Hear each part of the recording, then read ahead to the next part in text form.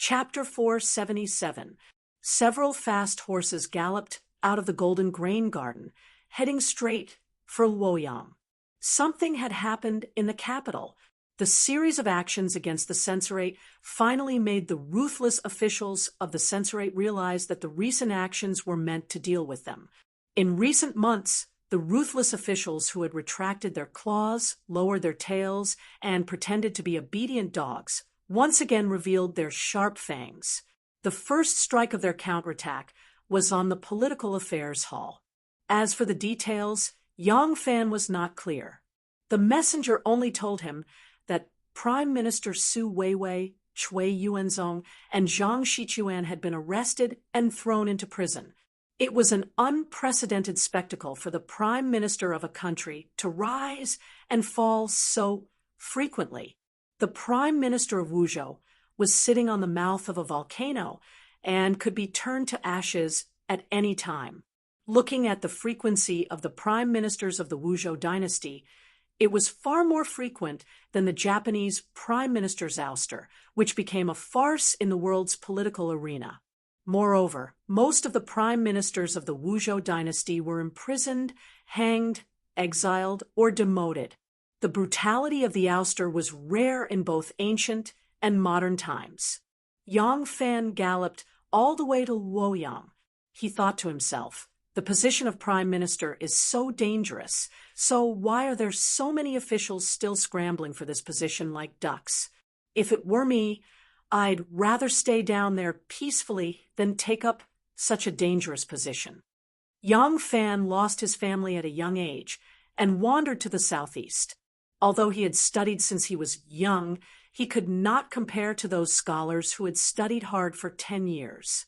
Naturally, he did not understand how attractive a name that could be recorded in the annals of history was to them, not to mention that being the prime minister might not necessarily lead to the destruction of one's family. Even if it was really dangerous, there were still countless people who were willing to risk their lives and charge forward. Yang Fan and Chun Dong arrived at Luoyang. Chun Dong returned to the Ministry of Justice first, while Yang Fan went straight to the palace. He wanted to go to the Political Affairs Hall. The Minister of Justice, Dolu Qinwang, and the Assistant Minister of Justice, Tao Wenjie, were both there. The messenger at the Golden Grain Garden said, "Clearly, Prime Minister Li is furious." Minister Dolu invites Lang Zhong to go to the Political Affairs Hall immediately after returning to the city. After entering the palace, Yang Fan quickly turned to the Political Affairs Hall. Not far from the Political Affairs Hall was the Hall of History. Er's room was in the Hall of History. If Yang Fan went there at this time, he might be able to see Er. But at this moment, of course, he had no time to talk to the beautiful woman. After entering the Political Affairs Hall and asking for the location of Li Zhaoda's office, Yang Fan hurried over. "Pa!" A hastily drafted edict fell to the ground as Li Zhaoda angrily roared. "Fool! Truly, truly a fool who can't understand." Wang Xiaojia mobilized an army of 200,000 soldiers to plot against Anxi, and he spent an enormous sum of money on supplies, armor, and weapons. The imperial court has never been able to keep up with the expenditure, and based on your method of supply, just transportation alone will cost more than half of the army. How could the Phoenix Pavilion be filled with such fools? The one being scolded was the assistant minister of the Phoenix Pavilion, Gu Zili. The Phoenix Pavilion was originally the Hall of Governmental Affairs, one of the 3 provinces of the Hall of Governmental Affairs, Minxia and Shangshu. In a broad sense, the assistant minister of the Phoenix Pavilion was also a prime minister. For this prime minister Gu to rise to such a high position, he was normally an extremely revered figure, but being treated in such a manner by Li Zhaoda, he could only blush like an old hen that had just laid an egg. Gu Zili's face was red to the ears as he explained, "Prime Minister Li, it is not that this lowly official is incompetent. It is just that the 4 garrisons of Anxi are located in a remote area, and they have been lost to the Tubo Empire for many years. The original fields have all been abandoned, and the local tribes have all been plundered by the Tubo Empire. Right now, we are only relying on local supplies, which are not even a tenth of our military needs. I don't want to hear it. Li Xiaoda's spittle sprayed onto Prime Minister Gu's face like rain. Anchi Road is far, and the sand is deep. Long-distance transportation costs are enormous. If we continue with this method of yours, when the 4 garrisons of Anchi are recovered and the country is under control, the costs will be unbearable. Don't talk nonsense with me. If you don't solve the problem, what use are you? Go back and draw up a better plan. Gu Zili had no choice but to swallow his anger and agree. He bent down to pick up the draft edict from the ground. Prime Minister Gu was thin and weak, but his movements were inflexible. Probably because of some illness in his legs, he could not bend or bend as he wished. When he bent down to pick up the edict, he could only stick his chin up high, looking very unsightly. Li Xiaoda had a bellyful of nameless anger because of the imprisonment of the 3 prime ministers. Seeing him like this, he loathed him even more. He scornfully rebuked, "When the court selects officials, they must pay attention to one's character, words, books, and judgment. Looking at your thin and weak stature, your vulgar speech, your lack of wisdom, your lack of talent, your stubbornness, your cowardice, your movements slow, you are like a frozen fly. I really don't know how someone like you became the assistant minister of the Phoenix Pavilion. Even an insignificant official would be angry if he was humiliated like this, let alone Gu Zili, who was the current prime minister. But under Li Xiaoda's influence, he did not dare to refute. The higher one's position, the more scruples they had. Although Assistant Minister Gu's heart was filled with hatred, he did not dare to offend Prime Minister Li, who could cover the sky with one hand. Gu Zili was so angry that his lips trembled and his vision went black. With great difficulty, he picked up the edict and panted heavily. For a moment, he was unable to take a single step away. Hearing Li Xiaoda's insults, Gu Zili's body swayed, and he almost fell. The supervising imperial censor Chen Liegio, who had also come to the political affairs hall to report, saw this and quickly helped him up. Chen Liegio helped Gu Zili steady, but when he saw Li Xiaoda glaring at him, he quickly withdrew his hand. Li Xiaoda scolded, "Look at the 2 of you. Gu Zili is thin and withered with no flesh on his cheeks, but you are as fat as a ball, with a round face and big eyes, just like a pai xiu. The court's standards for selecting officials are getting worse and worse. What kind of people are they using?" Pai xiu was one of the names for pandas. This Chen Liegio was short and plump, with a round face and big eyes. If one looked closely, he really did look like a panda. The little servants in the 2 rooms couldn't help but cover their mouths and snigger. Chun Jiaoda was also someone who liked to give people nicknames. After today's matter, with the big mouths of these little servants spreading the news, the elegant nicknames of Assistant Minister Jellyfly and Imperial Censor Pai Xiu would probably spread. Being scolded by Li Xiaoda, Chen Liegio's plump face also turned red. Li Xiaoda waved his hand in disgust, saying, "Get out. All of you, get out. Looking at the 2 of you makes me annoyed." Gu Zili and Chen Liegio nodded, and were about to leave when a little servant came into the hall and said to Li Xiaoda, "Master Li, Minister of Justice Yang Fan wishes to see you. Let him in." Li Xiaoda gave the order in a bad mood and sat down on the couch. Because Li Xiaoda's administrative hall was a building in the palace, it was very different from the yamen outside. This was a palace building. Li Xiaoda's residence was a main hall. On the left and right side of the hall, there were 8 huge hall pillars. On the 2 sides, there were side halls forming a courtyard. Yang Fan stepped into the hall and saw Li Xiaoda sitting angrily on the seat of honor. He didn't bother to look at the people beside him and quickly went forward. He crossed his hands and bowed, saying, This lowly official Yang Fan greets Prime Minister Li. Li Zhaoda snorted and glanced at him coldly. He said in a strange tone, "You, a plague doctor, are so idle. As the head of the Ministry of Justice, you don't do proper work, idle around, let down the emperor's expectations, and do wrong to the people. To think that I have always looked at you differently. I didn't know that you are so useless." Yang Fan was startled. He didn't expect to be reprimanded by Li Zhaoda as soon as he entered the government hall. Yang Fan couldn't help but get angry. He replied coldly, "Prime Minister Li, I came here under orders to listen to your instructions, not to listen to your lecture. As the head of the Ministry of Justice, whether I don't do proper work, idle around, or not, will be judged by the public." In his anger, Yang Fan didn't even address himself as lowly official. Instead, he called himself SOSO. Strictly speaking, even a bricklayer could call himself SOSO in front of a prime minister if he didn't want to bow and scrape. This wasn't considered rude, and Li Zhaoda couldn't find fault with it. Yang Fan continued, "As for whether I have let down the emperor's expectations and done wrong to the people, I don't know if Prime Minister Li can represent the emperor's wishes or the people of the world. Yang Fan didn't know how the sage would evaluate me. As for the will of the people, they all praised me as the reincarnation of justice. The plaque that was given to me by the people of Luoyang is still hanging in the yamen of the Ministry of Justice. Prime Minister Li, do you want to take a look?" Hearing this, Li Zhaoda flew into a rage.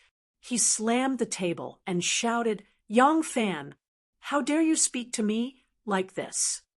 Yang Fan laughed and said, "I'm not as powerful as Prime Minister Li. This is the government hall, the heart of the country's secrets, and Prime Minister Li is the Prime Minister of the country.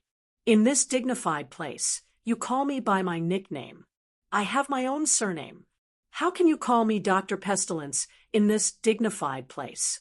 I've always been like this in front of the sage, Master Di, Princess Taiping, Prince Liang, and Prince Wei. I didn't know that Prime Minister Li was so powerful. If Prime Minister Li summoned me today just to show off, then I'm sorry. I still have many official matters to attend to. I'll take my leave now." The people that Yang Fan mentioned were either of higher status than Li Zhaoda. Although Di Renjie was now a small county magistrate when he was in the government hall, Li Zhaoda was still the youngest brother. In the bureaucracy, seniority mattered, and Di Renjie was also of higher status than him. Assistant Minister Gu and Censor Chen, who deliberately slowed down their footsteps and listened to the movements behind them, looked at each other in shock. This young Longzhong was really bold. Nowadays, all the civil and military officials in the court trembled with fear and respect when they saw Li Zhaoda, but a mere assistant minister like him dared to be so arrogant. Speaking of which, it was because he had a strong backer. In fact, even Yang Fan's backers wouldn't dare to be so rude to Li Zhaoda, who was full of righteousness. However, the two officials could only think of it from the perspective of their backers. Who would think that they didn't have the guts not to bend down for a few buckets of rice? Dolu Qinwang and Tao Wenjie, who were waiting in the side hall, came out from behind the screen when they heard the commotion.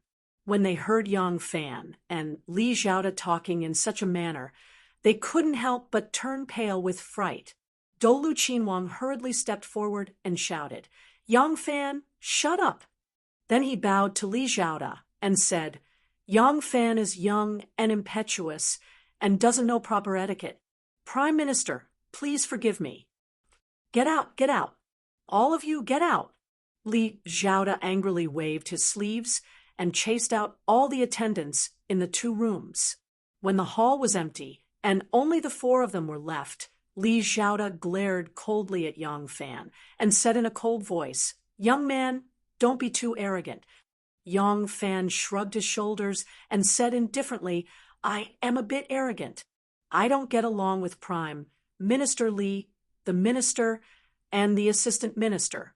Presumably, the entire court from the saints down would be happy to see this happen. Doesn't Prime Minister Li think so too? Li Xiaoda snorted coldly and didn't say anything. On the surface, it didn't seem like the entire Ministry of Justice was united. This was their strategy from the very beginning, but there was no need for it to escalate to the point where a Minister of Justice contradicted a Prime Minister. Everything that happened today wasn't part of their plan. Li Xiaoda had a straightforward personality, perhaps because he was born of a concubine and had received some unfair treatment in his early years. He always had a bit of an extreme and unkind temperament in his bones. Back when he was still a junior in the Political Affairs Hall, he dared to ridicule Lu Shirda, who was an elder and had just made a great contribution. Now, he was even more so. When he was reprimanding Yang Fan, it was indeed because he was angry and didn't care about other people's dignity. As for why Yang Fan opposed him, it was because they had an agreement beforehand, and he wasn't afraid that Li Xiaoda would really fall out with him. However, it was also because he was really disgusted by Li Xiaoda's domineering attitude. Ever since Li Xiaoda monopolized the Political Affairs Hall, the unsociable, arrogant, mean, and merciless character that was hidden deep in his bones became increasingly obvious. Now, Li Xiaoda considered everyone beneath his notice and acted arbitrarily. For a short period of time, this image of a solitary official could ensure that he could be unscrupulous no matter who he faced. However, in the long run, it wasn't a good thing. When Yang Fan and the hidden sect were considering the officials in the court who they could ally with, they had already listed this person as a person that they couldn't associate with. Therefore, when Yang Fan used this as a pretext to purposely let others see that he wasn't on good terms with Li Xiaoda, it was also because of Yang Fan's far-reaching considerations. Li Xiaoda's faction is now an ally, but they definitely can't be true comrades. Why are you mingling with Taoist Xifeng and old Nun Jingguang? Li Xiaoda was a true disciple of the Confucian school and a pious disciple of the sage. He didn't care about those so-called gods and monsters. Once the conflict was revealed, he asked with displeasure. Yang Fan ridiculed. This matter doesn't seem to conflict with our objective. This lowly official heard that the 3 grand chancellors were imprisoned, so I hurried back to the capital city. It seems that Minister Li isn't anxious about this matter and actually has the leisure to inquire about this Yang's friendship. Li Xiaoda snorted heavily as he was asking for a snub again. As the saying goes, a barefooted person isn't afraid of a shoe-wearing person. He wouldn't be able to gain the upper hand in a quarrel with Yang Fan as the disparity between their statuses was too great. Yang Fan didn't need anything from him, and the few influences behind him didn't fear him either. He couldn't do anything to Yang Fan, and if there was any quarrel, it would actually help Yang Fan to increase his prestige. Dolu Qinhuang quickly changed the topic and said, "The people from the Imperial Censorate have started to retaliate. I didn't expect that after Lai Junqian left. They are still so vicious when it comes to biting people." In just a short while, 3 grand chancellors were imprisoned, and the entire court was shaken. I called you here to discuss how we should deal with this. Yang Fan frowned and asked, why were the 3 grand chancellors imprisoned? Dolu Qinhuang let out a bitter laugh and wanted to say something but stopped. Watching them quarrel fiercely, Tao Wenjie sat at the side and smiled without saying a word. He was Princess Taiping's man, not Li Xiaoda's faction, and he couldn't wait to see them suffer a setback. Hearing Yang Fan's question, Tao Wenjie interrupted. This time the matter is very tricky. The Imperial Censorate has conclusive evidence in their hands, and both witnesses and material evidence have been presented to the Emperor. Tao Wenjie explained in detail. Yang Fan listened carefully and finally understood the reason behind it. So the cause of this incident was the Grand Chancellor Zhang Shi. The grand chancellors of the political affairs hall were each in charge of an errand. For example, Su Wei was in charge of the judiciary, while Zhang Shi was in charge of the selection of the celestial officials and was in charge of the selection of officials. To put it bluntly, he was in charge of the appointment of officials, and the corresponding yamen was the Ministry of Appointments. This position had a lot of power, and the official in charge of personnel had always been popular since ancient times. A few officials with similar qualifications and popularity competed for the same lucrative position, and in order to obtain his approval and support, they would bribe him. In the beginning, he was still restrained and careful in his actions, but later he gradually became unscrupulous. He walked too much at night, and eventually encountered a ghost, and the people of the imperial censorate got hold of him. Now that the imperial censorate was attacked, they used this incident as a weapon to attack the civil officials. As for Su Wei and Cui Yuanzong, they were an unexpected harvest. The people of the imperial censorate did not expect to be able to fish out two big fishes. If they knew from the beginning that these two grand chancellors were also involved, they might have used this incident as a bargaining chip to seek reconciliation with the political affairs hall. In the end, Zhang Shi was also a person without a backbone. He was afraid of suffering physical pain, and besides, the evidence was conclusive, and he could not defend himself. But the crime of corruption could not take his life. After weighing the two factors, as soon as he entered the censorate, he confessed everything, like pouring beans out of a bamboo tube. He even confessed Su Wei and Cui Yuanzong. Su Weiwei and Cui Yuanzong were both prime ministers, and some of their official powers overlapped with his. Zhang Shi had received benefits from them. So if he wanted to do things properly, he couldn't do without Su Weiwei and Cui Yuanzong's help, so he wanted to drag them down. Su Weiwei's character has always been ambiguous, and she is unwilling to offend anyone. Cui Yuanzong has just become a prime minister, and his foundation is still shallow, so it is impossible for him to offend Zhang Shi. The two of them can only push the boat along with the current. Speaking of which, the two of them didn't get much benefits, and they didn't directly intervene in Zhang Shi's affairs. They just turned a blind eye to some of his actions.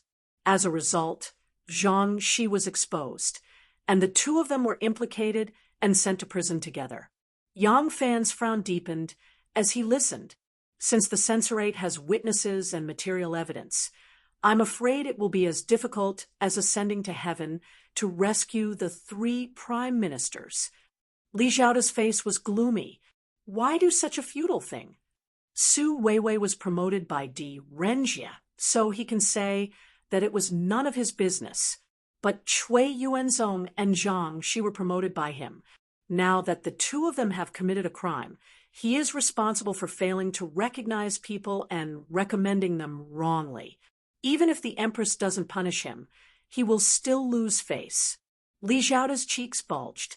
Gritting his teeth, he said, "These people don't know how to behave, so they only have themselves to blame.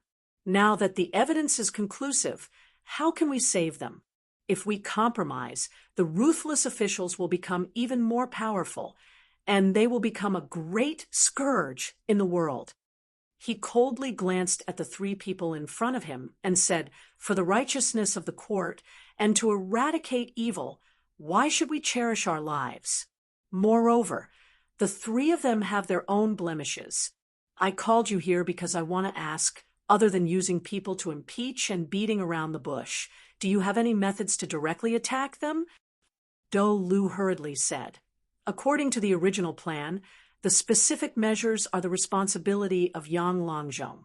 Yang Longzhong, how are the preparations on your side?" Yang Fan said, "I have not slacked off for a moment and have been in the midst of preparation.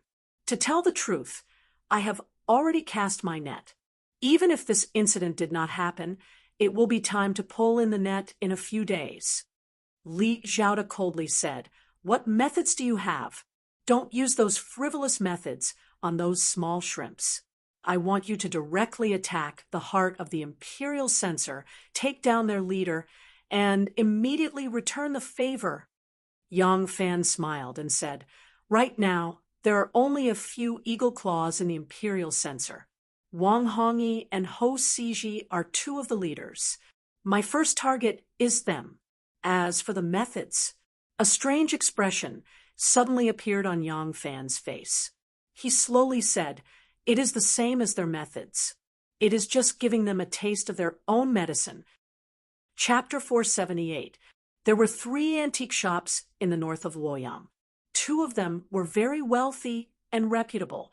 Most of the antiques they bought and sold were rare in the world. They had a good reputation among players who liked to collect and play with antiques. The other shop, called Elegant Collection Pavilion, was not good enough.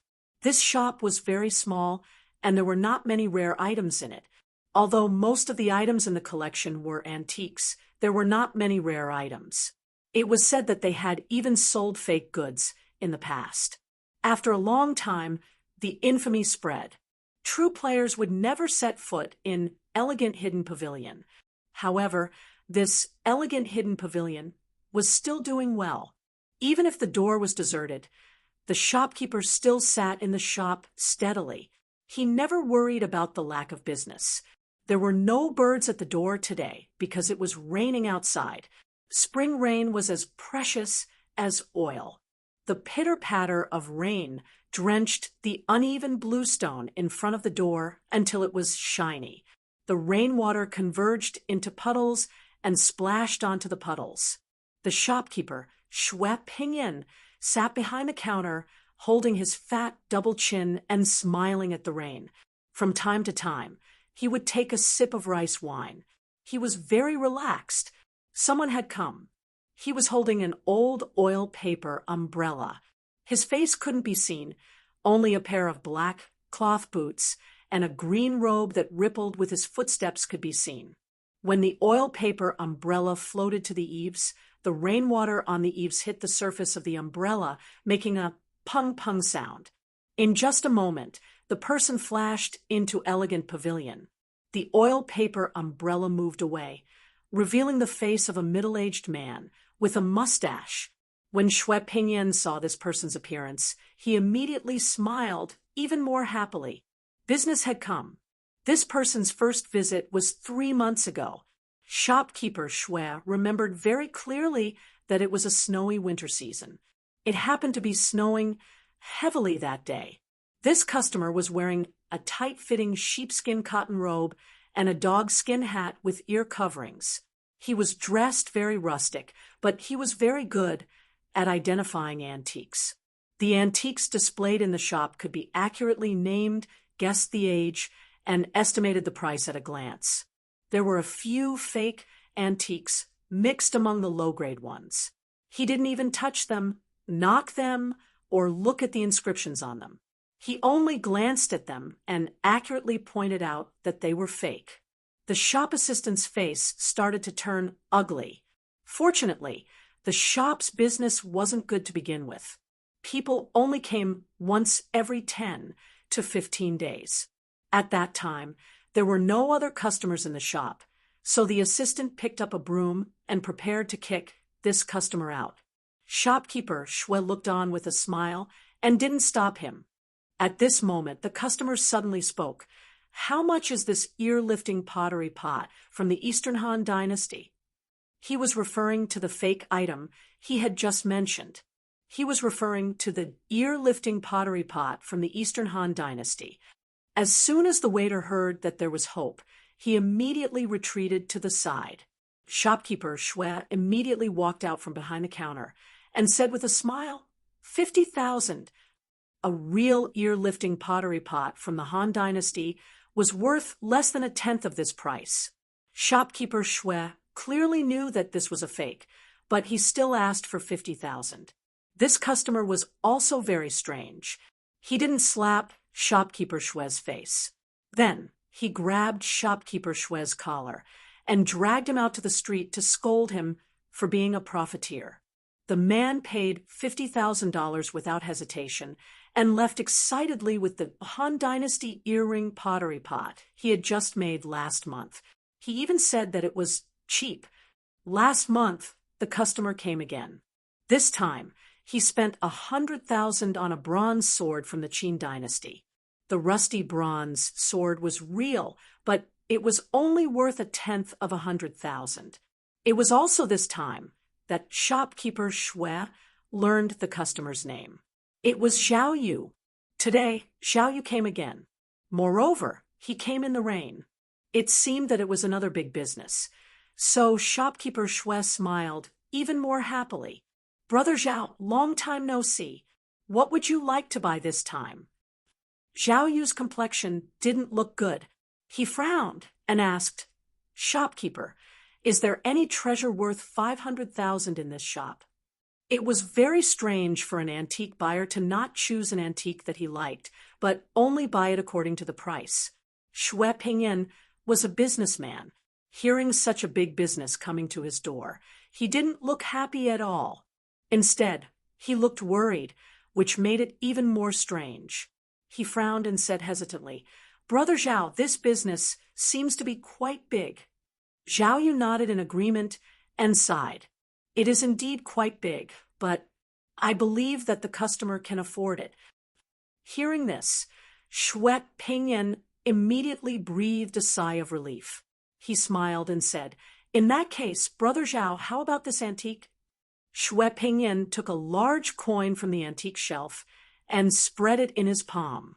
The coin was shaped like a bell and had 3 holes on it. Shopkeeper Shui said with a smile, "This is a copper coin made in the Warring States period. It's a rare object." He opened his other hand and slowly raised it in front of Zhao Yu. He said in a deep voice, "It's worth exactly 500,000. 2 hours later, Zhao Yu appeared in Yang Fan's detention room of the Ministry of Justice. Before he arrived, Yang Fan was watching the rain from the window. The rain fell on the newly grown leaves of the osmanthus tree. The leaves were bright green and pleasing to the eye. The trunk was thick and strong.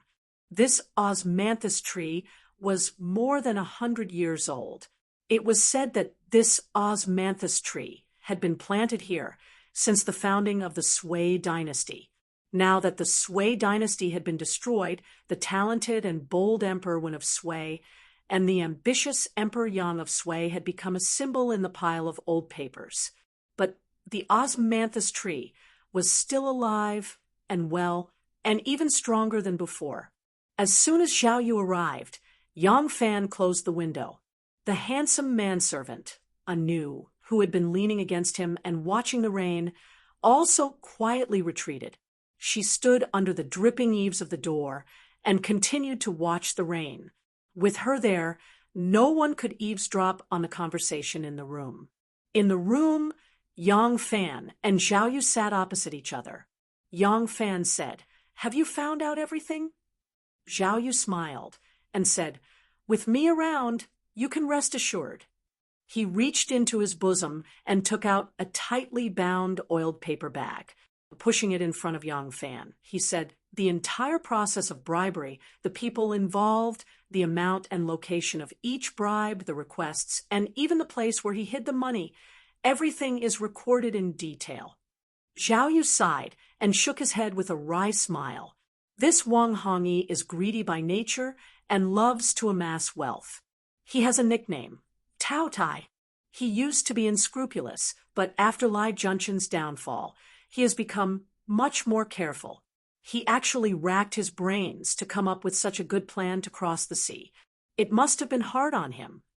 Yang Fan said with a smile, "Yes, let my family open an antique shop first and sell some worthless junk there. Then let the people who asked him to do things or begged him to be lenient go to the shop and buy these worthless antiques at a high price. Then give them to him as a gift, as proof. It's a flawless plan. Unfortunately, he forgot that the censurate's best method is 3 people confess, and the crime is determined according to the confession. Now that I've found out how he took bribes, I'll do the same to him. I'm not afraid that I can't punish him." Anti-corruption had always been the most powerful weapon in political battles. In the name of anti-corruption, they could openly get rid of their opponents. Of course, the premise was that the other party was really corrupt. Wang Hongyi had a penchant for collecting antiques, and Yang Fan catered to it.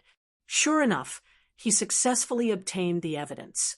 He held the oiled paper bag in his hand and said to Zhao Yu, "Tomorrow morning, I will go to the yamen to work as usual." Zhao Yu smiled knowingly and stood up. "Goodbye. I won't see you out." With a bang, the oiled paper umbrella opened up under the dripping eaves, like a water lily spread out in a water tank in the corner, gently turning. Zhao Yu held the hem of his robe in one hand and the umbrella in the other as he quietly left. The Ministry of Justice in the rain gave off a lonely feeling. Walking in the rain, Zhao Yu's back also exuded a sense of loneliness. Alas, it's the same wherever I go. Anu walked into the room and sighed softly amidst the pitter-patter of the rain. She faintly said, "Young Master and Shenmu are like this. It's still the same here." Yang Fan raised his eyebrows and said, "Are you tired of it? Where there are people, there will definitely be fights. Even if you hide in the deep mountains and old forests to avoid the world when your children and grandchildren grow up and the population gradually increases, there will still be fights. Fights over land, property, houses. This is human nature. Some people fight for the world. Some fight for themselves. Some fight for high positions, some fight for 3 meals a day, some fight against the heavens, and some fight against other people. In reality, what's the difference? As for me, in order to stop you from being afraid, in order for you and me to be together, I will fight against young Master Jiang. In order for my woman and children to eat well, and wear well instead of worrying about 3 meals a day, I will fight for my position. Anu, you were not this depressed in the past. You are not even afraid of the emperor. Why are you so afraid of young Master Jiang?" He walked to Anu's side and softly said, "I know what you are worried about. Don't worry before I have a perfect plan. I will not easily challenge him." Anu nodded and gently threw herself into his arms. Outside the window, the lonely rain seemed to have a hint of gentleness. The next morning, Yang Fan rode a tall horse and, as usual, rushed to the Ministry of Justice Yamen amidst the ringing of bells in the city. Before he got off the horse, 4 or 5 people rushed over from the roadside. There were men and women, old and young. They knelt in front of the horse, with a paper on top of their heads, and loudly cried out that they were wronged. The head of the Ministry of Justice, Feng Shihui, also happened to be at the door. One of the 2 minister counselors of the Ministry of Justice had just been transferred away from his original post not too long ago, so the position of minister counselor was vacant.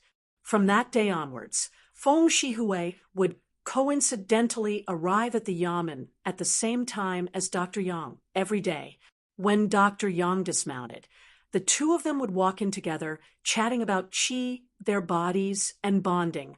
The 4 heads were now fighting for the position of minister counselor with all their might. For example, to show their loyalty to their superior and to give gifts. They were all doing it. But if they wanted to succeed, they obviously had to put more effort into the details. Today, Feng Shihui happened to be at the Ministry of Justice at the same time as Yang Fan. When he saw this scene, he quickly ran over to chase them away. "Go, go, go. Don't you know the rules? What kind of case can go beyond the prefectures and counties? Even if it involves hundreds of officials, you should go to the censorate. This is the Ministry of Justice. How can our Yang Longzhong accept your messy complaints?" The leader, an old man, cried out, "This old man is suing an official in the imperial court. The Luoyang prefecture can't accept him. But this old man can't go to the censorate either, because this old man is suing an official of the censorate. I beg Yang Qingtian to redress the grievances of this lowly commoner, to uphold justice for this lowly commoner. Chapter 479. The prison of the censorate was empty, and the overcrowded scene was gone. There were only 3 people locked up in the entire prison, but these 3 people were still very important people.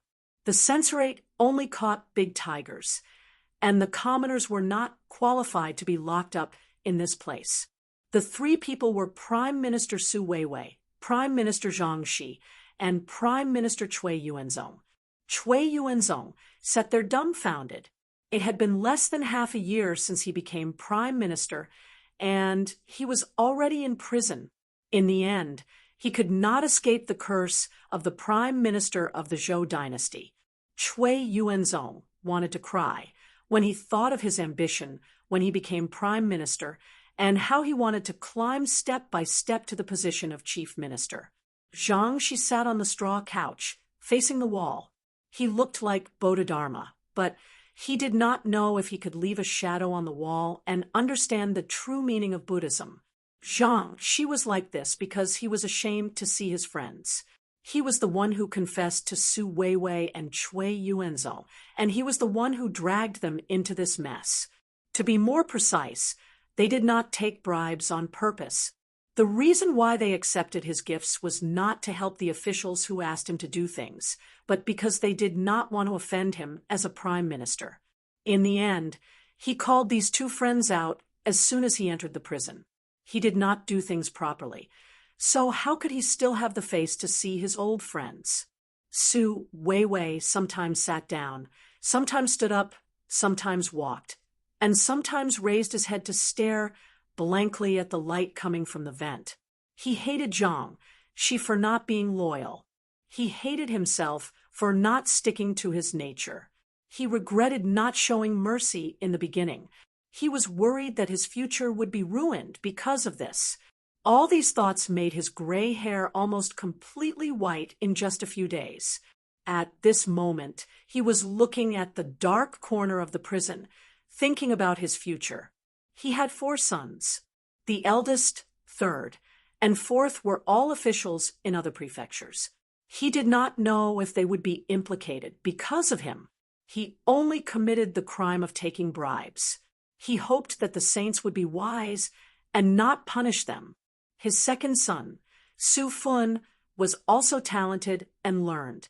Among his 4 sons, he was also one of the best. However, Su Wei knew that the career of an official was filled with endless temptations and dangers. Especially after Empress Wu's dictatorship, there were endless killings. In order to be safe, he did not let his 2nd son become an official. His 2nd son, Su Fun, was married and had children. He lived in Meishan County in Sichuan.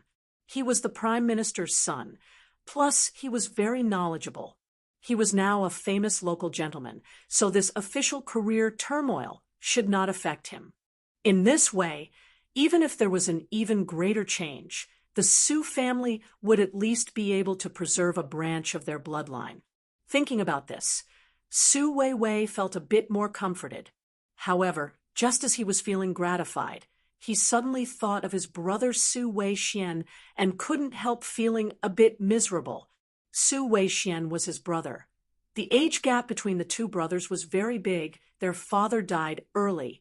He raised this younger brother like a brother and also like a father. He also taught him knowledge. Now he was an official to wash the horses of the crown prince. It could be said that he did not let his deceased parents down. He was very protective of this younger brother. But since he became the prime minister, the 2 brothers instead became more and more distant. Because Su Weixian saw that his older brother became the prime minister, he often asked him to do some unreasonable things. Every time Su Weixian refused, Su Weixian would become angry out of humiliation. Not only did he throw and beat his older brother, he even spoke ill of him. Su Weiwei always did not feel disobedient. He pampered his younger brother very much. It could be said that he fulfilled his role as an older brother. Now that he was in prison, Wei Xian still did not come to visit. Perhaps it was because the supervision of the council was strict and did not allow family members of the officials to visit. However, 3 meals a day were sent by his own servants, and Wei Xian did not do anything. How could Su Weiwei not know that his younger brother was angry at him, to the point that he did not care about his brotherly relationship? Thinking about it, he could not help but feel sad. This official position, to be in fear, to not get along with each other, it was so boring. Su Wei was moaning and groaning as he walked and stopped. He seemed to be at a loss. Wang Desho, who was patrolling inside the prison, saw everything. Wang Desho used to be a judge of the Imperial Censorate. Last time when Di Renjie and the other 6 high-ranking officials were imprisoned, Wang Desho was envious when he saw other people using the case as an excuse to get promoted. He wanted Di Renjie to use other officials as a stepping stone for his own promotion. Who would have thought that Di Renjie would be so fierce? He hit his head on the pillar to show his determination, which scared him so much that he wet his pants. After Di Renjie and the others were acquitted, some of the imperial censors who were promoted through torture were exiled to the desolate border. He, who did not get promoted, escaped this disaster, but he was demoted from a judge to a prison official. Wang Desho watched the reactions of the 3 prime ministers coldly. He saw them one by one and secretly remembered them. For many years, the imperial censor had been deceiving the superiors and the subordinates, which made the empress vigilant. This time, when the 3 prime ministers were sent to prison, the empress specially summoned him, the criminal official, to closely monitor the movements in the prison. Not only did he want to see how Wang Guojun and the others interrogated the 3 prime ministers, he also wanted to observe the reactions of the 3 prime ministers in prison. Wang Desho knew that this was a great opportunity for him to be reinstated, and he was very excited now that he was the emperor's secret agent. His heart was completely on the empress side. Su Weiwei sighed as he thought about his future, his brothers, and his son. He sighed again and again, feeling very regretful. He did not know how many times he had sighed when the prison door opened and a big man stood at the door and shouted, "Censor Wang, bring the criminals Zhang Shi, Su Weiwei, and Cui Yuanzong to trial." Wang Desho heard this, stood up, and took out a bunch of keys from his waist. Su Weiwei, who was pacing around the prison like an ant on a hot pan, could not help but shiver when he heard Censor Wang's name. The civil officials had fought with the cruel officials several times, and although they had suffered heavy losses, the cruel officials in the imperial censor had also withered and were no longer as prosperous as before. Now, there were not many famous cruel officials in the imperial censor. Needless to say, the censor with the surname Wang and the right to bring them to trial must be Wang Hongyi. It was no wonder that Su Weiwei was afraid. Wang Hongyi was an extremely tyrannical and ruthless person.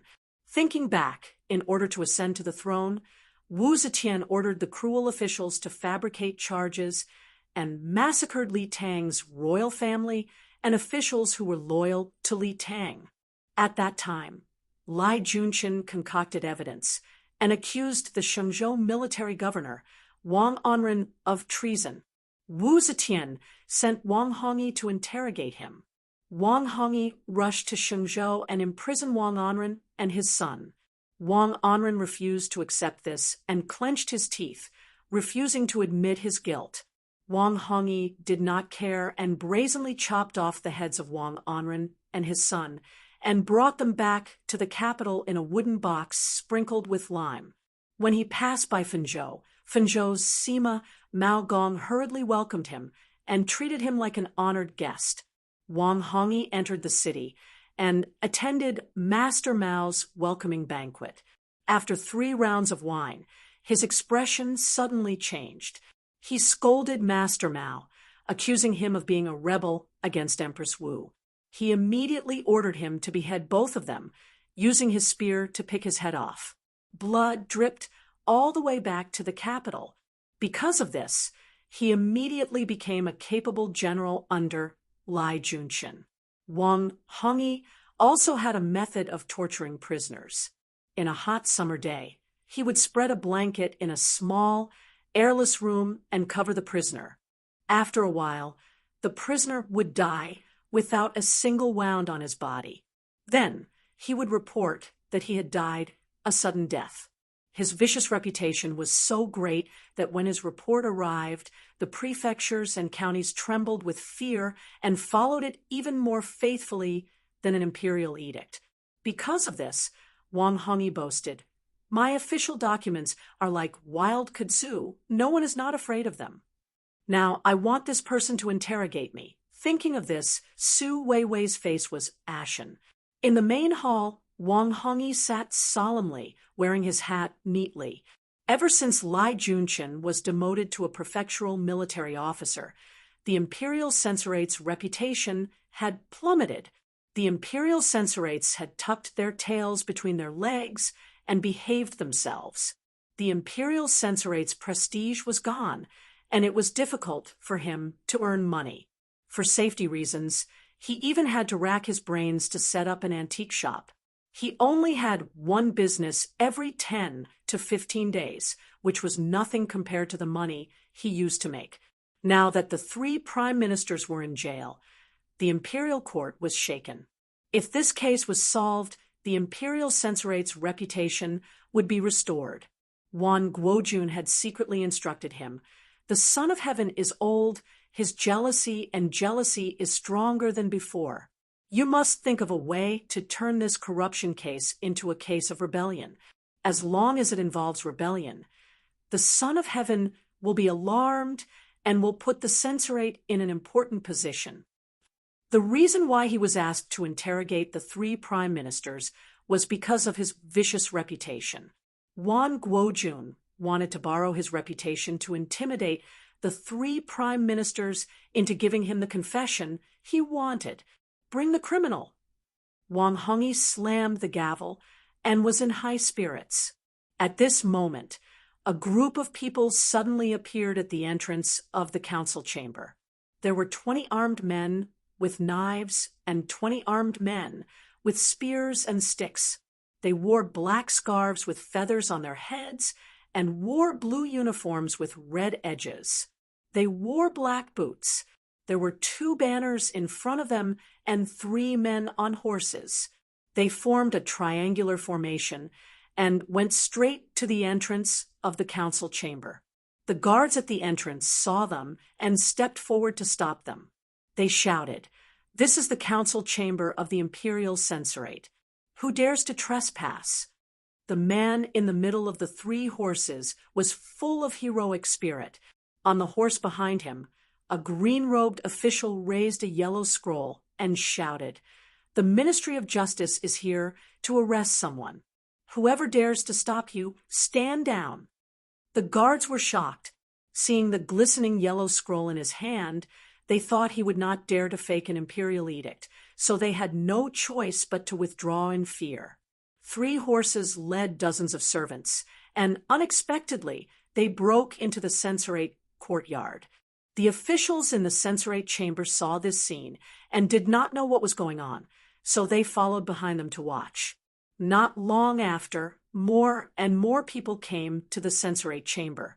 There was a low-ranking official who ran out in a hurry. He did not even have time to put down the brush in his hand. It was quite funny. This was Yang Fan's 2nd time entering the Senate. The last time, he came here as a prisoner. This time, he was followed by officials carrying shackles and iron shackles, but this time, he was the judge who came to arrest him. Yang Fan rode his horse straight into the censor's courtyard. Only when he reached the yamen did he flip over and dismount his horse. Placing his hands behind his back, he glanced at the man on his right. Beside Yang Fan were Feng Shihui, the head of the Ministry of Justice, and Yuan Han, the head of the Ministry of Justice. Yang Fan glanced at them. Yuan Han immediately shouted to a low-ranking official, "We are here to arrest someone. Where is the imperial censor Wang Hongyi? Ask him to come forward and answer." The low-ranking official's face changed. Imperial Censor Wang is interrogating 3 criminal officials. Yang Fan smiled. Where is he interrogating? Yang Fan smiled. The low-ranking official looked at him and felt a chill in his heart. His hand trembled, and the brush in his hand fell to the ground. He didn't recognize that this chilling official with a cold smile was the disheveled and dirty young Langjiang from the Imperial Censorate. The low-ranking official pointed forward while trembling with fear. Yang Fan turned his head to look, and with a shake of his chin, dozens of ferocious bailiffs pounced on him. Chapter 480. Officials like you have the Emperor's great favor and enjoy the people's blood and sweat. Instead of thinking of serving the court, you actually take bribes, bend the law, and wantonly amass wealth. All kinds of shameful conduct are shameful. You know your crimes now? Wang Hongyi's face was full of righteousness, and his words were stern. Those who didn't know his background would have a good impression of him after hearing these sonorous and forceful words. If this kind of person wasn't an honest and upright official, then who was? Zhang Shi, Su Weiwei, and Cui Yuanzong all blushed at his question and couldn't help but lower their heads. Ever since the Eastern Palace's surrender case, the emperor didn't believe cases of rebellion so easily. It was too difficult to forcefully turn a case of embezzlement into a case of rebellion. Wang Hongyi didn't have Lai Junqian's methods and scheming. Just thinking about this matter gave him a headache. Before he could think of a proper reason, this case had to be dragged on and couldn't be easily closed. Thinking of this, Wang Hongyi coughed and said, Zhang Shi, you've been in charge of the selection of heavenly officials for many years. When did you start accepting bribes? Which officials were promoted because they promised you benefits? Hurry up and confess. Zhang Shi raised his head in alarm and said, the criminal official has already confessed. Wang Hongyi laughed coldly and said, there are only a dozen or so people on the list of names you confessed. Could it be that you've only accepted benefits from these few people these past few years? Zhang Shi stammered. Some are just favors, gifts from friends. Even if they didn't give gifts, they should still be promoted. Wang Hongyi slammed the gavel and shouted, whether they should be promoted or not, there will be a public opinion. You only need to tell us who you've received benefits from since you became the selection of heavenly officials so that you won't have to suffer physical pain. Humph. Since you're bribing, you've already lost the word virtue. You still want to say that you should be promoted? What a huge joke. Wang Hongyi's voice had just faded when more than 20 officials suddenly rushed up from the hall. More than 20 people rushed up to the main hall, and the hall immediately became chaotic. The bailiffs standing in the hall were greatly startled. The supervisor immediately went up to them and shouted, Who are you? How dare you trespass into the hall? Those people did not pay any attention to them and rushed into the hall. They split into 2 groups and stood in front of the bailiffs of the Senate. The 2 bannermen, with one hand on their sabers, proudly rushed to the front and pushed the startled supervisor to one side. They turned around and stood still. In a loud voice, they said, Invite the doctor to the hall. Seeing this, Wang Hongyi couldn't help but slowly stand up. His face was full of surprise. Su Wei and the other 2 couldn't help but feel a trace of hope in their hearts. From the looks of it, could it be that the situation has changed? More than 20 officials crowded into the hall. In the middle of the hall was a man dressed in a ceremonial official's robe. It was none other than the head of the Ministry of Justice, Yang Fan. As soon as Wang Hongyi saw Yang Fan, his countenance changed abruptly. He angrily said, Yang Fan, this is the censorate, not your Ministry of Justice's yamen. Why are you barging into my main hall? Wang Hongyi asked in a righteous and confident manner, but an ominous premonition had already caused his hands and feet to turn cold. Yang Fan was not crazy. Of course, he would not bring people to barge into the main hall of the censorate. If he dared to come, he must have something to rely on. Wang Hongyi had a guilty conscience. In that instant, he made all kinds of conjectures. The more he thought about it, the more afraid he became. Yang Fan stood in front of the hall and looked at the 3 prime ministers who were looking at him with hope on their faces. He sighed inwardly. In order to completely destroy the censorate, Prime Minister Li has already abandoned you. You all have stains on your bodies. It is difficult for me to do it alone. I really can't save you. Yang Fan glanced at them and no longer looked at them. He raised his left hand, and Feng Shihui, who was standing behind him, immediately handed him the imperial edict with both hands. Yang Fan slowly unfolded the edict and said in a clear voice, "The imperial edict is here." Wang Hongyi received the edict. Wang Hongyi was even more frightened. He quickly left the official desk and cupped his hands and bowed. The 3 guilty prime ministers retreated to the side because they were not the ones to receive the edict. Yang Fan read the imperial edict in a loud voice. "My men, today there are people complaining of injustice, accusing the censorate Wang Hongyi of falsely using antiques as a pretext and wantonly accepting bribes, disregarding the law of the country, and using it for his own use. Order the Ministry of Justice to arrest and investigate." Below, the Assistant Minister of the Hall of Governmental Affairs and the Renayer of the Hall of Governmental Affairs signed their seals. This was an official document from the court. Originally, the Ministry of Justice did not have the authority to directly investigate the censorate's guilty officials. But with the Emperor's imperial edict, he could confidently interfere in this case. After Yang Fan finished reading the edict, he waved his hand, and 4 strong men rushed forward. They took off his official hat and robe, and with a hualang sound, the iron chain was wrapped around Wang Hongyi's neck.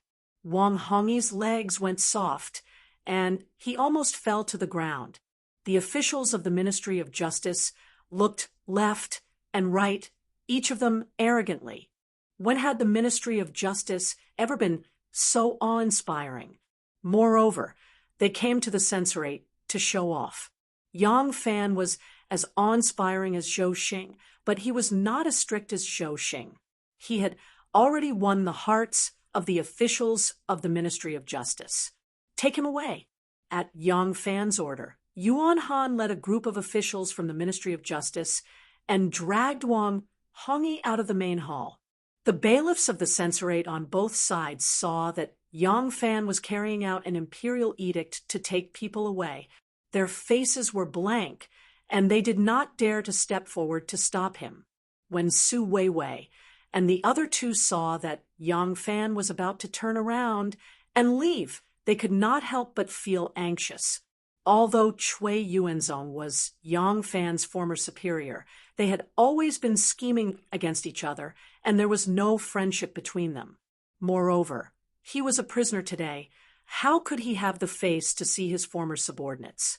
Because of Di Renjie, Su Weiwei could be considered to be familiar with Yang Fan. He threw away his old face and hurriedly stepped forward. He cupped his hands and said, "Yang Longzhong, this old man's case." When Yang Fan saw him salute him, he quickly stepped aside and returned the salute. He said, "This lowly official does not deserve Prime Minister Su's salute. This lowly official is here today to bring Wang Hongyi to justice. This lowly official has no right to ask about Prime Minister Su's case." When Su Weiwei heard this, he could not help but feel a sense of loss. Yang Fan saw that Su Weiwei was no more than 50 years old. His hair was already mostly white, his hair bun was loose, and his face was haggard. Yang Fan could not bear to see him like this. He suddenly remembered something that Wan told him yesterday. When he met Wan he said, "The sage's eyes shine brightly and illuminate the world." If Prime Minister Su did not do anything wrong, he would definitely not wrongly accuse you. If you have done something wrong, you should sincerely repent. The sage is the reincarnation of Mithreya. He has great compassion, and perhaps he will let you off the hook." When Yang Fan said this, he cupped his hands and turned around to leave. Cui Yuanzong and Zhang, she also heard these words. But these words did not hurt or itch. They were just ordinary words of comfort. When the two heard it, they only became more depressed and did not take it to heart. Only Su Weiwei, when Yang Fan was halfway through his words, his eyes met with his, and he faintly gave him a look. Su Weiwei saw this, and his heart suddenly moved. Looking at the back of Yang Fan's departing figure, Su Weiwei repeatedly mulled over Yang Fan's words and gradually felt something. If Yang Fan only said a few words of comfort, he would not have any other thoughts. This was very common words of comfort, just like when there was a funeral in the family, people would say, "Restrain your grief and accept the vicissitudes of life." But with the deep meaning in Yang Fan's eyes, Su Weiwei did not think that these words were so simple. He still did not understand the reason, but he had already decided to try according to Yang Fan's words. Perhaps his hope was in this look, this sentence. When Yang Fan led his people out of the court, the outside was already surrounded by people from the censorate. When they saw that Wang Hongyi was locked up, there was an immediate uproar. Immediately, people surrounded them and questioned them loudly. Feng Shihui and Yuan Han did not hesitate and shouted, "Arrest him by imperial edict." After some hustle and bustle, those people heard that they were indeed here by imperial edict and did not dare to stop them. They only looked at them with eyes of hatred. Yang Fan stood at the back and let them do as they pleased. His eyes swept across the crowd intentionally and unintentionally. He did not believe that the person in charge of the censorate would not show up. The Ministry of Justice had the imperial edict in their hands. If they wanted to arrest someone, no one could stop them. Even if Lai Junqin was still here, he would not be able to stop them. But coming out to ask about the situation, to appease Wang Hongyi, and even to leave behind a few harsh words to make up for the situation, was the duty of a magistrate. If not, the morale of the censorate would definitely be affected. As expected, they came. When Yang Fan saw Wei Suizhong and Ho Siji rushing over, he smiled to himself. However, he was somewhat surprised that he did not see the current vice minister of the censorate, Wan Guojun. Although this person did not have the charisma of a leader, he was much more scheming than Lai Junqin. He knew that at times like this, he had to come out and calm people down. However, it did not matter if Wan Guojun did not come. The person he wanted to beat down was Ho Siji. It would be the same if he told him directly. When Wei Suizhong and Ho Siji arrived, the people from the censorate immediately moved to the side, opening a path for them. When Wang Hongyi saw Ho Siji, he immediately said with agitation, "Brother Ho, where is Vice Minister Wan? You must help me." Ho Siji comforted him. "Hongyi, do not panic. Vice Minister Wan has not returned from the Supreme Court. When he returns, us brothers will definitely discuss a plan to save you. We, the censorate, are not pushovers. We will definitely seek justice for you." Yang Fan grinned and said, "Ahem. This official has been ordered by the emperor to investigate this case. If censorate Wang is wrongly accused, this official will naturally give him justice. If he is really guilty, this is a case that His Majesty is concerned about. I am afraid no one can save him." Wei Suizhong's face was full of hostility as he sneered disdainfully. "Yang Longzhong, you are really impressive. My censorate has always been bringing people in, but this is the first time someone has been brought out from the censorate." Yang Fan smiled. "Censorate Wei, why are you making such a fuss? The censorate is not a dragon's pool or a tiger's den. If someone breaks the law here, they will not be able to escape punishment. As the saying goes, if there is one, there will be two. This time you only took one. Next time you may take two. You just have to get used to it." Wei Suizhong's nose almost became crooked from anger as he shouted, "Surnamed Yang, don't be too arrogant. Do you think that the censorate is easy to bully? Today you took away a censorate, so in the future you will be compensated 1,000 times over." Yang Fan's expression turned cold as he said, "Censorate Wei. There are hundreds of officials in the imperial court and thousands of officials in the world. These loyal officials cannot be caught. On the other hand, do you think I'm done with just Wang Hongyi? If you don't want others to know, then don't do it. You should plan for yourself first. Come, let's return to the Ministry of Justice."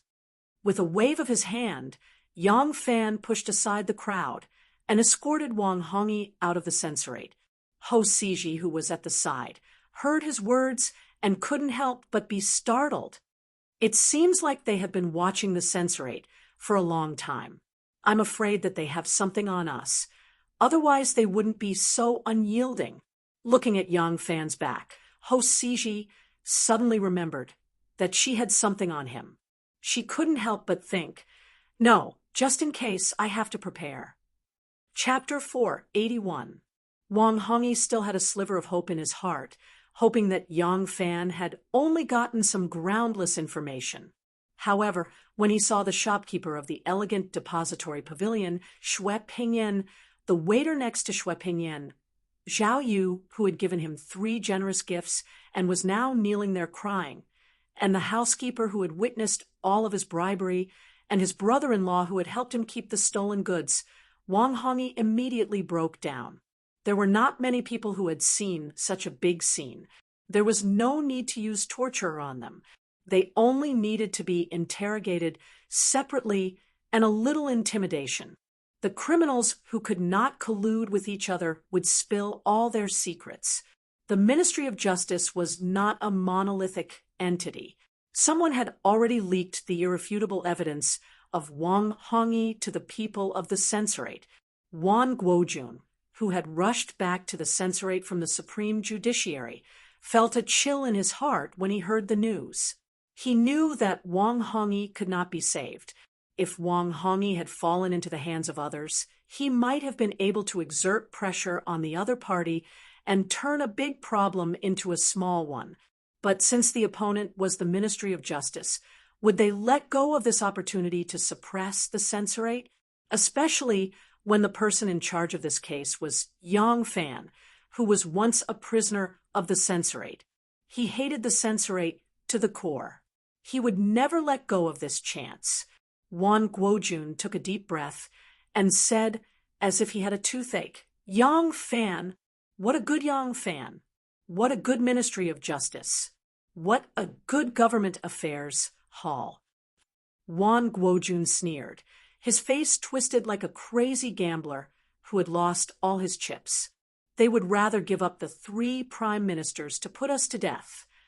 Ho Siji seemed to have turned back into the ruffian who sold biscuits in Chang and City. He said angrily, "We caught 3 prime ministers, and they only caught one of us, the censorate. This deal is worth it. I don't believe that all the officials in the court are clean. Even the prime minister has to take advantage of others. How can those officials be an exception? Let's find more evidence and catch more people. Let's see who can't take it anymore." Wan Guojun shook his head. "It's not that easy. You think too simply." Zhang Shi sold his official position and used the imperial court's public tool for his own personal gain. This was something the emperor could not tolerate, so he flew into a rage. As long as it did not affect the overall situation, the emperor would not mind if he only received some benefits in the process of governing. The emperor understands this better than you and I.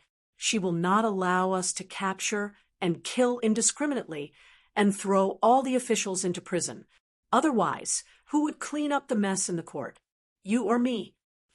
Wan Guojun laughed coldly and said, "The emperor is old but not muddle-headed. He understands very well in his heart. She knows what we are for and what we can do. Governing the people and presiding over the court still depends on those scholars. She will not rely on us." Wei Suizhong glared at him. Then what do you think we should do? Wang Guojun slowly paced a few steps in the room. Gritting his teeth, he said, "They are hoping that we will fall into disarray. As long as we fall into disarray and randomly bite each other, when the time comes, they don't need to make a move. When the emperor sees that we have gone too far and weighs the pros and cons, he will have to kill us, these lackeys." Hosiji was not alarmed by this and quickly asked, "Then what do you think we should do?" Wang Guojun glanced at him and said calmly, "The evidence of Wang Hongyi's crime is irrefutable. We cannot save him. Right now, they are hoping that they will save him so that they can use it against us. We will bide our time and deal with all changes by remaining unchanging. Humph, they can bear to lose 3 prime ministers, but we can't bear to lose 1 imperial censor." Wei Suizhong and Wang Hongyi were born ruffians and have always been on good terms. Wang Guojun was a scholar and did not have such a close relationship with them. Hearing Wang Guojun's words, Wei Suizhong was immediately displeased. He said, "So they are not arresting you, Vice Minister Wang. As long as you are not caught, no matter which of us brothers is being schemed against, you will just stand by and watch." Wang Guojun angrily said, "They captured Wang Hongyi in hopes that we will save him, so that they can scheme against us one by one. Knowing that it is a trap, they still want to charge in? How stupid! Vice Minister Lai entrusted the imperial censor to me. It cannot be destroyed in my hands. When it is time to endure, we must endure. Wang Hongyi's crime is not worthy of death. At most, we will be demoted and exiled. If we wait for an opportunity, we will be able to save him." Hosiji heard the danger in his words and considered that there was still a scourge in their family that they had not yet dealt with. He quickly said, "Vice Minister Wan's words make sense. Let's wait and see. The current situation is not in our favor. So what if we wait for a while? Isn't Vice Minister Lai still waiting for an opportunity in Tongzhou?" Seeing that he agreed with his opinion, Wang Guojun's expression became better. He said, "That's right. Who doesn't have tribulations? A temporary setback is nothing. Back then, Yang Fan was our prisoner. His life and death were in our hands. But now, isn't he riding on our heads and acting like a tyrant? If we endure it, we might have a chance to make a comeback in the future. Back then, when the imperial censor was in trouble, Lai Zixuan was banished to Jiaoji, and Vice Minister Lai was banished to Tongzhou. Didn't they also endure it?" Wei Suizhong remembered that he had contributed greatly to Yang Fan's release from prison. He never expected that today Yang Fan would become the scourge of the imperial censor. He felt regret in his heart, and his imposing manner weakened. He asked helplessly, "Then what about the 3 prime ministers in prison?" Wang Guojun narrowed his eyes slightly and said gloomily, "I'm afraid the original plan won't work. Let's put it aside for now and lock them up. If Wang Hongyi is really punished," Wei Suizhong said fiercely, "then let the 3 prime ministers accompany imperial censor Wang." In the prison, Su Wei was no longer just sighing and groaning. It was probably because Wang Hongyi's arrest did not change the situation for the 3 of them. Su Wei had completely lost hope. He often sat cross-legged on the ground and wept sadly. Every day, he did not eat the most delicious food that his family sent him. Later, he even begged Wang Desho to bring him a pen and paper to write a will. In the will, Su Wei earnestly taught his 4 sons. His words were sincere and full of remorse for his violation of the country's law. He left behind family teachings that his sons must be upright and serve the court well in the future to redeem themselves. Because Su Wei was not involved in a major case of rebellion, it was not particularly difficult to pass on a letter. He was the prime minister, so Wang Desho still had to give him face. Wang Desho readily agreed to help him. After Su Wei finished writing, he took the letter and left. Soon, Su Wei's will appeared on Wu Zetian's imperial desk. Wu Zetian carefully read Su Wei's letter and gently placed it on the desk. She said to Wang Desho, "How have the three of them been in prison?" Wang Desho bowed and said, "In reply to the sage, Su Wei sighed and cried every day." Zhang Shi sat facing the wall and did not say a word, other than when he was eating, he did not even turn his head. Cui Yuanzong scolded Zhang Shi a few times and occasionally sighed. After Yang Fan locked up Wang Hongwen and left, Cui Yuanzong seemed to be more relaxed. He often walked around in prison and occasionally recited a few poems. These days his appetite has also increased. "You have done well." Wu Zetian nodded and praised Wang Desho, saying, "As long as you are loyal to me and work hard, there is no need to worry about not being able to be promoted. Previously, you forced the D Kingdom's elder to accuse the ministers. It was a big mistake. It was not just a mistake, it was simply stupid." Hearing that there was a chance, Wang Desho quickly knelt on the ground and said with tears, "The sage's teaching is right. I was blinded by greed, and later, every time I think about it, I am ashamed. I am guilty. I am ashamed." Wu Zetian waved her hand and lightly said, "Forget it. Seeing that you are sincerely repentant, you can be considered a promising talent. Nowadays, the imperial censorate is declining. Corrupt officials must be punished, but the imperial censorate cannot fall. I have the intention to promote you to be an imperial censor and serve the court well in the future." When Wang Desho heard this, he was pleasantly surprised. So he was a judge and was hoping to be reinstated. He did not expect that he would be promoted. Immediately he kowtowed as if he was pounding garlic, swearing to show his loyalty. Wu Zetian impatiently said, all right, Su Wei, take this letter home and have someone send it back to the Su family." Wang Desho quickly agreed and respectfully took the letter and left. Shanghai Wana looked at his back and smiled.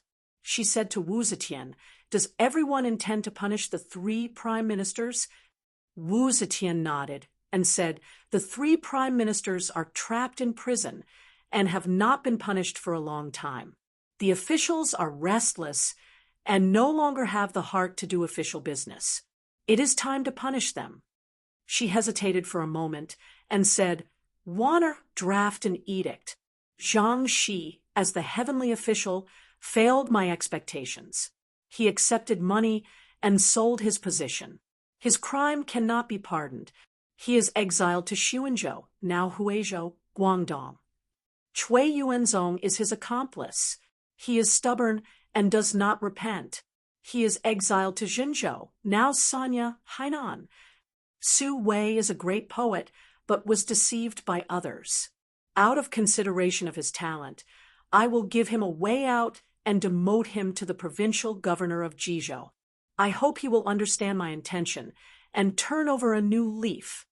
Shanghai Wana bowed and said, "Everyone is merciful." Su Wei was enlightened by Yang Fan's words. Although he lost his position as prime minister, he was demoted to be the head of a prefecture. Zhang Shi and Cui Yuanzong were more miserable, especially Cui Yuanzong. He was the same as Su Wei. He was implicated by Zhang Shi and was exiled even further than Zhang Shi. After all, he was one of the 6 branches of the Cui family in Qinghe. The nobles in Shandong opposed Li Ji's appointment of Wu Zetian as empress and protected Empress Wang.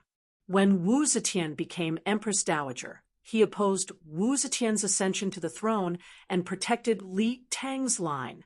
Wu Zetian hated him to the core. Once she got the chance, she would suppress him. The 3 prime ministers were punished. This meant that the censorate had lost its support against the Ministry of Justice. Once the news spread, everyone in the court knew that Wang Hongyi was finished. The imperial court would rather give up the 3 prime ministers than let the censorate off the hook.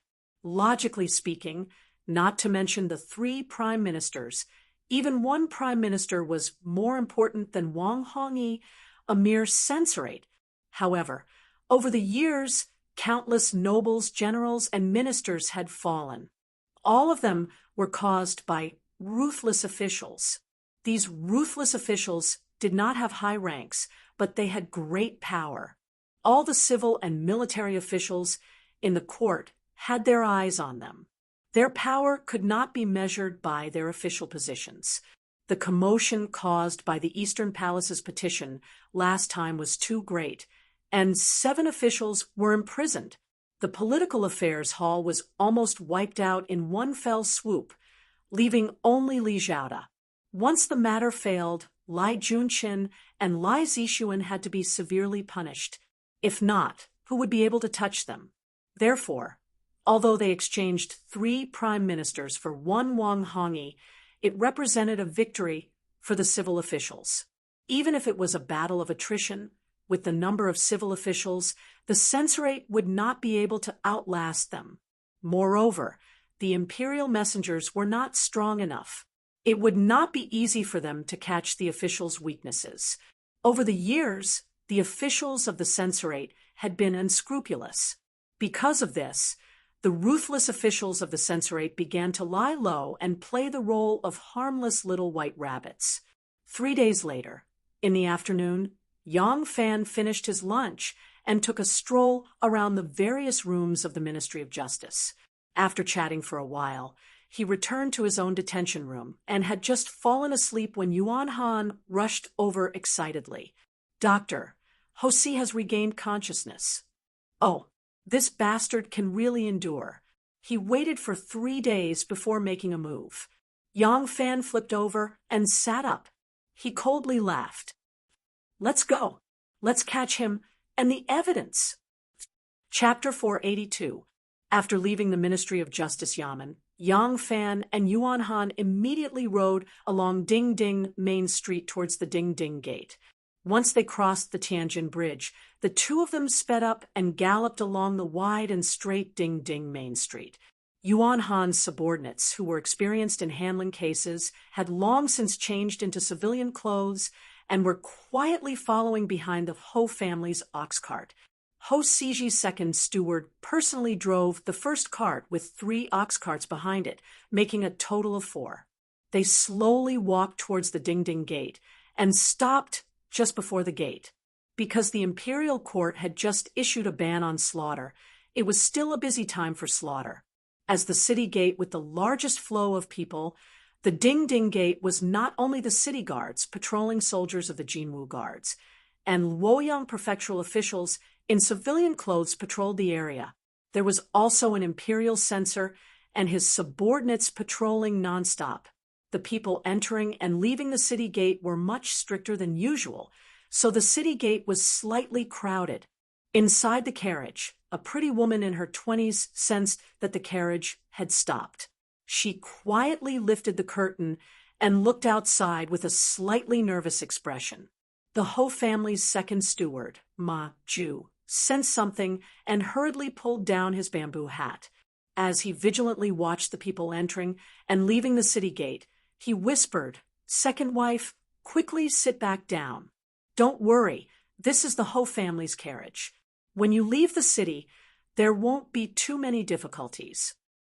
The charming and pretty woman replied in a low voice and put down the curtain nervously. "What's in the basket?" "Wild vegetables, and they look quite fresh." "How much do you want to sell this for?" What's this?" "Stop right there." A country bumpkin carrying a large bamboo basket was being interrogated by the city guards. The officer lifted the cloth covering the basket and saw that it was filled with freshly picked wild vegetables. However, when the officer casually looked down, he saw 3 white striped chickens that had already been plucked and slaughtered. As soon as the plot was exposed, the countryman threw away the basket and ran away. The 2 officers immediately chased after him. The sergeant in charge of guarding the city gate picked up the basket from the ground. Looking at the 3 white striped chickens in the basket, he smiled from ear to ear. He looked left and right, but did not see any officials with a higher rank than him. He hurriedly picked up the basket and walked away. When Ma Ju saw this, he immediately raised his whip and urged the old bull to move forward. At the same time, he shouted, "Make way! Make way! My madam is out of the city to enjoy the spring scenery. A bunch of ignorant Tianshihan, get out of the way!" In front of them, there were a few commoners dressed in brown robes waiting to leave the city. Ma Ju urged his horse forward and shouted. The commoners were rather dissatisfied, but when they turned their heads to take a look, they saw that the decorations on the carriage were extravagant and did not seem to be that of an ordinary household. Furthermore, there were servants accompanying them on both sides. It was obvious that it was a wealthy household. The commoners did not dare to argue and hurriedly moved aside. Ma Ju took advantage of the fact that 2 soldiers had just left the gate and there were fewer people checking the place. Moreover, the 10-man squad leader had gone to hide the 3 white-striped chickens, so the checks were even more lax. Ma Ju wanted to take this opportunity to leave the city. When the bull carriage arrived at the city gate, the guards blocked it with their spears. One of them said, "Halt! Who is in the carriage?" Ma Ju cupped his hands towards the guard and said with a smile, "Officers, you have worked hard. I am the coachman of the Imperial Censor Ho's residence. The madams of the residence want to go out of the city to play. The carriage is filled with women, and it is inconvenient for them to get off. I hope that you can make things easier for us." Just as he said this, Ho Siji's second wife lifted a corner of the sedan curtain and peeked out. Her eyebrows were slightly furrowed, and her face was flushed. She waved a handkerchief in her hand impatiently and said, "What's going on? Why do you have to interrogate us when we're leaving the city in broad daylight?" The guard saw that the carriage was indeed carrying a well-dressed woman. He also heard that she was the wife of an imperial censor. He did not want to cause any more trouble, so he straightened his spear and moved to the side. Just as he was about to wave them over, something unexpected happened. Yuan Han's subordinates led the oxen and donkeys, disguised as all kinds of people, and followed behind the ox cart. As soon as they saw the Ho family's carriage was about to leave the city, one of the strong men leading the oxen turned his head and gave a look. A man carrying a bamboo pole behind him suddenly grabbed the pole and used the pole with an iron tip to stab the ox's buttocks. The bull could not bear the pain and let out a loud moo. It spread its hooves and rushed forward. The man leading the oxen pulled the reins with all his might and shouted, "The bull is startled! The bull is startled!" He tugged hard on the reins, as if he wanted to stop the startled bull, but he pulled the reins and forced the startled bull to change direction. The bull lowered its head, and its 2 sharp horns slammed into the back of the Ho family's carriage, one side of the luxurious carriage. "Oh, my mother!" The magnificent ox cart was rammed by the crazy ox, causing the cart to tilt and almost flip over. The shed was knocked out of shape, and the curtain of the sedan was blown up. Just in time to see the 2 large horns stuck into the wall of the cart, the horn was lifted up, and a big hole was torn open. The young woman sitting inside was Ho Siji's 6th wife. She was so scared that her face turned pale. She scrambled out of the cart and scrambled to get out of the cart. Ho Siji's 6th wife was only 16 years old. She had a slender body and was delicate. Her movements were not fast.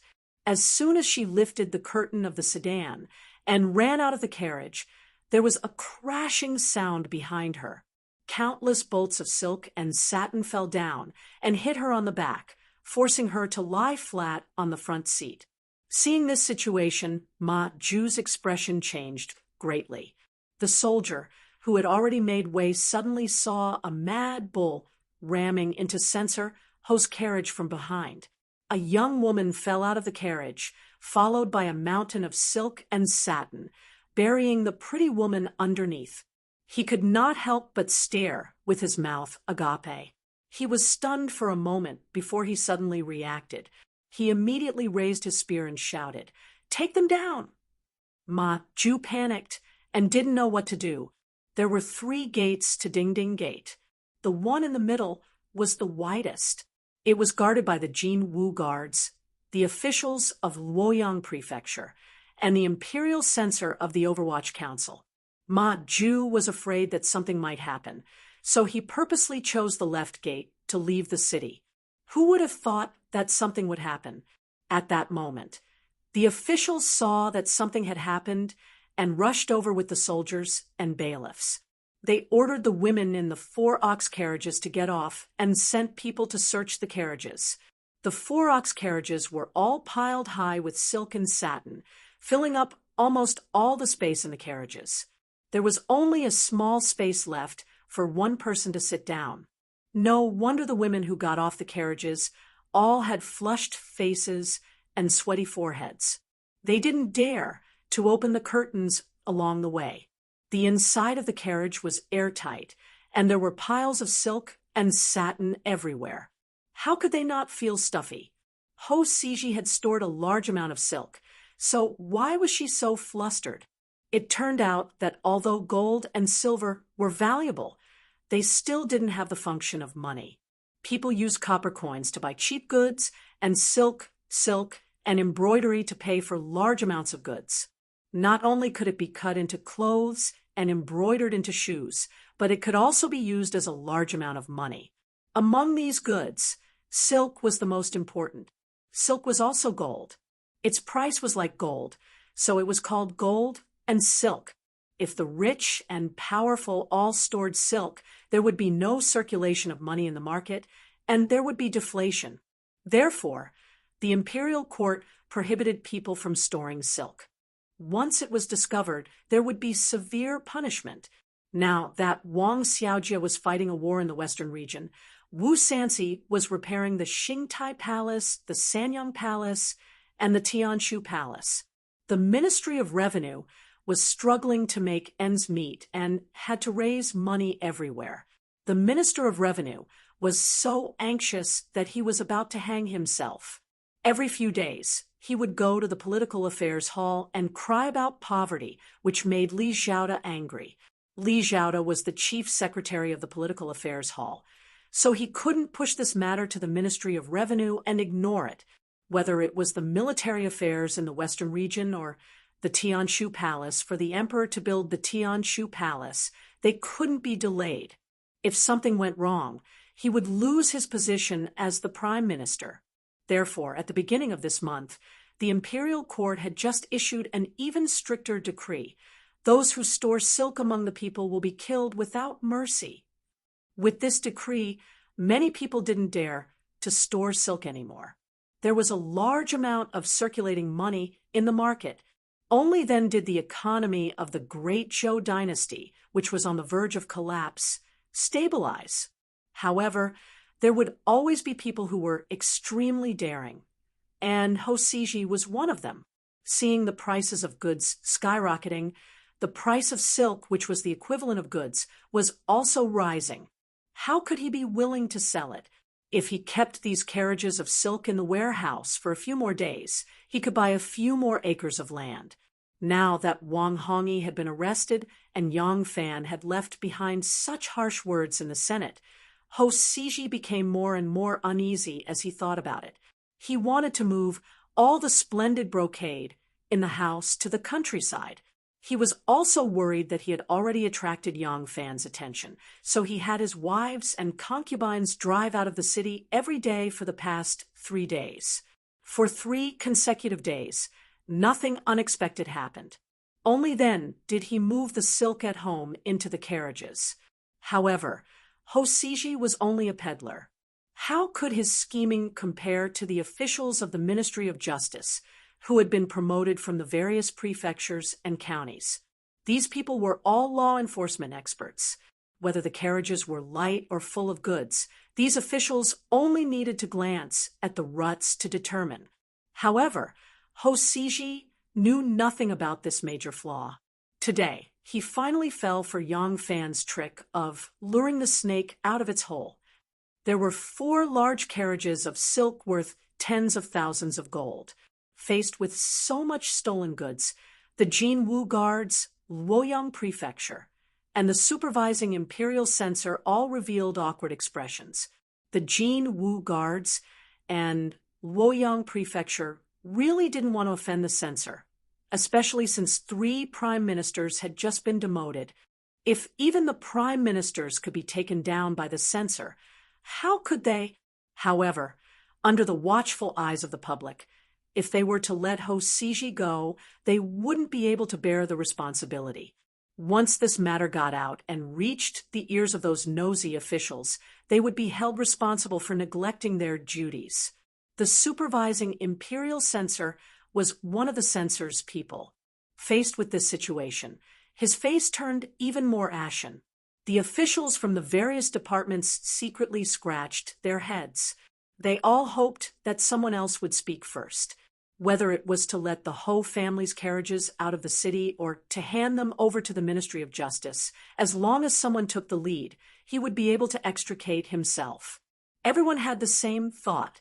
For a moment, a very strange scene appeared. The people from the various departments all pretended to seriously examine the seized silk. No one suggested how to deal with it, but in private, they all sent people to inform their superiors to clean up the mess. Not long after, the Luoyang commandant, Tang Zong, arrived first. Seeing this scene, he also scratched his head. If only his people had seen this, then it wouldn't be a big deal to let them go, and he could even use this action to curry favor with the censor. But now that so many people were watching, he was absolutely unwilling to bear this responsibility. Tang Zong's arrival was of no help.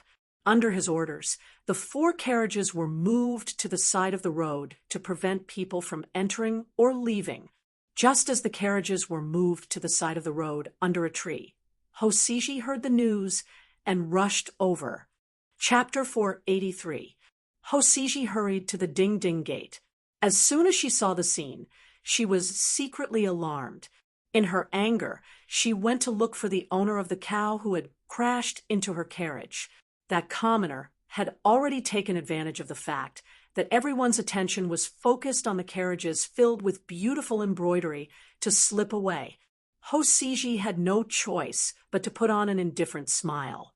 She walked up to Tang Zong and cupped her hands in salute, saying, "Ah, young Master Tang, to be honest, these brocades were gifts from my colleagues and friends when I took in the 9th Madam last month.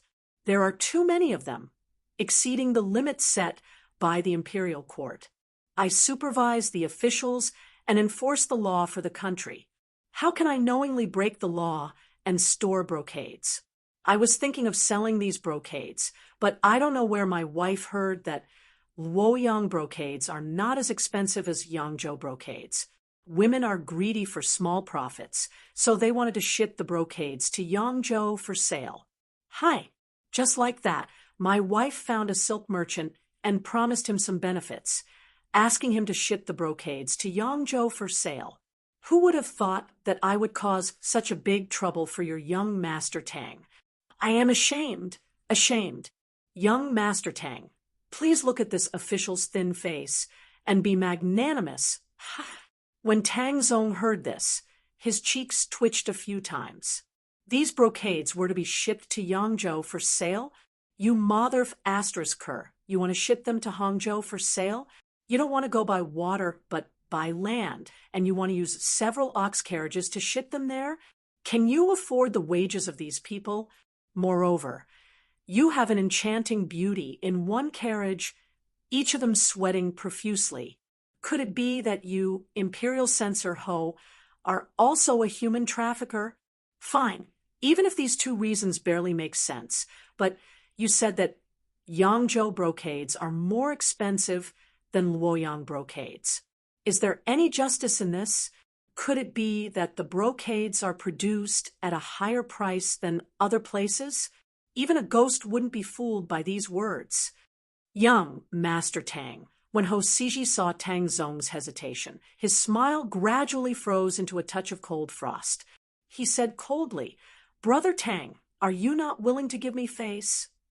At this point, Hosiji's ruffian aura returned. It was as if he had returned to Chang and city and had become an arrogant and aggressive ruffian. Seeing his cold eyes, Tang Zong couldn't help but shiver. He hesitated and said, Since it is for consignment, who is the owner? Does he have city registration?" When Hosiji heard this, the frost on his face immediately turned into a warm spring breeze. He smiled and said, "Young Master Tang, don't worry. I will not make things difficult for my friends. As for the city registration and the owner, I will personally send them to you. How about it?" Hosiji was famous for being ruthless and had a strong aura. Standing in front of him, Tang Zong immediately lowered his head.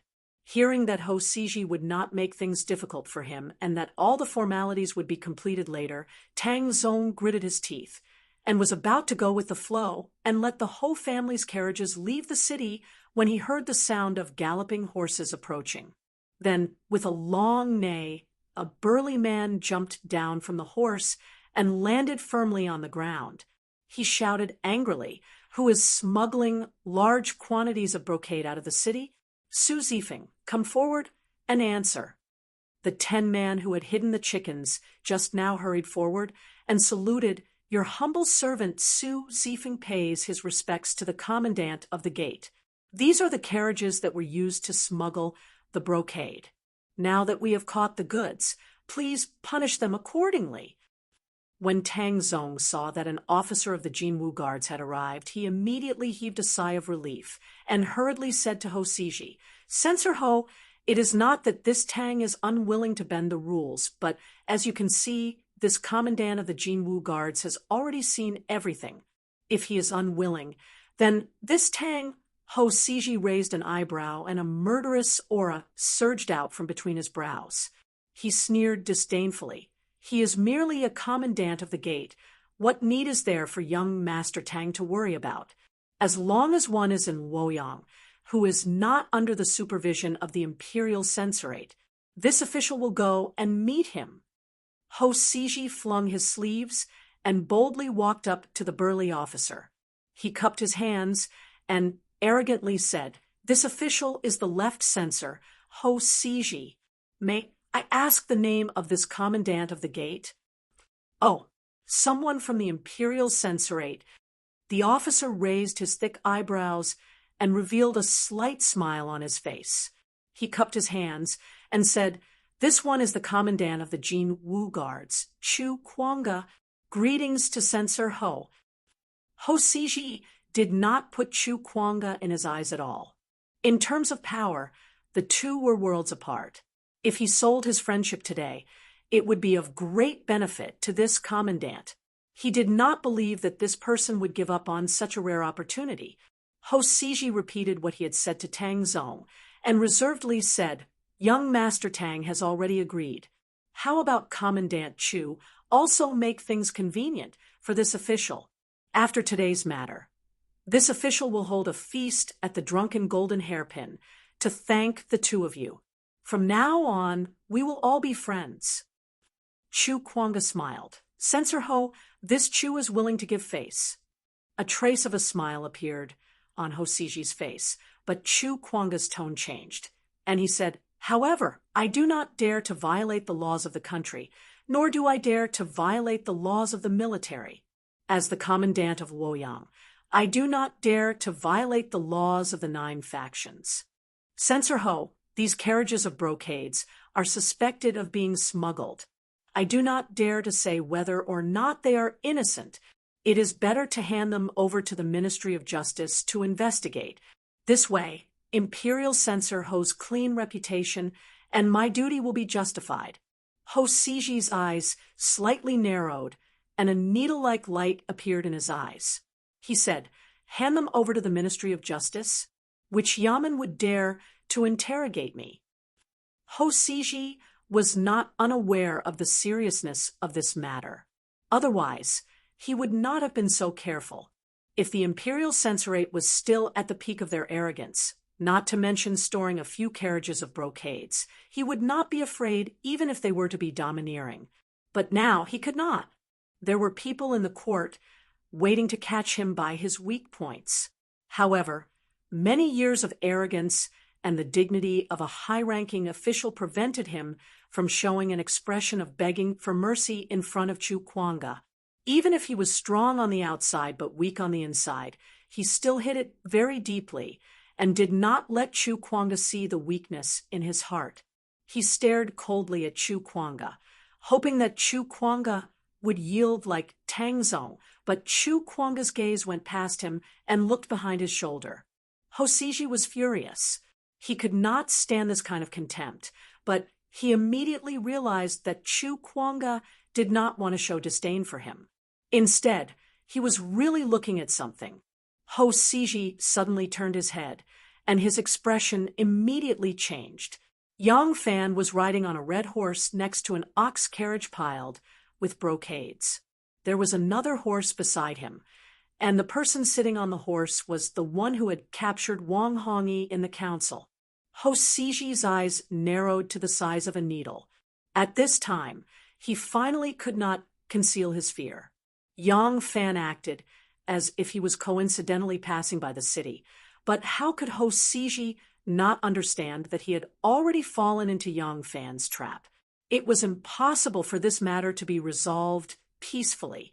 Yang Fan very coincidentally passed by the Ding-Ding Gate, and very coincidentally saw several ox carriages piled with brocades.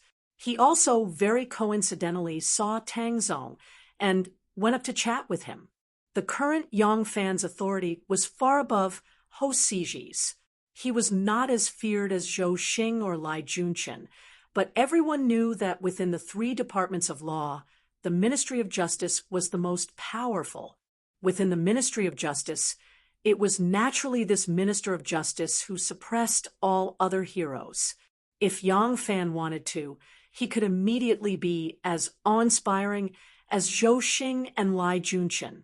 Therefore, Tang Zong did not dare to hide anything. He embarrassedly explained what had happened. Yang Fan's expression immediately became serious, and he lectured. Then why are the carriages still parked here? We are enforcing the law for the country.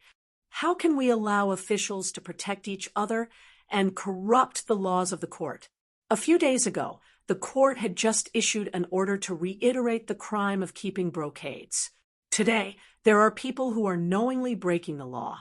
Young Master Tang, if you show mercy, be careful that the law's net is wide and will eventually fall on your head. Tang Zong's head was full of sweat, and he could only obey. The willow catkins flew over and hung on his eyebrows, slightly tickling, but he did not dare to brush them away. At this time, Chu Kuanga excitedly came up and shouted, "Erlang, are you going out of the city?" Yang Fan turned his head and saw Chu Kuanga. He could not help but be startled. He really did not know that Chu Kuanga was on duty today. It was obvious how dangerous the battle with the censorate was. Today, he indeed wanted to drag someone down with him, but that person was not his good brother. Otherwise, he would not have needed to arrange for the bailiffs to expose Hosiji's secret. He only needed to instruct Chu Kuanga to stand guard here, and the ox carriages would not be able to escape. "Brother Chu, are you on duty today?" Yang Fan hurriedly dismounted and greeted Chu Kuanga. His eyes, however, fell on Hosiji's face. Hosiji clenched her teeth and said, "Yang Fan, how are you?" Yang Fan smiled and said unconcernedly, "Censorate Ho, I have always been very good, but it seems that my foot is not so good." In the Political Affairs Hall, Li Zhaoda sat high up, his face full of anger. The three ministers of the Ministry of Revenue, Ministry of War, and Ministry of Works sat beside him. They looked like the three pure Taoists on the altar, their expressions unfathomable. In front of the hall stood Yang Fan, Tang Zong, Chu Kuanga, and Hosiji, whose face was ashen. Today, Li Zhaoda had summoned the ministers of the Ministry of Revenue, Ministry of War, and Ministry of Works to discuss the same thing: money.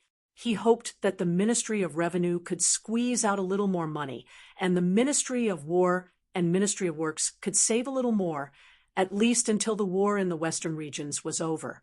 Now, that spring had just begun. It was the time when the young and the yellow were in short supply. As long as they could last until the autumn harvest, they would be able to ease the financial strain. However, every yamen had their own difficulties. The 3 yamens all complained about their difficulties, trying to make it more beneficial for themselves. Li Xiaoda mediated in the middle, and just as he was busy, Yang Fan came with the Jinwu guards and Luoyang Prefecture as witnesses. He also detained Ho Siji from the censorate and asked Chancellor Li to deal with her. Li Xiaoda's expression was very ugly. It was not that he could not deal with Ho Siji, but once he did so, his power would be pushed to the forefront, and he would directly confront the censorate. According to his original plan, he wanted Yang Fan to be a pawn, and he would push it from behind the scenes. If he succeeded, he would unify the court, and no one would be able to compete with him. But what if he failed? Yang Fan was not stupid, and neither was Princess Taiping. In order to eradicate the censorate, Li Xiaoda could even sacrifice the 3 prime ministers of the political affairs hall. If he had to betray Princess Taiping and Yang Fan, he would not even blink. How could you expect a politician to be loyal and sentimental to you? In his eyes, there were only advantages and disadvantages. If Yang Fan reported this matter step by step, there was no doubt that in the end, this task would still fall on him, and he would directly bear the crazy revenge of the censorate. Li Xiaoda wanted to use Yang Fan as a spear, but this spear had its own independent will. Now that Yang Fan had turned against him, he had no other choice but to walk from behind the scenes to fight side by side with Yang Fan. Chapter 484. Li Xiaoda's dignified and cold voice resounded in the political affairs hall. At the beginning of the month, the court had just ordered that the people are forbidden from keeping brocade. Those who disobey will be killed without mercy. You, Ho Siji, have committed such a great crime. Li Xiaoda could not retreat, and could not retreat. He was the spiritual leader of the civil officials who fought against the cruel officials. When things came to a head, he could only advance. Moreover, the government order forbidding the people from keeping brocade also came from him. This was an important way for him to ease the economy. If he let Ho Siji go today, this government order would only exist in name. Brocade was a hard currency and a commodity in itself. If it was not strictly restricted by the law, the situation of deflation could not be alleviated. In ancient times, there were no paper money in use. Deflation occurred far more frequently than inflation. The overall damage caused by deflation was more serious than inflation. If it was not controlled, he, as the chief executive, would bear the greatest responsibility. Therefore, even though Li Xiaoda knew that he was being used by Yang Fan, he could only let Yang Fan lead him by the nose. A prime minister being schemed against by a young man made Li Xiaoda very angry. This anger could not be directed at Yang Fan, so he could only vent his anger on Ho Siji. Ho Siji, as an imperial censor, you have violated the law. Now that you have fallen into my hands, there is no reason for me to let you off lightly. Someone come, drag him away, and beat him to death with a cane outside the Meridian Gate so that the officials can warn him. Everyone in the hall was shocked. The Minister of Revenue could not help but advise. Prime Minister Li, Ho Siji is an official of the court. Even though he has broken the law, he should be handed over to the Ministry of Justice. Only with the decree of the saint can he be executed. Now, Li Xiaoda was filled with anger. Hearing his advice, he could not help but say, "How dare I not serve the country with the saint's favor? This person's actions cannot be redeemed, even if he dies 100 times. He should be executed at the Meridian Gate as an example. Even if I report it to the saint first, Hosiji will not be able to escape death. As long as Zhao De is wholeheartedly working for the country, the saint will not refuse any requests. What harm is there in reporting first, and then later? Now that the country's situation was on the brink of crisis, there was no time to delay in saving the country.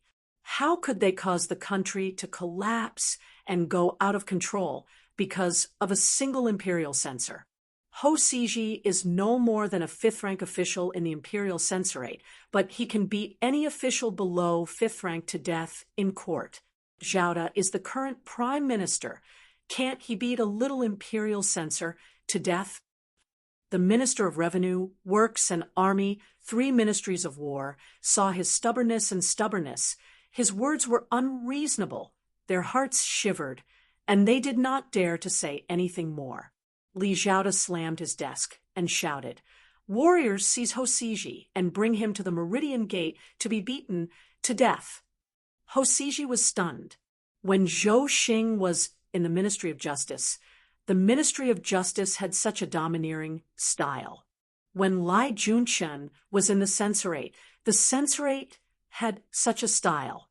When Qiu Shenji went to the local government, Qiu Shenji had such a style. But he never thought that Li Zhao would have such a style in the political affairs hall today. It wasn't until 2 warriors came forward and grabbed his arms that Hosiji came to his senses. He shouted in horror, "Li Zhao, how dare you? I, Hosiji, am still an official of the imperial court. Do you dare to act first and report later? Are you breaking the law?" Li Zhao waved his hand with a vicious look and said, "Drag him out and beat him to death." The warriors in front of the hall were only following orders. They did not care if it was legal or not. They just dragged him away. The warriors in the palace were all well-versed in martial arts. They tossed the stone chains that weighed 60 to 70 pounds as if they were toys. In the past, Hosiji could be considered as a fierce ruffian who killed from the beginning of the alley to the end of the alley with a watermelon knife. But now, with his arms grabbed by 2 warriors, he did not even have the chance to struggle. Hosiji screamed, the censorate can beat officials below the 5th rank. That is the law of the imperial court. What right do you, the prime minister of the political affairs hall, have to beat me to death? Li Zhao, you act arbitrarily and cover the sky with one hand. You will not have a good death. His cursing gradually faded away. In the end, he was dragged out. The 3 ministers felt like they were sitting on pins and needles. They quickly got up and bowed to Li Zhao, saying, "Prime Minister Li worries about the whole world. I am too short-sighted to only focus on my own yamen. I will go back now and follow Prime Minister Li's instructions to open up more resources and save more resources. We must ensure that the Western Punitive Expedition Army does not have to worry about the rear. I will take my leave now." Li Zhao didn't expect that killing Hosiji would have such an effect. He became even more arrogant. He coldly snorted and said, "I still have official business to attend to. I can't send you off." The 3 ministers nodded and bowed, saying, "Prime Minister Li, please wait." After the 3 ministers left, Li Zhao kicked Chu Kuanga and Tang Zong out of the political affairs hall, leaving only Yang Fan. His face darkened, and he said coldly, "Yang Longzhong, you are really cunning." Yang Fan pretended to be surprised and said, "Why do you say that, Prime Minister Li?" Li Zhao sneered and glared at him, but did not speak. Yang Fan pretended to be enlightened again and said, "Oh, does Prime Minister Li want me to hand Hosiji over to you? Prime Minister Li, you have wronged me. I wish I could wipe out these ruthless officials from the court. But my words do not carry much weight. Most of the time, I do not have the strength to do so. Today, Hosiji is guilty of hiding brocades and should be executed. Prime Minister Li decisively executed Hosiji with the court's decree. Even the saints could not say anything. But if he did not use such a ruthless method and instead followed the normal procedure, it was hard to guarantee that the censorate would not think of a way to save him. If the saints took pity on him, the censorate would be able to keep his life. To kill Hoshiji, who else but Prime Minister Li can do it? Out of the 3 prime ministers in the court, 2 were exiled and 1 was demoted. In exchange, Wang Hongyi was sent to prison. Moreover, he did not commit a capital offense. The officials could not help but feel depressed. If Prime Minister Li killed Hoshiji, the officials would be able to hold their heads high. These words made Li Xiaoda feel comfortable. Even though he knew that Li Xiaoda could not escape the suspicion that he was using him, but since things had come to this, he could not shed all pretense of cordiality. He could only coldly snort and say, "In the future, do not try to scheme in front of me. Otherwise, do not think that with Princess Taiping looking after you, I cannot do anything to you." Yang Fan quickly bowed and said, "I do not dare." Li Xiaoda flicked his sleeve and said, "Step down." Yang Fan said, "Yes, today, Hoshiji was killed in front of the Meridian Gate.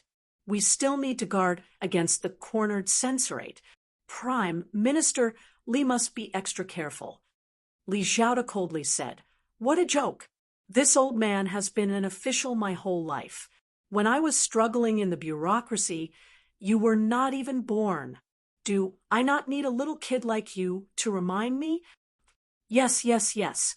It is good that Prime Minister Li has his own ideas." Yang Fan had achieved his goal and did not feel offended by Li Xiaoda's cold attitude. In terms of official position, the 2 of them were worlds apart.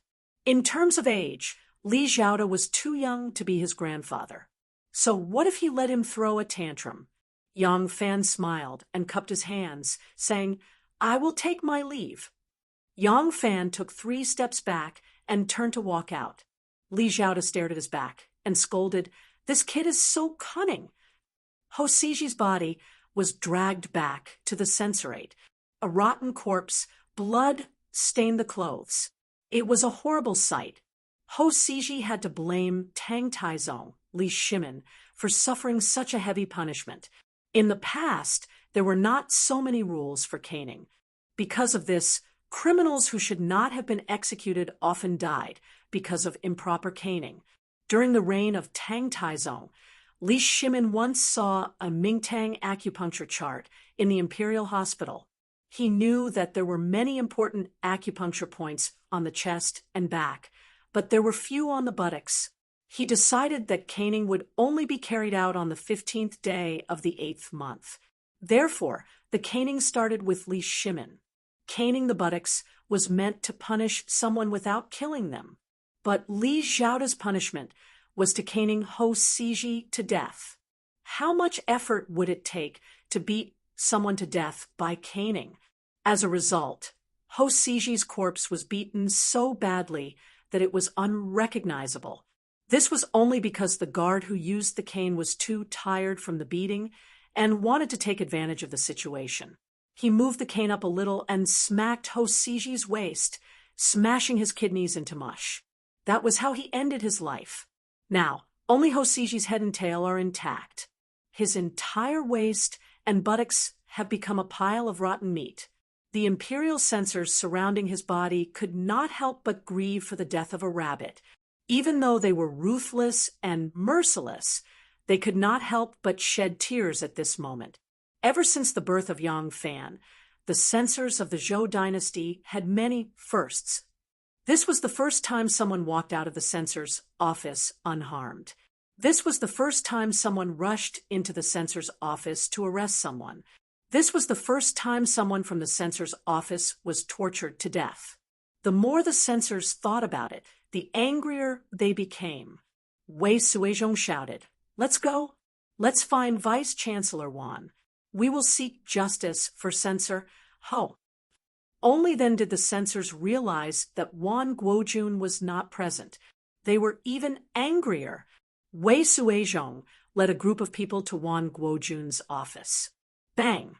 Wei Suizhong kicked the door open and shouted in a stern voice, Wan Zhongqing, our censorate has been bullied and humiliated. Our colleagues want you to uphold justice for us. Shut up. Wan Guojun's shrill roar came from the room. He was not someone who easily lost his temper. Once he did, everyone jumped in fright. Their desire to denounce Wan Guojun weakened by 30%. Wan Guojun stood in the shadows. His skinny body emitted a strong aura. Wei Suizhong, Huang Jingrong Wu Rang, Zhao Jilong, and Lu Guangye, stay. The rest, get out.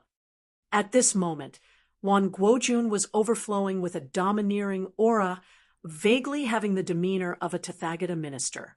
Everyone was forced by his power and actually retreated, leaving only the people he called out in the room. Wan Guojun sneered. Shout! What are you shouting for? No matter how loud you shout, will you be able to avoid our crisis? Will you be able to defeat our enemies? They can't wait for us to make a move. They have no brains and are all useless. If this goes on, Hosiji will be dead today. Tomorrow it will be you, and me. Wan Guojun pointed to his nose with a trembling finger. His expression was ferocious. Wei Suizhong sneered. Then what is Vice-Chancellor Wan's opinion? Do you want us to continue to endure? We want to endure and be a coward, but they won't let us. Wan Guojun slowly sat back in his chair, shrinking his body as if he was too cold. He quietly said, Endure. Of course, there is no need to endure. However, it is even more foolish to go against the entire court. Didn't you see that Li Zhaoda can no longer hold back and is going into battle? His eyes were bleak, like two willow, the wisps on a grave. He said, if we want to win, we can only rely on the emperor. If we want the emperor to feel that we are indispensable, then we must make the emperor feel that the world is not stable. When the cunning rabbit is dead, the hound will be cooked. Humph, what if the cunning rabbit is not dead? Chapter 485. Zhang Shi, Su Wei, and Cui Yuanzong were exiled due to corruption, and the other was demoted to a provincial governor. How could Wang Hongyi, who was also guilty of corruption, escape unscathed? Li Zhaoda beat Hosiji to death, shocking the entire court. Before the aftermath subsided, the Ministry of Justice announced Wang Hongyi's punishment. With Wu Zetian's approval, Wang Hongyi was sentenced to be exiled to Cheongzhou. Cheongzhou was the future Dingan County of Hainan Island. At this time, Cheongzhou was overrun with pests and snakes, and it was not safe either. The local government was useless. The people there were fierce, and there were pirates and bandits roaming the coastal waters and jungles. Being exiled, there was a slim chance of survival. In fact, when Cui Yuanzong was exiled to Zhenzhou, Sanya, Hainan, Wu Zetian had the same intention. She wanted him to die there when he was sick. However, Cui Yuanzong was very lucky. When he was in that barbarian land, he contracted dysentery, but he managed to survive. A few years later, Cui Yuanzong was pardoned. When he was crossing the sea on a boat, a strong wind blew and the boat sank. Everyone on the boat drowned, but Cui Yuanzong did not die. He carried a wooden plank and floated up to the beach. When the local fishermen saw him, there was a wooden plank stuck to his back. A long nail pierced several inches deep into his spine. He was already dying. Despite all this, he still did not die. When he was rescued, they asked him and found out that he was the old prime minister. The people could not help but sigh. A prime minister ended up like this. I'm just a commoner. They then stepped on the blood and pulled out the nail for him, saving him. After Cui Yuanzong recovered, he returned to the capital. He started as an imperial censor and was promoted to prime minister. He lived until he was 99 years old, exhausting all his children and nephews to death. In the end, because he could not move and had no children to take care of the household, Cui Yuanzong starved to death, just like Duke Huan of Qi. Let's not talk about this for now. Among the 3 prime ministers, 2 were exiled, and 1 was demoted. The imperial censorate immediately had 2 capable generals, 1 exiled, the other beaten to death at the Meridian Gate. Both sides could be considered to be tied, for the time being. Afterwards, the deputy imperial censor, Wan Guojun, submitted a request to inspect the place. This action was thought by the civil officials to be afraid of being attacked by them, so he took the initiative to show weakness. Li Xiaoda generously agreed. After Yang Fan heard the news, he hurriedly went to see Li Xiaoda. However, Li Xiaoda did not think much of it. In his opinion, Wan Guojun was useless in the capital.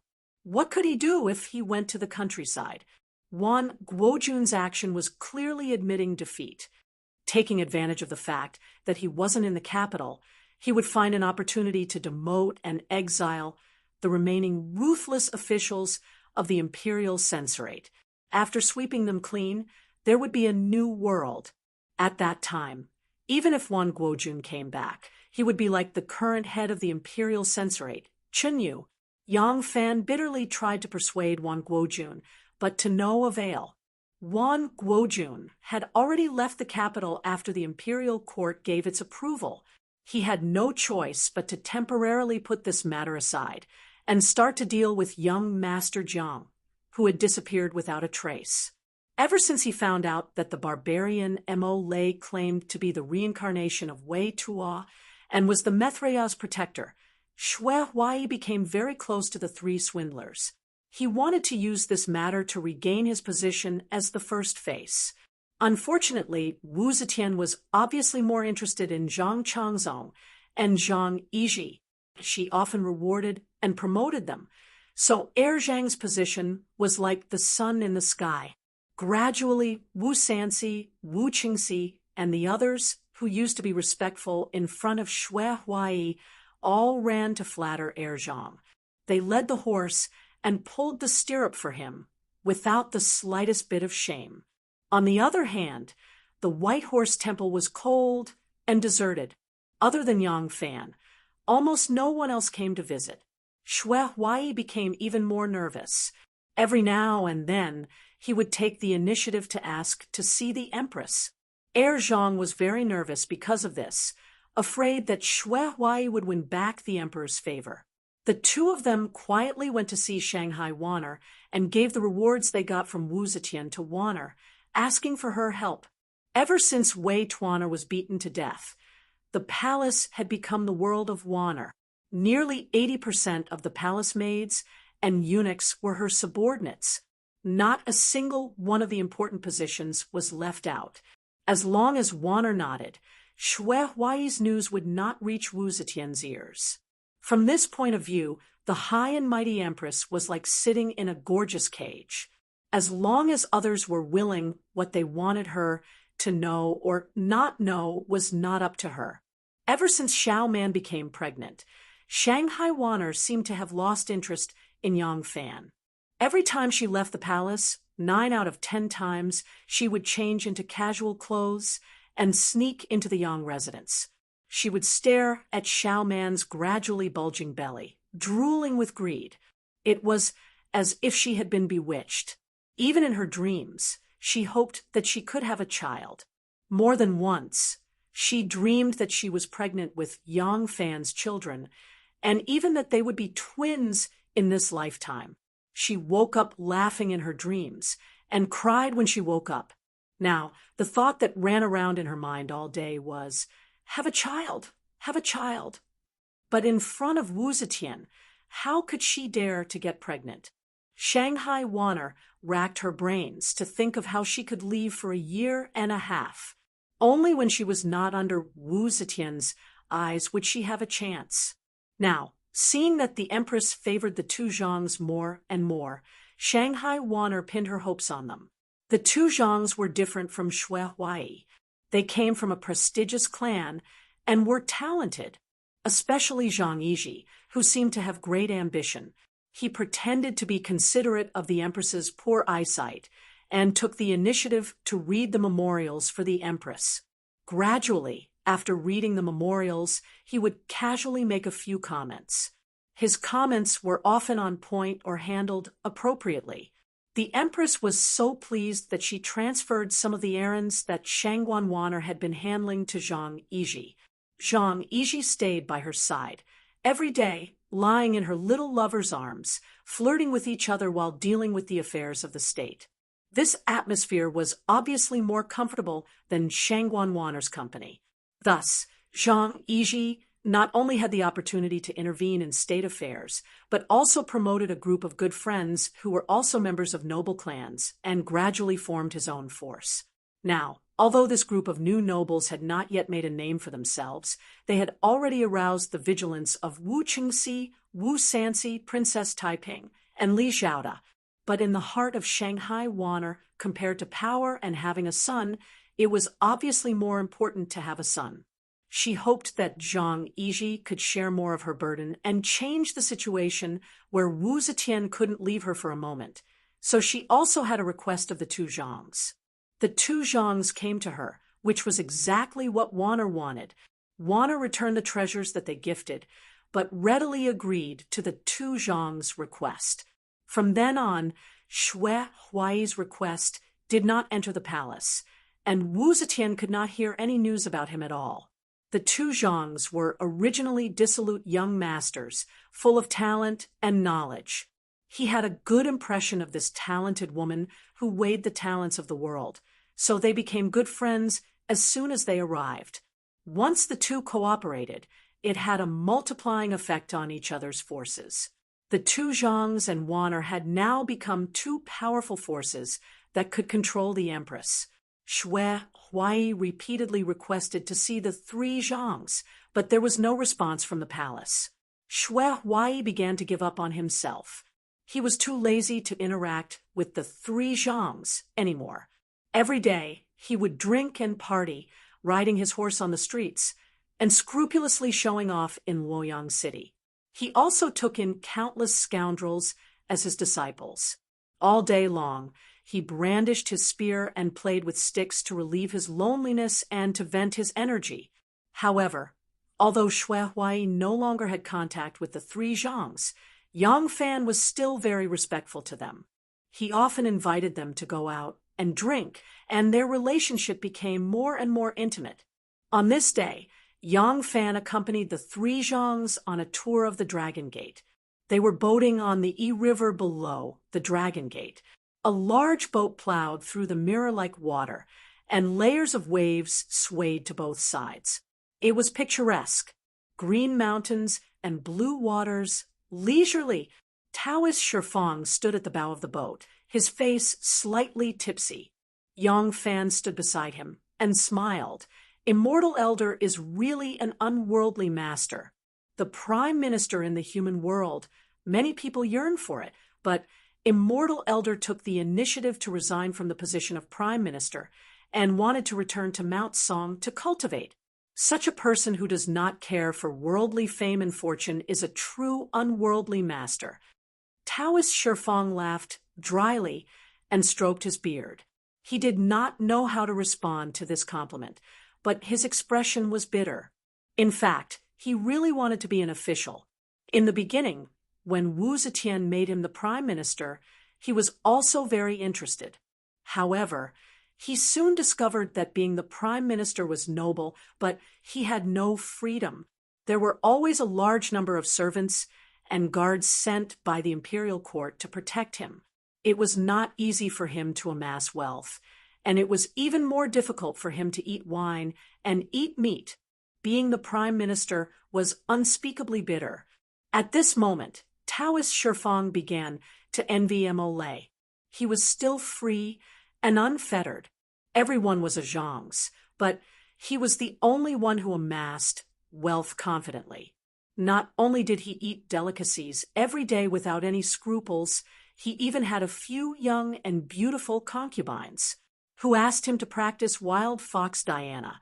Taoist Shifang wanted to resign from his position and seek freedom, who knew that although the Empress agreed to his request and removed him from the position of prime minister, she would not let him go. In the imperial capital, Taoist Shifang had been acting like a Zhang's too much in the past, but now he did not dare to be presumptuous. He could only watch Mo Lei having beauties in his arms, drinking wine and eating meat while he pretended to be a spotless living immortal. Now that he heard Yang Fan's praise, Taoist Shifang knew that he was suffering and could only say bitterly, "Yes, although I am favored by His Majesty, I am just a Taoist from the mountains. I have always been like a wild crane, and it is inconvenient to stay here for a long time. Unfortunately, His Majesty is reluctant to let me leave. Now, I only find some fun when I tour the Dragon's Gate with you." Yang Fan glanced at him and said, "Although there are many natural treasures in the palace, if you want to help the saint concoct the longevity pill, the herbs in the palace are probably not enough. Why don't you ask the saint for permission to look for herbs outside? Once you are away from the emperor with your identity, you can do whatever you want." Which local official would dare to say anything? Taoist Shifang's eyes lit up when he heard this. He was immediately moved and said hesitantly, "Is this feasible?" Yang Fan said with a smile, "Why wouldn't the saint be willing to find herbs for the saint?" "Yes, what Erlang said makes a lot of sense." Taoist Shifang nodded and thought excitedly. "There is Kunlun in the west, which is the legendary fairy mountain. But the west is too bitter and there is a war, so I can't go there.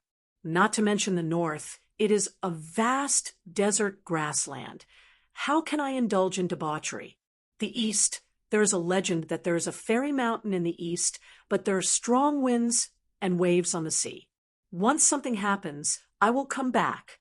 So, I can only go to the south." Thinking of this, Taoist Shifang stroked his beard and said, "Erlang is right. The pills I concoct are indeed lacking a few main herbs, so I want to go to Lingnan to pick them. But if I leave the capital, His Majesty will definitely send people to follow me. The officials are too vulgar, and I don't like it. Besides, I will still lose my freedom if I travel with them." Yang Fan said with a smile, "What's so difficult about it? The biggest herb merchant in the two capitals is Jichuan Hall. Can't the immortal ask for permission and let them help? Immortal is the imperial envoy, so the local officials will certainly make things convenient for you. With the immortal's help, the business of Jichuan Hall can also be greatly facilitated. It is a win-win situation, so I think they will be willing to be used by the immortal." Taoist Shifang was like a bird in a cage, looking forward to flying out and having a good time. When he heard this, he couldn't help but be overjoyed and said repeatedly, "Yes, yes, Erlang's words really woke me up.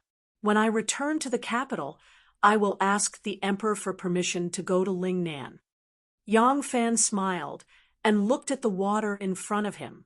The sparkling water seemed to be plowed by his gaze, and was quickly separating into two sides, layer by layer, and swinging to the shore. Jichuan Hall was the first name on the 3 pages that Zhao Yu asked him to write down. If he wanted to open the heavenly robe, he didn't need a seam, just a thread would be enough. Chapter 486. In the governor's office of Guangzhou, Guangzhou's governor Huang Shirshan sat at the head of the table with an ugly expression. "Lieutenant Wan, those vagrants have always been peaceful in Lingnan. After they were sent to Lingnan, they settled in a few designated places and never caused trouble. Lieutenant Wan came all the way from Luojing. You must have heard some rumors." Governor Huang. Wan Guojun was smiling, but it was a horrifying smile. Even Governor Huang Shirshan, a powerful man, couldn't help but feel a chill when he saw Wan Guojun's dignified smile. Does Governor Huang dare to give them this guarantee? Haha. As long as you say that they have no grudges against the court and will never rebel, then I will leave immediately and never mention this matter. How about it? Wan Guojun's words silenced Huang Shirshan. He didn't dare to speak. Rebellion was a crime punishable by death. Who would dare make this guarantee? Why would he risk his life for the family of a group of criminal officials when he was still the governor of the empire? Transportation was inconvenient in this era, so the local people wouldn't know the situation in the capital so quickly. Guangzhou was even more remote and knew even less. Moreover, rebellion was a sensitive topic.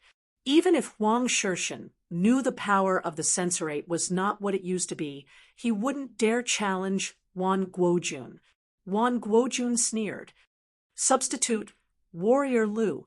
This saying has been circulating in Lingnan for a long time. Governor Huang, as a high-ranking official, you have responsibilities. Haven't you heard of this? Of course, Huang Sheshan had heard of it, but this rumor was new. It had only spread among the people when Wan Guojun arrived at Lingnan. It hadn't been that long. But what could Huang Sheshan say? He could only remain silent. Wan Guojun said coldly, Lu means vagrant. It was obviously referring to these vagrants. Many members of the imperial family of the previous dynasty had wandered to Lingnan. Now, that such a folk song was being spread in Lingnan, the intention was obvious. The imperial court attached great importance to this matter. This time, the deputy prime minister, spared no effort to come to Lingnan to investigate this matter. I wonder who's so bold as to fabricate such bewitching words in order to incite the people of Lingnan to rebel. If something really goes wrong here, I'm afraid you, Governor Huang, will have a hard time absolve yourself from the blame. Huang Sheshan's heart trembled, and he could only answer against his will, Huang Sheshan is loyal to the imperial court, and heaven and earth can bear witness to this. Since Middle Minister Wan has come to investigate this matter, I will do my best to cooperate with Middle Minister. Wan Guojun smiled contentedly and said, Good, Governor Huang, please sign the warrant. The mountains and rivers of Lingnan are inhospitable. Bandits run amok, and there are people with evil intentions.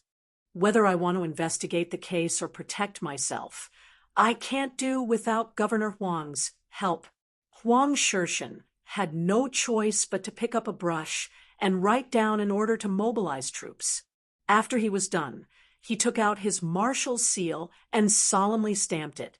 He said to Wan Guojun, Now that there are no refugees causing trouble and no foreign enemies invading, although I am the governor of a district, the number of troops I can mobilize is also very limited. Now I can only use a regiment of troops to listen to Lieutenant Wan's orders. Is that okay? Wan Guojun laughed, and the frost on his face disappeared. He said with a face full of joy, A regiment of troops is enough. Since Governor Huang is so cooperative, when I return to the imperial court to report on my work, I will definitely report your loyalty to the sage. He reached out to take the transfer order and looked at the bright red governor's marshal's seal on it. The corner of his mouth revealed a trace of a ferocious smile, and that smile made people shudder. Xiujiang, Yushan County Government. The county magistrate, Hu Xiuyao, stood sideways to the side. Wan Guojun sat on the main seat with a gloomy expression. The main hall and the open space outside the main hall were filled with people who were summoned to the county government. These people were dressed in rags, and there were men and women, old and young. There were even women holding babies in their arms. Looking at their behavior and complexion, they did not look like beggars, nor did they look like ordinary people. These people were the descendants of Li Tang's imperial family and the families of the civil and military officials who had been exiled to Lingnan before and after Wu Zetian's ascension to the throne. There were not many direct descendants of Li Shimin left, but the imperial family of Li Tang still had many princes, dukes, and their families who had their titles reduced by one rank. It was still a large group. Wan Guojun asked County Magistrate, who coldly, Is everyone here? County Magistrate, who turned his head and whispered a few words to the registrar, who was holding the name list. Then he cupped his hands to Wan Guojun and said, Reporting to Deputy Prime Minister, The total number of exiled people in the 3 villages at the foot of Yushan is 317 men and women, old and young. Not a single one is missing. They are all here. Good. Wan Guojun slowly stood up and looked at the exiled people standing in the main hall. He raised his voice and shouted, "All of you were exiled to Lingnan because you rebelled against the imperial court and were not loyal to the sage. Rebellion is a crime punishable by death. The sage was lenient and wanted you to repent, but who knew that not only did you not repent, but you also secretly harbored evil intentions? I have now found out that you have secretly colluded with each other and bewitched the villagers, intending to raise a flag and rebel against the Emperor of Yu Guxingshin of the CI clan. Now that I am here, how can I let you traitors go? I will leave you with a whole body. All of you can commit suicide here." Wan Guojun's words made county magistrate, county lieutenant, and other local officials and bailiffs dumbfounded. More than 300 people were the family members of the exiled people. They had already been killed by the emperor once. The young and strong people and their families and relatives who were officials had all been killed. Now, more than half of the survivors were old and weak women and children.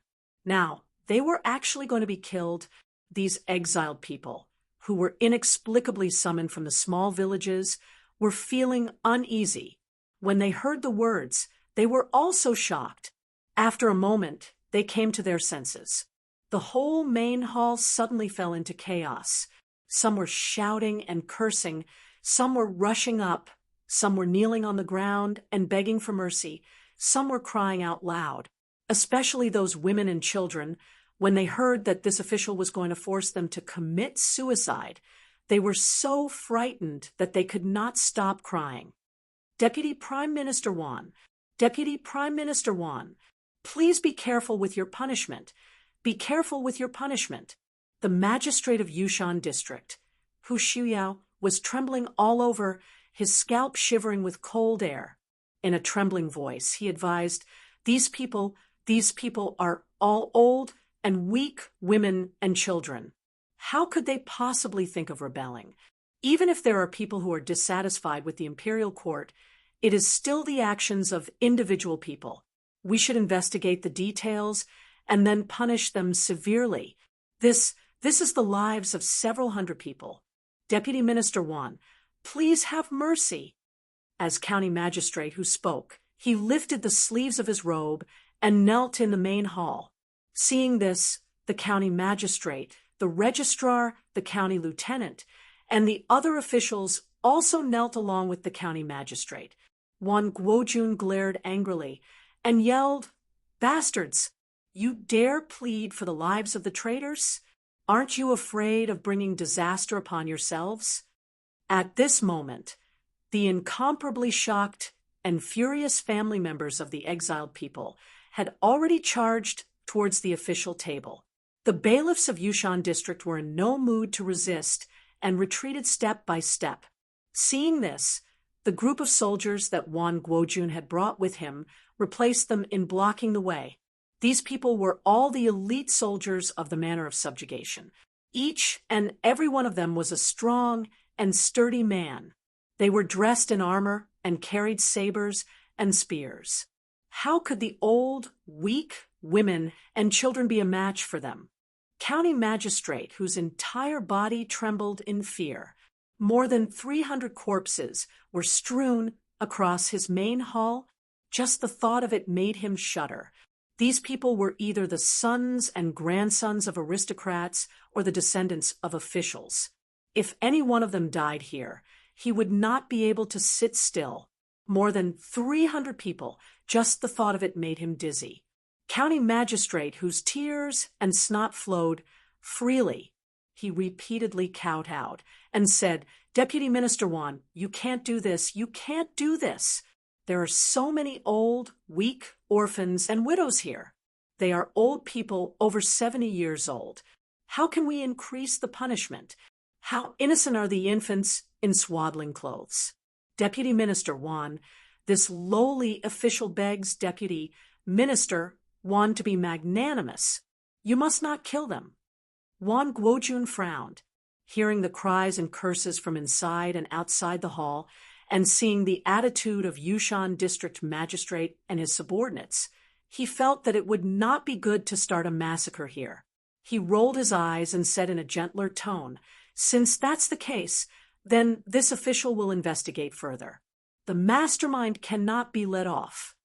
County Magistrate, who let out a sigh of relief. Overjoyed, he said, "Thank you, Deputy Minister, for your mercy. Thank you, Deputy Minister, for your mercy." Wan Guojun said, "However, although we won't kill them, we can't let them go back. Once they return to the village, those with ulterior motives will certainly take the opportunity to escape, and it will be difficult to track them down again. Take them all away, and choose a place to settle them. We'll talk after this official gets to the bottom of this." Hu Xiao only begged for him not to kill them. He did not dare to say anything more and hurriedly agreed. The bailiffs of Yushan District shouted for comfort. Hearing that Deputy Minister Wan was no longer forcing them to commit suicide and was instead going to gather them for supervision and investigation, the families of the exiled people gradually calmed down. Wan Guojun escorted the more than 300 old, weak women and children out of Yushan District Magistrate's office, saying that they would be gathered for supervision. The officers and soldiers escorted these people out of Yushan District. When they reached the outskirts of Yushan District, they turned around a forest and continued walking deeper into the jungle. Some exiled people saw that they were walking further and further away and could not help but become suspicious. They didn't want to go any further. They pushed out a few highly respected elders and negotiated with Wan Guojun. "Where is Wan Guojun taking us? We have no intention of rebelling, so we're willing to accept the investigation to prove our innocence. However, Deputy Minister Wan, please tell us clearly where you're going to place us." Wan Guojun saw that this place was hidden behind a forest, and there was a large river next to it. Since there was no one watching, and he did not have to worry about these exiled people's families escaping, his expression immediately changed. He pulled on the reins of his horse and slowly turned it around. In a stern voice, he shouted, "The exiled people of Lingnan are plotting treason. They deserve to be executed. Li Piaoling, behead them all. Leave no one alive." When the exiled people heard this, they realized that they had fallen into his trap. Immediately, sounds of begging, crying, complaining, and cursing could be heard. A few elders were shocked and angry at the same time. They rushed to the front of Wan Guojun's horse. Wan Guojun waved his hand and shouted, "What are you waiting for? Kill them." The commander that Guangzhou Governor Huang Shishan sent to Wan Guojun was a brigade commander named Li Piaoling. There were many barbarian tribes in Lingnan, and their people were tough. Every time there was a conflict, Governor Huang would often send this person to clean up and suppress them. This person was cruel and merciless, and he was one of Huang Shishan's generals. Huang Shishan did not dare to be perfunctory with Wan Guojun, so he specially sent this person to listen to Wan Guojun's orders. When Li Piaoling saw Wan Guojun's ruthless expression, he also felt a chill in his heart. He immediately pulled out his saber and shouted, "Kill!" Li Piaoling chopped down with his saber, and a gray-haired old man who rushed forward was cut in half. Blood splashed on his head and face, and the smell of blood filled Li Piaoling's chest. He shouted ferociously, "Kill them!" 300 soldiers pulled out their sabers and spears, and the old and weak people were no match for them. For a moment, an inhumane massacre began in broad daylight. A mother hugged her daughter and used her body to block him. The soldier, who was in a killing frenzy, swung his saber and chopped off her head and half of her shoulder. The saber flashed again, and the girl's head also flew up. Before it fell to the ground, It was kicked far away by the soldier. A gray-haired old man opened his arms in vain to protect his only grandson. A red-tasseled spear, as thick as a goose's egg, fiercely stabbed at him. The spear pierced through his belly, and the sharp tip penetrated the child's neck, stringing the grandfather and grandson together. A young woman with a baby in her arms was crying and running away.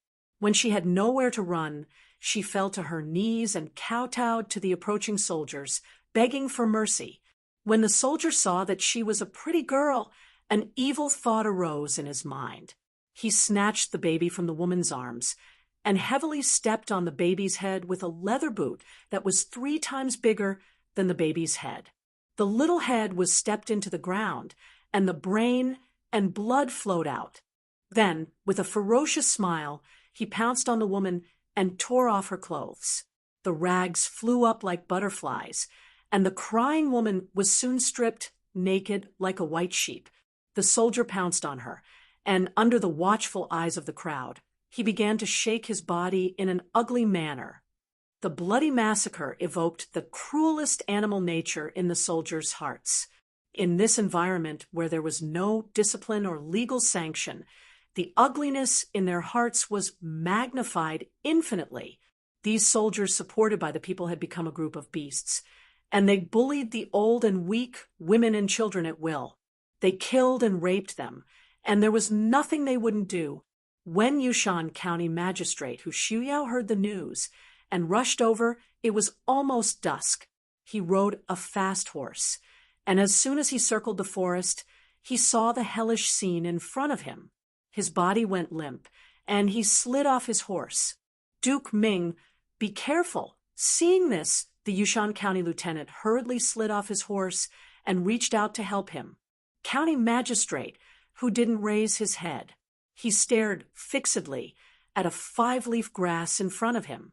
There were a few sparkling and translucent beads of blood on the grass.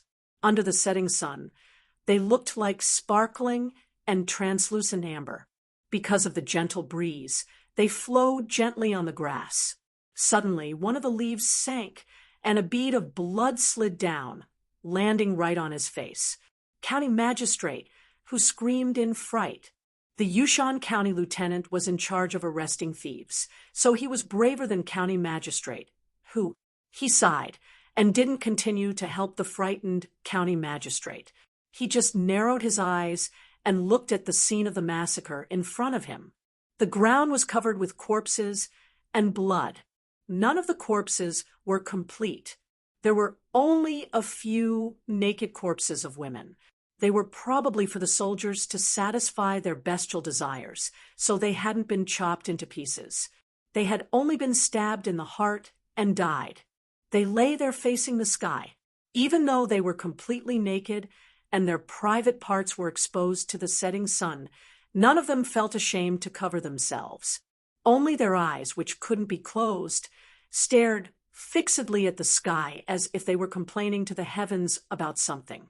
The county lieutenant's hands were stained with human lives when he arrested criminals, but when he saw the scene in front of him, his legs couldn't help but tremble, and he almost fell to his knees. The Yushan County Magistrate, whose face was as pale as a ghost, came over and said timidly, "Duke Ming, Duke Ming." County Magistrate, who lay on the ground as if he hadn't heard him at all. In the grass 2 feet in front of him, the head of a young girl lay there quietly. There seemed to be a trace of fear and doubt in her eyes, but there was no longer any life in them. Looking at the head, County Magistrate, who pounded the ground as if he were crying. Why? They're just harmless old, weak women and children. They've long lost their original honor and status. They've been sent here as criminals to do the heaviest work and have the lowest status. They lack clothes and food. It's already a blessing that they're still alive. Why must they die? Chapter 487. Outside the Ding Ding Gate, Jichuan Hall's fleet of carriages was majestic. There were about 40 to 50 of them. The carriages were 2-wheeled, long-distance carriages. The horses pulling the carriages were all strong and shiny horses of 3 or 4 years old. The carriages had the banner of Jichuan Hall on them. No one dared to stop them from entering or leaving the ding-ding gate. This was because the carriages were not only merchants, but also imperial envoys of the emperor. The first carriage had the dragon flag of the emperor. Taoist Shifang asked Wu Zetian for permission to go to the south of the mountains to search for herbs. When Wu Zetian heard this, she happily agreed and immediately gave Taoist Shifang the position of an imperial envoy. She also gave him an imperial edict, ordering the officials along the way to provide him with all sorts of conveniences. Taoist Shifang took the opportunity to say that the officials did not understand herbs and did not know the geographical distribution and growth of herbs in Lingnan. He hoped that Jichuan Hall, the largest pharmacy in the 2 capitals, could help. Wu Zetian naturally agreed to this request. Thus, Jichuan Hall became an imperial envoy. The status of the merchants was not high, although most of the famous merchants had backers. And the Jichuan Hall, which had gathered the most famous doctors among the common people, was acquainted with too many powerful and wealthy families. However, it was not a bad thing to curry favor with an influential person. Nowadays, the 3 immortal masters were quite influential figures in front of the emperor. Helping the imperial envoy to Lingnan to gather medicinal herbs could not only gain the favor of Taoist priest Xifang and form a relationship with this important person, but they could also make use of Taoist priest Xifang's identity as the imperial envoy to provide a lot of convenience to their business in Lingnan. The 2 sides hit it off. This time, the number of carriages of Jichuan Hall heading south was more than double that of usual. There were many people who went to the 10-li pavilion to see Taoist Shifang off. Wu Sanxi, Wu Qingxi, Marquis Le, and officials of the Imperial Physician Bureau, relatives of the emperor, meritorious generals, and meritorious officials. It happened that there was no court meeting today, so everyone who could come came. The liveliness was comparable to the last time they saw Shui Huai off the capital. Yang Fan, who had been in close contact with the 3 immortal masters, naturally came as well. However, among so many important people, his status was not high enough. Therefore, he could only stand at the back of the group of people who were sending him off, tiptoeing and poking his head out. He cupped his hands towards Taoist Xifang from afar and shouted, "Bon voyage! Immortal Master has worked hard." In the end, there was only a buzz of well wishes. Other than Yang Fan himself, not many people heard what he said. Anu stood on the side and looked at Yang Fan with a strange look. She could not understand this man more and more. Yang Fan was not a person who liked to flatter people. Moreover, from their private conversations, Yang Fan did not believe in the magic of celestial beings. Why was he so enthusiastic about making friends with the 3 immortal masters? After Taoist Shifang's carriages left, Wu Qingxi and Wu Sanxi competed to invite the old Nun Jingguang and the Human Molii to their mansion for a banquet. These 2 immortal masters did not want to offend anyone, so they simply split into 2. The old Nun Jingguang went to Wu Qingxi's mansion, and the Human Molii went to Wu Sanxi's mansion. The 2 princes went to accompany the guests, and the other dignitaries who came to see them off dispersed. You never seemed to believe in the magic of celestial beings, nor were you willing to serve the dignitaries. Why are you so close to the 3 immortal masters this time? Little Anu, who was dressed as a manservant, rode a pony, and wore a small hat. She was even more handsome than her master, Yang Fan. She was half a horse's head behind Yang Fan and asked him curiously. Yang Fan gently shook the horsewhip and looked at a couple walking past from the side of the road with a smile. The man was strong and sturdy, while the woman was fair and pretty. The red man and green woman, dressed in new clothes and shoes, seemed to be a pair of newlyweds. The man was carrying a basket of red-skinned eggs, and the woman was gently holding the corner of his clothes. It seemed that they were going back to their parents' home. Yang Fan smiled as he watched the newlyweds walk past him. He answered leisurely, "It doesn't matter whether the three immortal masters are real living immortals or not. What's important is that the emperor believes in them. If the emperor believes in them, then even if they are not living immortals, they have great magical powers like living immortals. Is it not worth making friends with?" His words sounded very thought-provoking, and there was a bit of profound Buddhist meaning in them. Unfortunately, Miss Anu didn't buy it.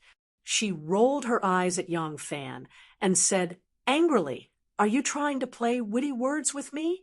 I've cultivated in the tranquil monastery. Although I don't know many Buddhist scriptures, I can at least memorize 3 to 5 volumes. Do you believe that every time I talk to you in the future, I'll beat around the bush with my words?" Yang Fan thought of a beautiful little girl talking to him all day long, especially when they were being lovey-dovey. He quickly begged for mercy and explained, "The reason is very simple. It's because I'm close to them that some of the things I inadvertently say can be used by them. For example, I let them borrow the Jichuan Hall as the imperial envoy's carriage guard this time." Anu didn't believe that Yang Fan would do something so senseless. She thought for a moment and narrowed her eyes slightly. "Jichuan Hall is young master's property?" Yang Fan gave her a thumbs up and praised, "My Anu is exceptionally smart." Little Yao raised her nose and lightly snorted. She thought for a moment and lightly exclaimed, "In that case, you created an opportunity for old Nun Jingguang to get to know the abbot of the Sanli Nunnery, Master Beifeng, and take him as a disciple. Is this also a scheme?" Yang Fan smiled and said softly, "The abbot of the Sanli Nunnery is the younger sister of the former Minister of Works, Yu Qingshan, and Yu Qingshan is young Master Zhang's man." Anu asked, "Then what about Mo Lei?" Yang Fan said, "Mo Lei likes to hoard gold and silver, so I encouraged him to build the 7 jewels prayer carriage. This carriage is made of gold and inlaid with countless gems. It's meticulously made by the Luojin jewelry shop. As a result, his relationship with the Luojin jewelry shop became closer." Anu said in surprise, "Luojin jewelry shop? I've even bought things from there. Is this jewelry shop also young master's property?"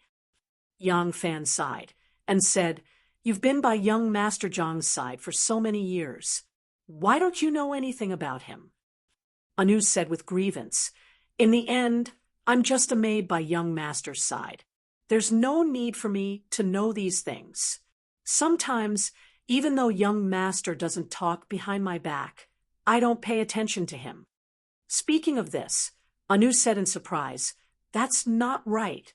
Why are you trying to make the 3 immortal masters come into contact with young master's forces? Young master suffered a great loss in Chang, and then wants to make Luoyang his base.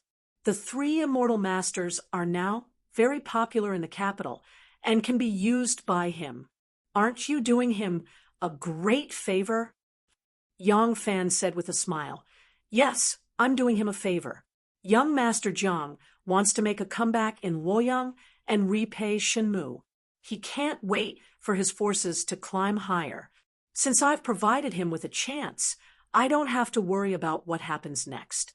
He will spare no effort to make friends with the 3 immortal masters and use their forces to achieve his goal. This is just like, at this time, the 2 had already entered the city gate. Yang Fan used his horsewhip to point at the flags waving in front of the shops on the roadside and said, "This is just like the government building this flat and open road. There will naturally be people fighting to build shops on both sides. Those with foresight will even spend a huge sum of money to build a small shop here, because they are optimistic about the future of this place. However, if one day the government suddenly closes this road and announces that anyone who dares to step on this road will be beheaded, then do you think those shops that have spent a lot of money to build here will lose everything?" Anu stammered.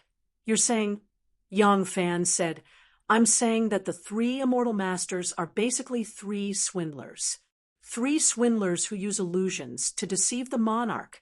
When young Master Zhang's forces fall deeper and deeper, and when the interests of the three immortal masters can no longer be separated, the three immortal masters will suddenly lose their standing and reputation. At that time, what do you think young Master Zhang will do?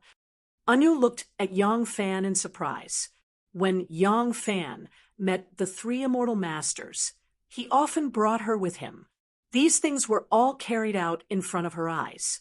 Sometimes, just a casual word from Yang Fan would prompt the three immortal masters to do something, thus establishing a relationship with a certain force. Sometimes, when Yang Fan invited the three immortal masters to some place to play, they naturally got to know some people. Or when someone learned that the three immortal masters were coming, they took the initiative to make friends. All of these things happened so naturally that even someone like her, who was watching and listening, didn't realize that all of this was Yang Fan's intention, that he had some ulterior motive. She never expected that in these seemingly ordinary words and actions, there was actually a hidden killing intent. What was even more frightening was that Yang Fan didn't make any obvious moves. He only talked and laughed to give some inspiration or to create an opportunity for the three immortal masters and young Master Zhang's forces to get to know each other. What happened next didn't require Yang Fan to say or do anything. The forces on young Master Zhang's side were like flies that had seen blood. They immediately took the initiative to contact the three immortal masters. In this whole incident, there was no trace of Yang Fan's handiwork. If it was the Yang Fan that she first met, he definitely wouldn't have this kind of skill. After several years in the officialdom, Yang Fan's shrewdness had become deeper and deeper, and his scheming methods had become more and more outstanding. Anu sighed with admiration and awe, but there was a little less joy. Of course, she hoped that her man was wise and intelligent. But for some reason, when she looked at this Yang Fan who could kill people without a trace while talking and laughing, she couldn't help but miss the Yang Fan of the past. At that time, Yang Fan was young and hot-blooded. He was impulsive. Perhaps his methods weren't as brilliant as they were now, but she liked him.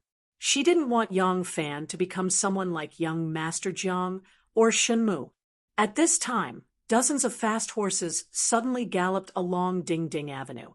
They saw many carriages of nobles and nobles with official banners flying in from outside the city gate. They didn't slow down at all.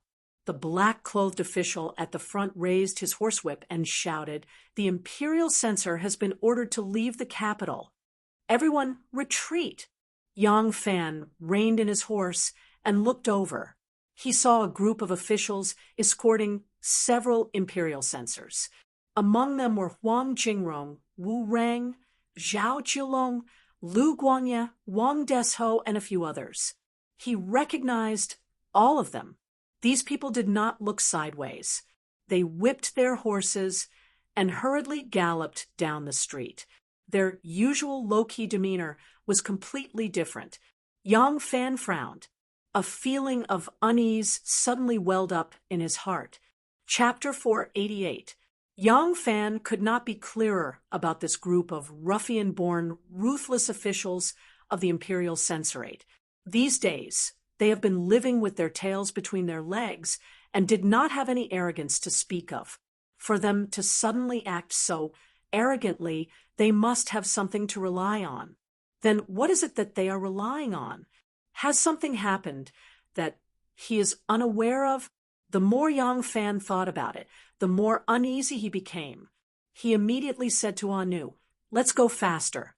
We must return to the Ministry of Justice immediately." Before he finished his sentence, Yang Fan had already galloped away. Anu immediately chased after him. Yang Fan galloped back to the Ministry of Justice. He threw the horse to Anu and immediately rushed to the Ministry of Justice. Even if an official wanted to leave the capital, other than official documents, they must also have a travel permit. The travel permit is issued by the Ministry of Justice's Ministry of Justice. He wanted to find out the movements of the group of people of the Imperial Censorate when they left the capital. When Yan Xiaojun saw that Yang Fan had arrived, he immediately welcomed him with a face full of smiles. He laughed and said, "Yang Longzhong, why are you here at this hour? Is there anything that I can help you with?" Yan Xiaojun was a vengeful person. His nickname was Sweet Potato. The way that Yang Fan dealt with the Imperial Censorate was to his liking. In addition, the Ministry of Justice was the head of the Ministry of Justice's 4 departments. Yang Fan's authority was growing day by day. He was the most powerful person in the entire Ministry of Justice. He could not help but respect and be intimate with him. Yang Fan hurriedly cupped his fists and said, "Brother Yin, there are many Imperial Censorates who left the capital in a hurry. I wonder where they are going and what official business they have. Does Brother Yin know?" Yan Xiaojun winked at him. He lowered his voice and laughed. "Ha! I know that you are keeping an eye on them. Old Yen, admire Erlang's character very much. Don't worry, I've noted down their whereabouts and was about to send them to your Ministry of Justice." Yan Xiaojun led Yang Fan back to the desk and picked up a dossier. Casually flipping through it, she took out a slip of paper and passed it to Yang Fan. Sure enough, the whereabouts of the Imperial censors were clearly written on it. Yang Fan hurriedly skimmed through it. The Imperial censors' destinations were all over the place: Yunnan, Shu, Guizhou, Sichuan, Guangxi, and especially Lingnen's 6 paths. Yang Fan asked in amazement, "What happened that caused the censorate to come out in full force?" "I did not ask about that," Yan Xiaojun said. "They were urging me very urgently, but because I have the imperial edict in my hand, I did not want to obstruct them." He only heard that it was closely related to the drifting people. "Oh, by the way, you can go to Old Sun's place and have a look. His office is responsible for managing all the captives, slaves, and exiled officials and their families. I heard that the Imperial Censorate has just handed over a list of names to him and even took away a few lists from him." Hearing this, Yang Fan hastily expressed his gratitude to Yan Xiaojun and hurriedly left for the Imperial Censorate. Imperial Censorate Sun Yuxuan's nickname was difficult to write. This man came from a scholarly background, and the law was not his forte. He had been an official for many years, but he did not make the slightest progress. He always had a belly full of difficulties when handling official documents and did not know how to write. At this moment, there was a lot of documents on his desk, piled up into 4 piles, as high as a mountain. Imperial Censorate's son was buried in the documents, one hand holding a pen, the other hand holding his forehead. He was frowning in distress. Yang Fan hurriedly rushed over, cupped his fists, and said, "Sun Xiong, did someone from the Imperial Censorate come today? What did they come for?" Sun Yuxuan looked up and saw Yang Fan had come. He quickly stood up and said, "Ah, Erlang is here. Sit. I have too much official business here. The Imperial Censorate did hand over an official document, but I have not had time to look at it." As Sun Yuxuan said this, he rummaged through the pile of documents, took out a document, and handed it to Yang Fan. He said, "Erlang, please take a look. This is the document. Did something happen?" Yang Fan took the document handed over by the Imperial Censorate. After only a few glances, his face suddenly changed, and his hands involuntarily began to tremble. Sun Yuxuan worriedly said, "Erlang, what's wrong with you? Why do you look like you have a fever? Do you need to find a doctor?" Yang Fan separated his hands, and the document shattered into pieces. Yang Fan heavily punched the table and shouted, "Wan Guojun, you deserve to die." With a loud bang, a sturdy pearwood table was smashed into pieces by Yang Fan's fist. The table that was piled up like a mountain suddenly collapsed. Sun Yuxuan was so scared that he staggered back and stammered, Erlang, Erlang, what's wrong with you? Yang Fan's face was red, and his breathing was rapid. Even his eyes were red, and his iron fists were clenched so tightly that they made cracking sounds. Sun Yuxuan was so frightened that he repeatedly retreated, and his heel tripped on the collapsed table. He fell on his butt and was buried in the pile of documents. This friend's desk was really full of documents. Sun Yuxuan hurriedly pushed the table away and poked his head out. He saw a few scribes rushing in after hearing the noise, and they were looking around curiously. But Yang Fan was long gone. Doctor, as soon as she returned to the Ministry of Justice, Anu became a competent servant again, and her voice was a little rough. When she saw Yang Fan rushing out of the yamen, she immediately went to greet him. Who would have thought that Yang Fan did not even pay attention to her and rushed past her in a flash? Looking at his fiery appearance, he was like an angry bull, or more accurately, a crazy bull. Anu cried out in shock, Doctor, what's wrong with you? Where are you going? Yang Fan hurriedly replied, I'm going to the stables. You don't need to follow me. Then he disappeared without a trace. Anu was not at ease and rushed to the stables. She saw that the side door was wide open, and Yang Fan whipped the horse. The horse's forehooves flew, and in an instant it disappeared out of the door. Anu stood there in a daze and looked at the shaking door.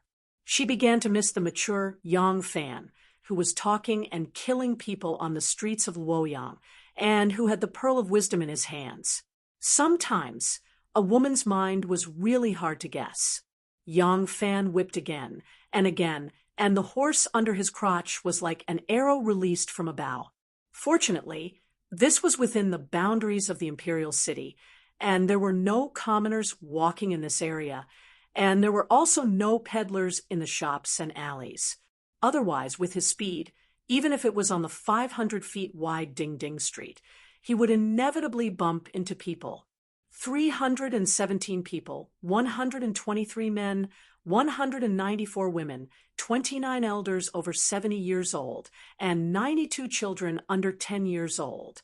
Among them, there were 2 infants in swaddling clothes who had just been registered. Every number, every life was like a needle, needle by needle, piercing Yang Fan's heart, riddling it with holes and dripping with blood. The official document handed over by the censorate was very simple. It only listed those people's age, name, place of origin, and identity, so that the Ministry of Justice could write these people off and put them on the death list. What was written in the official document was how these people incited the ignorant commoners of Lingnan to deliberately rebel, and how they used their status as members of Li Tang's imperial family to stir up trouble. But it was precisely those simple and emotionless descriptions of the numbers that were covered up by their simple words that transformed into a haunting and tragic scene in Yang Fan's mind. After he had avenged his family, he had thought that the scene that had become a nightmare in his heart since his childhood would never appear again. But now he clearly saw it again. He saw the village on fire, saw the mutilated corpses, heard the mournful cries of despair, and saw the heads flying into the air with hot blood in their veins. When he saw the official document handed over by the censorate, he understood why the censorate, who had been pretending to be obedient dogs with their tails between their legs, were once again flaunting their strength. He also understood the true reason for the tragedy in Yushan County. The censorate had no way out and was driven to desperate action. They did not hesitate to use such a method that if they failed, they would be consigned to eternal damnation, to create the illusion that there were traitors everywhere and that the throne of the Empress was not secure. Only in this way would the Empress feel their importance and protect them. Only then would she not allow the officials to suppress them, because they were still useful. Yang Fan felt that this was his fault. If he had not pressured the censorate too much, perhaps these cruel officials would not have carried out such a heartless massacre on the families of the already harmless refugees. He felt that this was also Li Zhaoda's fault. if this arrogant and conceited prime minister had not been too headstrong and allowed these mad dogs to leave the capital. How could they have had the opportunity to inflict their sharp fangs on the defenseless and defenseless women, children, and the elderly? All kinds of scenes rotated in his mind like a merry-go-round. A pair of sunken eyes, a hawk nose, a grim face, a pair of thin and cold lips opened and closed, causing two deep wrinkles to twist. A fierce and gloomy voice echoed in Yang Fan's ears. Kill! Kill them all! Don't let a single one go. That face suddenly turned into Wang Guojun, then into Zhao Julong, then into Wang Desho. The censorate came out in full force, separately rushing towards the Jian, Shu, Qian, Chuan, Gui, and Lingnan six paths. In other words, the souls of Yushan that had already been tortured had not yet dispersed, and there would be more people to suffer. The censorate had released a group of man-eating demons. Yang Fan whipped his horse, as if it was flying, rushing towards Li Zhaoda's house. There was no court meeting today, and the officials were still working. However, because most of the prime ministers were old, other than the prime minister on duty, the other prime ministers could rest at home for a day like the empress. On the road ahead, a luxurious light carriage sped towards them. There were more than 10 black-robed guards accompanying the carriage. Princess, it's Yang Longzhong. The coachman saw a flying horse from afar. He squinted his eyes and immediately called out. With a schwa sound, the curtain of the carriage was lifted, revealing a naturally charming and beautiful face. It was Princess Taiping. Princess Taiping looked into the distance and saw a person lying on the horse, his clothes fluttering in the wind, almost forming a straight line behind him. That ponytail was also flying in the air, and just like the clothes, it floated in a straight line behind him. His entire person formed a very powerful image that was moving forward. The red mane of the purplish-red horse flew like fire, covering the rider's face. However, as the face got closer, it became clearer and clearer. It was indeed Yang Fan. Erlang is really angry. Fortunately, I came in time. Princess Taiping heaved a long sigh of relief and shouted in a stern voice, "Quickly stop Yang Fan for me." Chapter 489.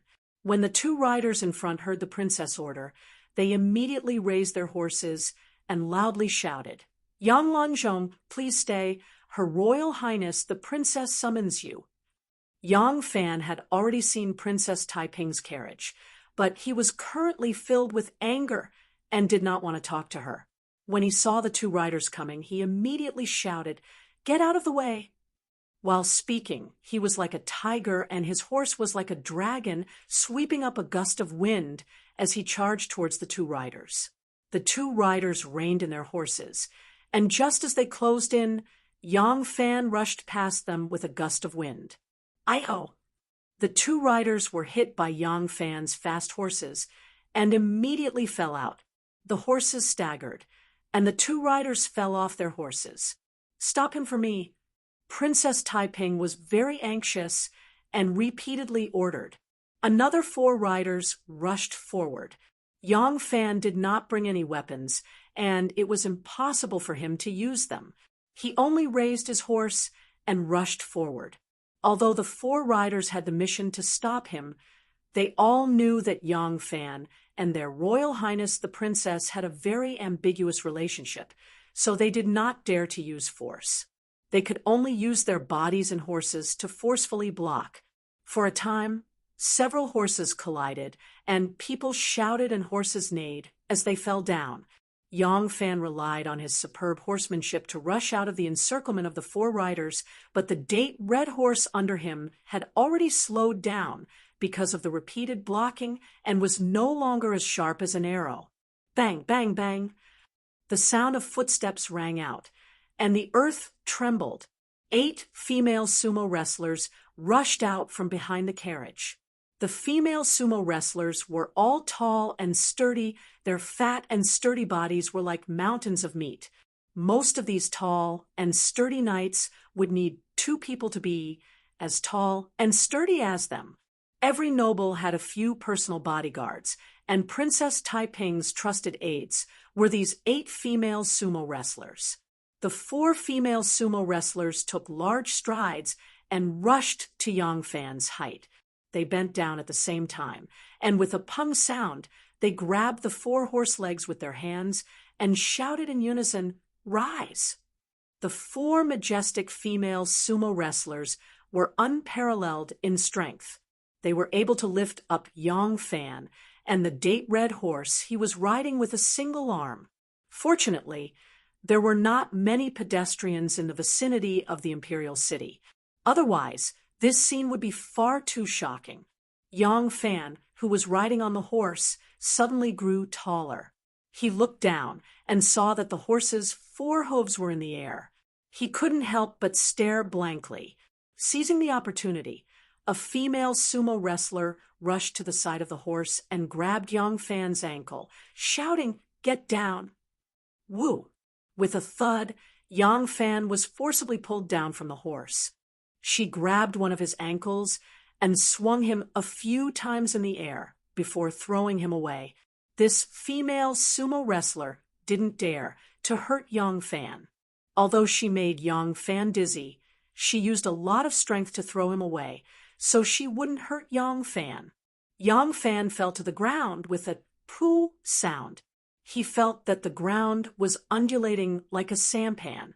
He pressed his hands on the ground and wanted to get up, but he temporarily lost his balance and wasn't clear-headed enough.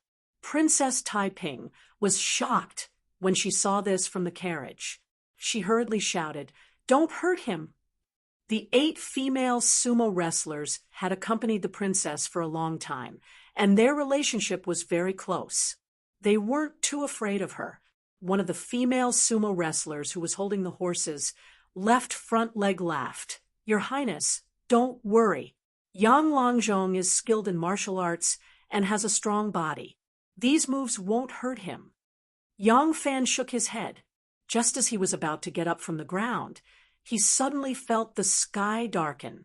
He hurriedly looked up and saw 4 mountains of flesh covering the sky, smashing towards his head. He couldn't help but scream, "No!" Newton's second law of motion, force equals mass times acceleration. The 4 strong women didn't dare to hurt Yang Fan, so they used their body weight as a weapon and smashed down on him. The 4 fat bodies piled up like a human pyramid, and Yang Fan's thin and weak body was immediately submerged in the rolling fat and disappeared without a trace. Even the sound of his miserable cries was gone. "Are you crazy? That's the prime minister of the dynasty. He's the prime minister who is favored by the emperor. Even Wei Wang and Liang Wang don't dare to offend him. Who do you think you are? What right do you have to rush to his door like this? Are you the victim?" Inside the carriage, Yang Fan sat opposite Princess Taiping. His clothes were slightly disheveled, but he was no longer in the sorry state he was when he was caught like a chicken. Yang Fan grabbed Princess Taiping's hand that was gently patting the dust off him. He gently moved it away and looked straight into her eyes. He said seriously, "I'm not crazy, nor have I lost my reason. Otherwise, I would be rushing to the Meridian Gate and not Li Xiaoda's mansion. I know very well that if the emperor doesn't come to court today, I won't be able to enter the inner palace, and I won't be able to see the emperor. I also know that with my current status, I don't have the right to criticize this important matter of the country, especially since this is the emperor's reverse scale. As long as there is a rebellion, there is no reason to argue, and no evidence to argue. Even if there is only a trace of possibility, the emperor will make the most reassuring choice. Kill that possible threat." Yang Fan's voice was not angry, nor was there any anger, but Princess Taiping could feel that he was only suppressing all his anger. It was because his anger had already exceeded the limit of his restraint. The extreme anger made him seem unusually calm, like a brewing volcano. I also know that since the emperor has already dispatched people from the censorate to all parts of the world, it means that the emperor is already very vigilant about this matter. If I really break into the palace and see the emperor, the only result will be that I will be dragged out of the Meridian Gate and beheaded. For the throne, even if it is the emperor's own son, she will not hesitate to kill him. I never thought that she would give me a favor outside the law. So, I am only going to see Li Xiaoda, not the emperor. Princess Taiping frowned slightly and said worriedly, Erlang, what can you do if you see Li Xiaoda? Can he bring the dead back to life? Yang Fan said calmly, the hatred of the dead can be dealt with later. But this matter has just happened, and you already know it. Li Xiaoda is the prime minister of the dynasty and the chief writer. There is no reason for him not to know. I can't see the emperor, but he can see it. But has he ever tried? The dead can be dealt with later. But what about the people who are about to die? The censorate came out in full strength, and a group of murderous devils went to all parts of the country. What has he, as the prime minister, done? At least he should try to prevent new, unjust cases from happening, right? Princess Taiping sighed softly and said in a low voice, the head of the censorate has been changed. Sun Chenyu, who did not do anything, has been retired and returned to his hometown. Mother has just issued an imperial edict to promote one Guojun to be the head of the censorate. Do you understand what this means? Yang Fan's face darkened. Princess Taiping continued, Yushan County Magistrate, who Shuyao has already written to the imperial court, but Wan Guojun is smarter. Almost at the same time, when he slaughtered more than 300 old, weak women and children, he had already sent people back to the capital on horseback to report that the wife and children of the Liu family held a grudge against the imperial court and were plotting to rebel. It was he who found out in time and acted decisively. You know what Mother Empress is most afraid of. Any emperor who usurps the throne has always been most afraid of this. Mother Empress not only usurped the throne, but also became the emperor as a woman. So she is more worried than any other emperor who has usurped the throne.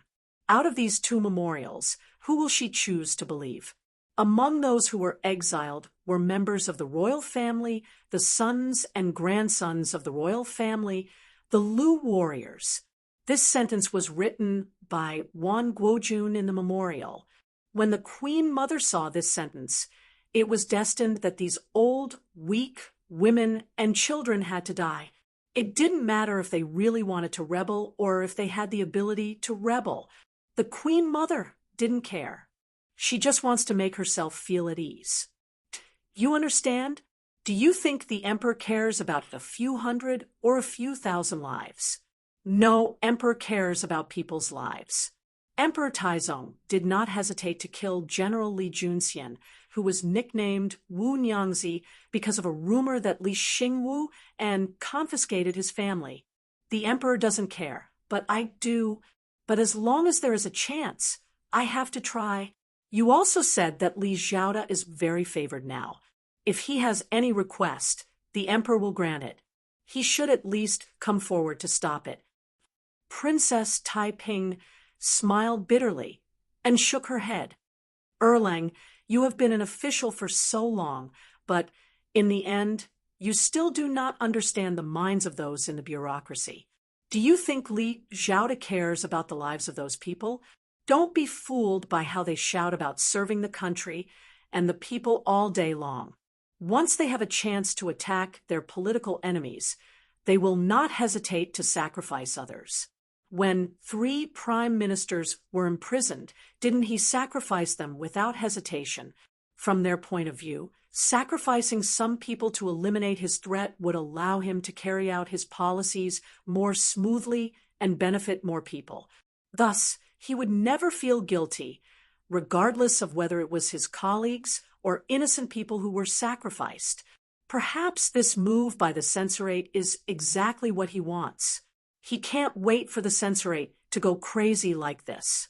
Erlang, it will be useless for you to go. Li Xiaoda is obstinate and self-opinionated. He thinks that he is the only one. He scolds the other prime ministers like they are his lackeys. Previously, when you talked back to him, he did not suppress you. This is already a sign that he sees you in a new light. If you bully him again, what will he think? Yang Fan said angrily, "At worst, we will just break up. What else can he do? At worst, I won't be an official. What else can he do? Holding a righteous memorial arch, does he think that he can let people do evil with a clear conscience? This kind of cold-blooded and heartless official Li Xiaoda can be, but Yang Fan can't be. No matter what, I have to try." Erlang. Yang Fan stood up and said, "Princess, don't say any more. A gentleman's official must do what he wants. Perhaps I'm not a wise man, but I can live up to my conscience. No matter what, I have to try. I have to try." Yang Fan cupped his hands toward Princess Taiping, turned around and walked out, leaving behind a sentence. "I know you have good intentions, but don't stop me." Yang Fan only knew that Princess Taiping's eyes and ears were well informed. That was why she knew about this matter in time. Also, she could see through people's hearts, so she could guess his possible reaction. But he did not know that the reason why Princess Taiping guessed that he would have such a big reaction was because she knew exactly what happened in the Peach Blossom Village that year. She knew that today's tragedy, Yang Fan would feel the same. Because there was no order from Princess Taiping, the guards and the 8 maids who were trying to stop Yang Fan just now stood firmly around the carriage. Seeing that Yang Fan had come out, they did not move. Yang Fan led his horse, turned over, and rode away without hesitation. In the carriage, Princess Taiping looked at the fluttering curtain of the carriage. She sighed softly and faintly said, "Alas! Why do I like this kind of reckless bull that will not turn back even if it hits the south wall?" Chapter 490. Li Xiaoda's mansion was full of distinguished guests. Those who came and went were either great scholars or high officials. Li Xiaoda sat at the head of the table. One person toasted, the other toasted. The wine and flattery entered his mouth one after another. Prime Minister Li was already a bit tipsy. "Husband." A man held a cup in front of him. Li Xiaoda stroked his beard and looked away from the dancers in the hall. He glanced at him and saw that it was his good friend, Yen Shanxi. He raised his cup and laughed. "Ha ha, old Yen, you have never liked wine. Today you are in the mood to drink. Come, sit next to me. Let's have a drink together." Yen Shanxi was the Minister of the Right and the Minister of the Interior. Although he was a close subject to the emperor, his official position was not high. He was just an admonishing official. In front of a powerful emperor like Wu Zetian, he was basically useless. However, he was very talented and learned. He was knowledgeable, so he had a good relationship with Li Xiaoda. Yen Shanxi sat next to Li Xiaoda, but he was not in a hurry to drink. Instead, he whispered in his ear, "Husband, I heard that the censorate created a bloody case in Lingnan. They slaughtered more than 300 women and children. They also told the emperor that there was a rumor in Lingnan about a warrior named Lu, which made the emperor very afraid. Now, the censorate." Li Xiaoda raised his hand to stop him. He sneered and said, "Shanxi, you don't need to say anything. I already know." Li Xiaoda took a sip of wine and said hatefully, "The censorate is perverse and devoid of conscience. What they have done is really infuriating. When I heard about their evil deeds in Lingnan, I was really angry.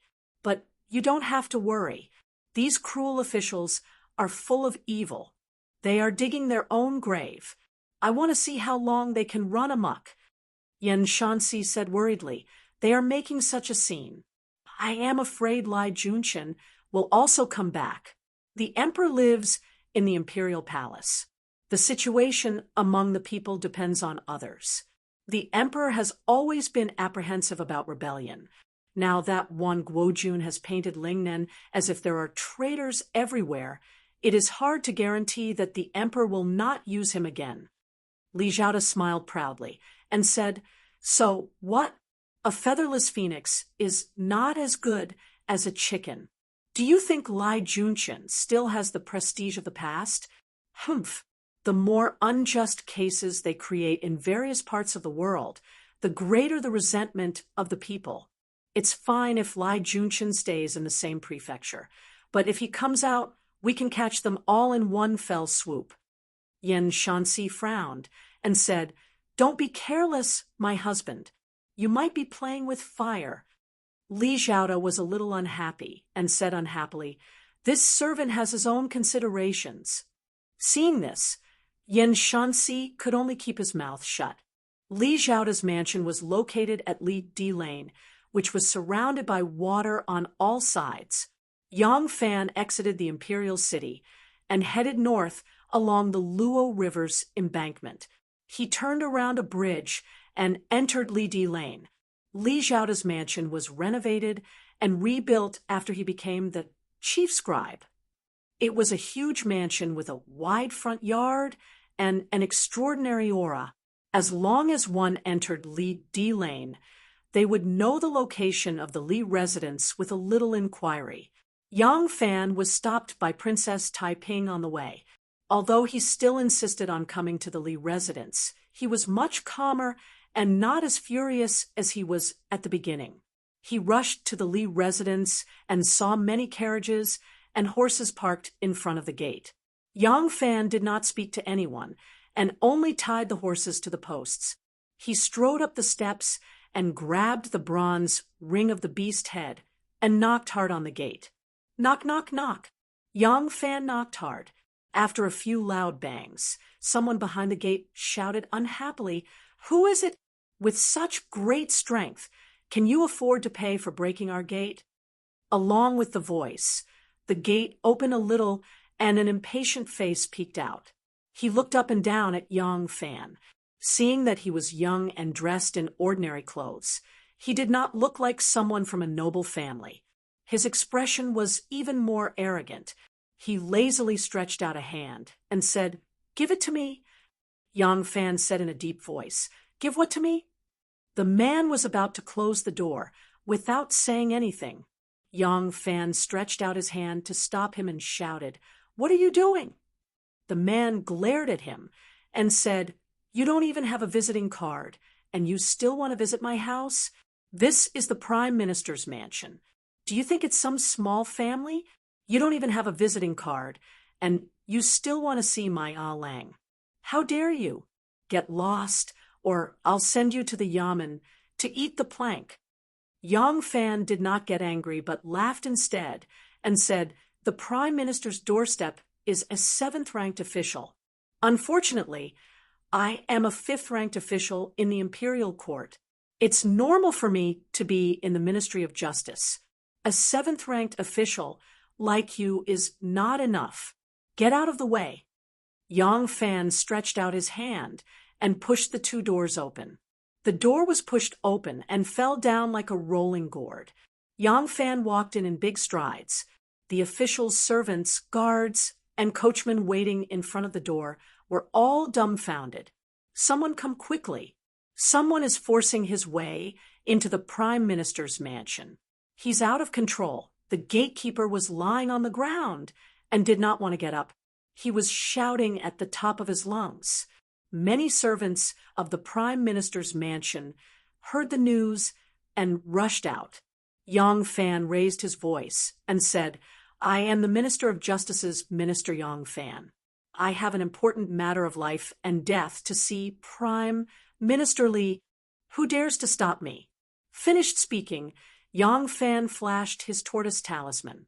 The official's identification card was originally a fish talisman, but later on someone ran to Wu Zetian and flattered her, saying that the Wu clan was in the imperial court and the black tortoise was one of the 4 symbols.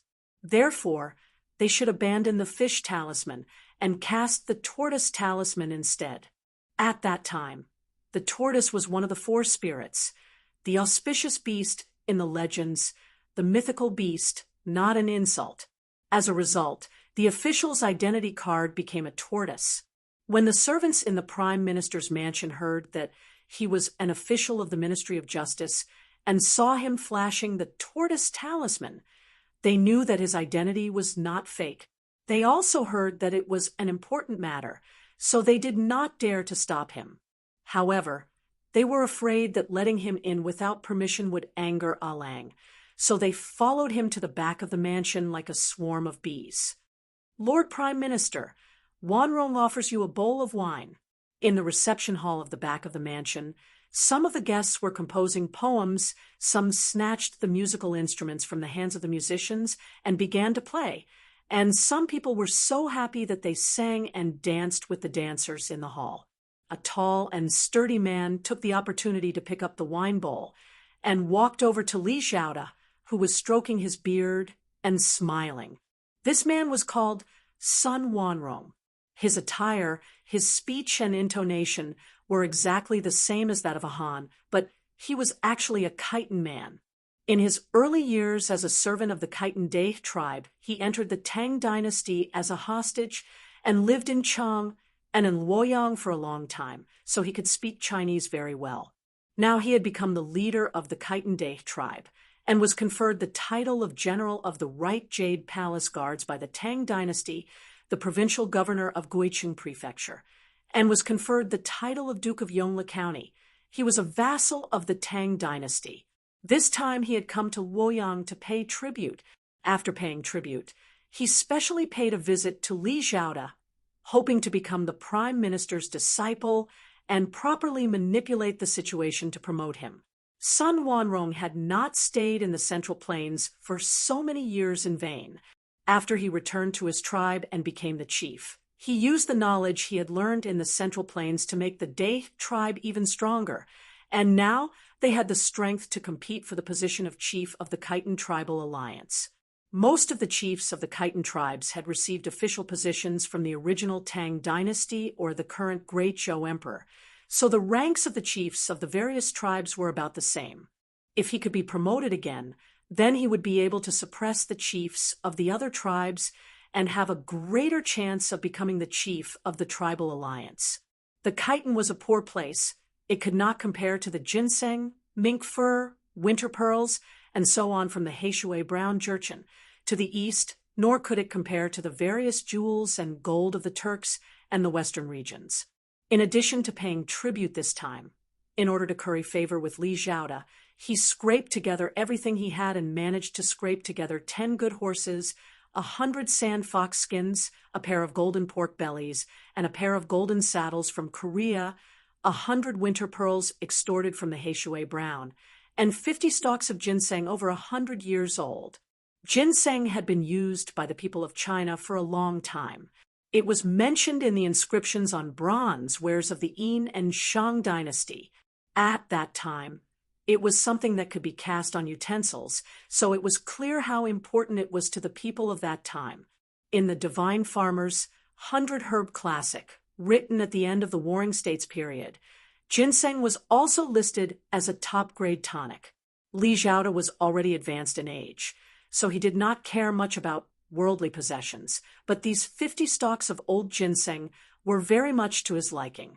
As soon as he saw Sun Wanrong approach with a bowl of wine in his hands, looking at him eagerly, Li Xiaoda understood his meaning and could not help but smile, saying, "Ever since you became the leader of the Dehi tribe, they have been coming to court every year, paying tribute every year.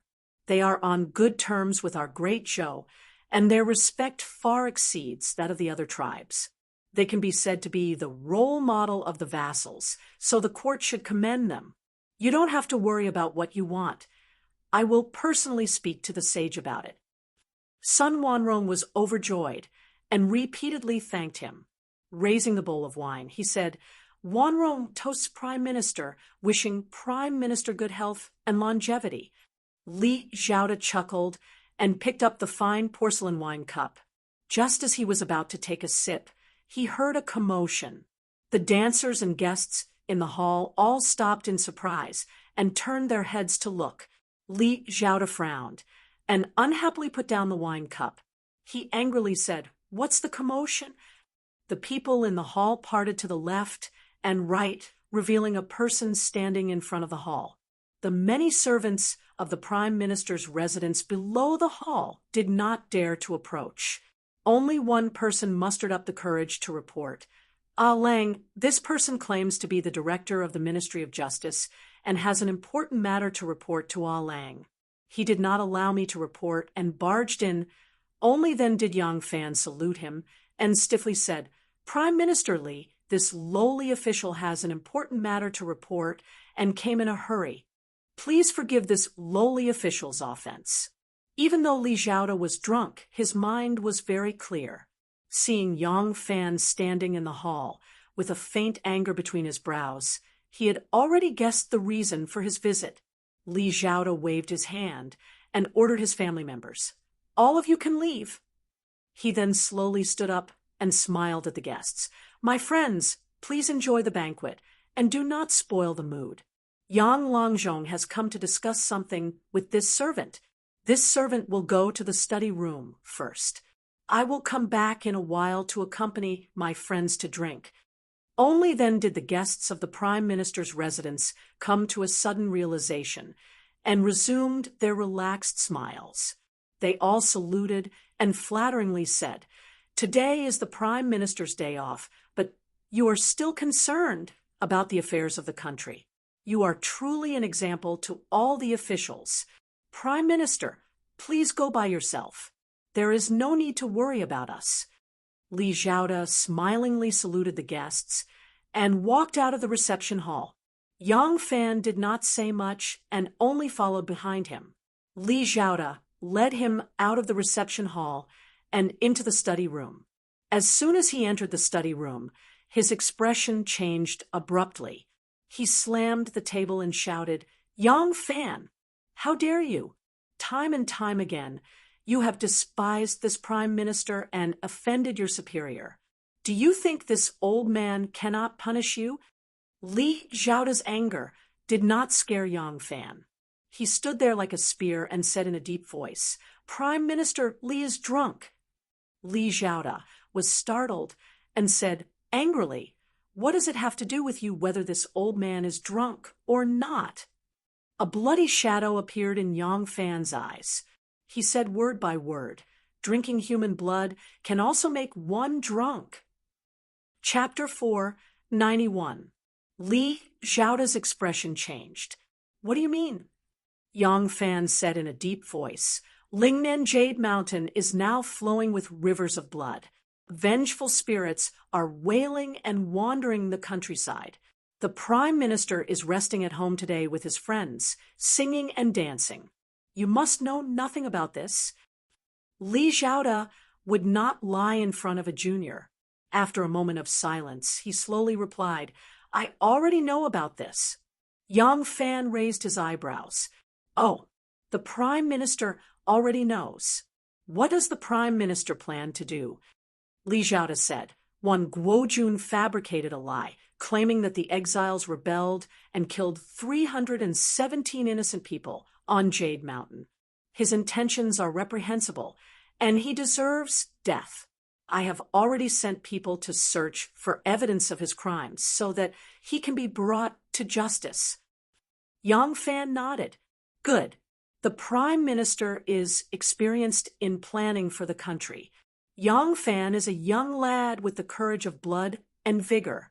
His ability to plan is not as good as the Prime Minister's. The Prime Minister's action is considered appropriate, but now the censorate has gone to Yunnan, Shu, Guizhou, Sichuan, Guangxi, and Lingnan. They are about to raise the butcher's knife again. Yang Fan would like to ask Master Li, as the Prime Minister, what plans do you have?" Li Xiaoda frowned. "Wan Guojun wrote to the emperor, saying that the exiles are resentful and have evil intentions. They are plotting to rebel. If they are not dealt with quickly, there will be a disaster.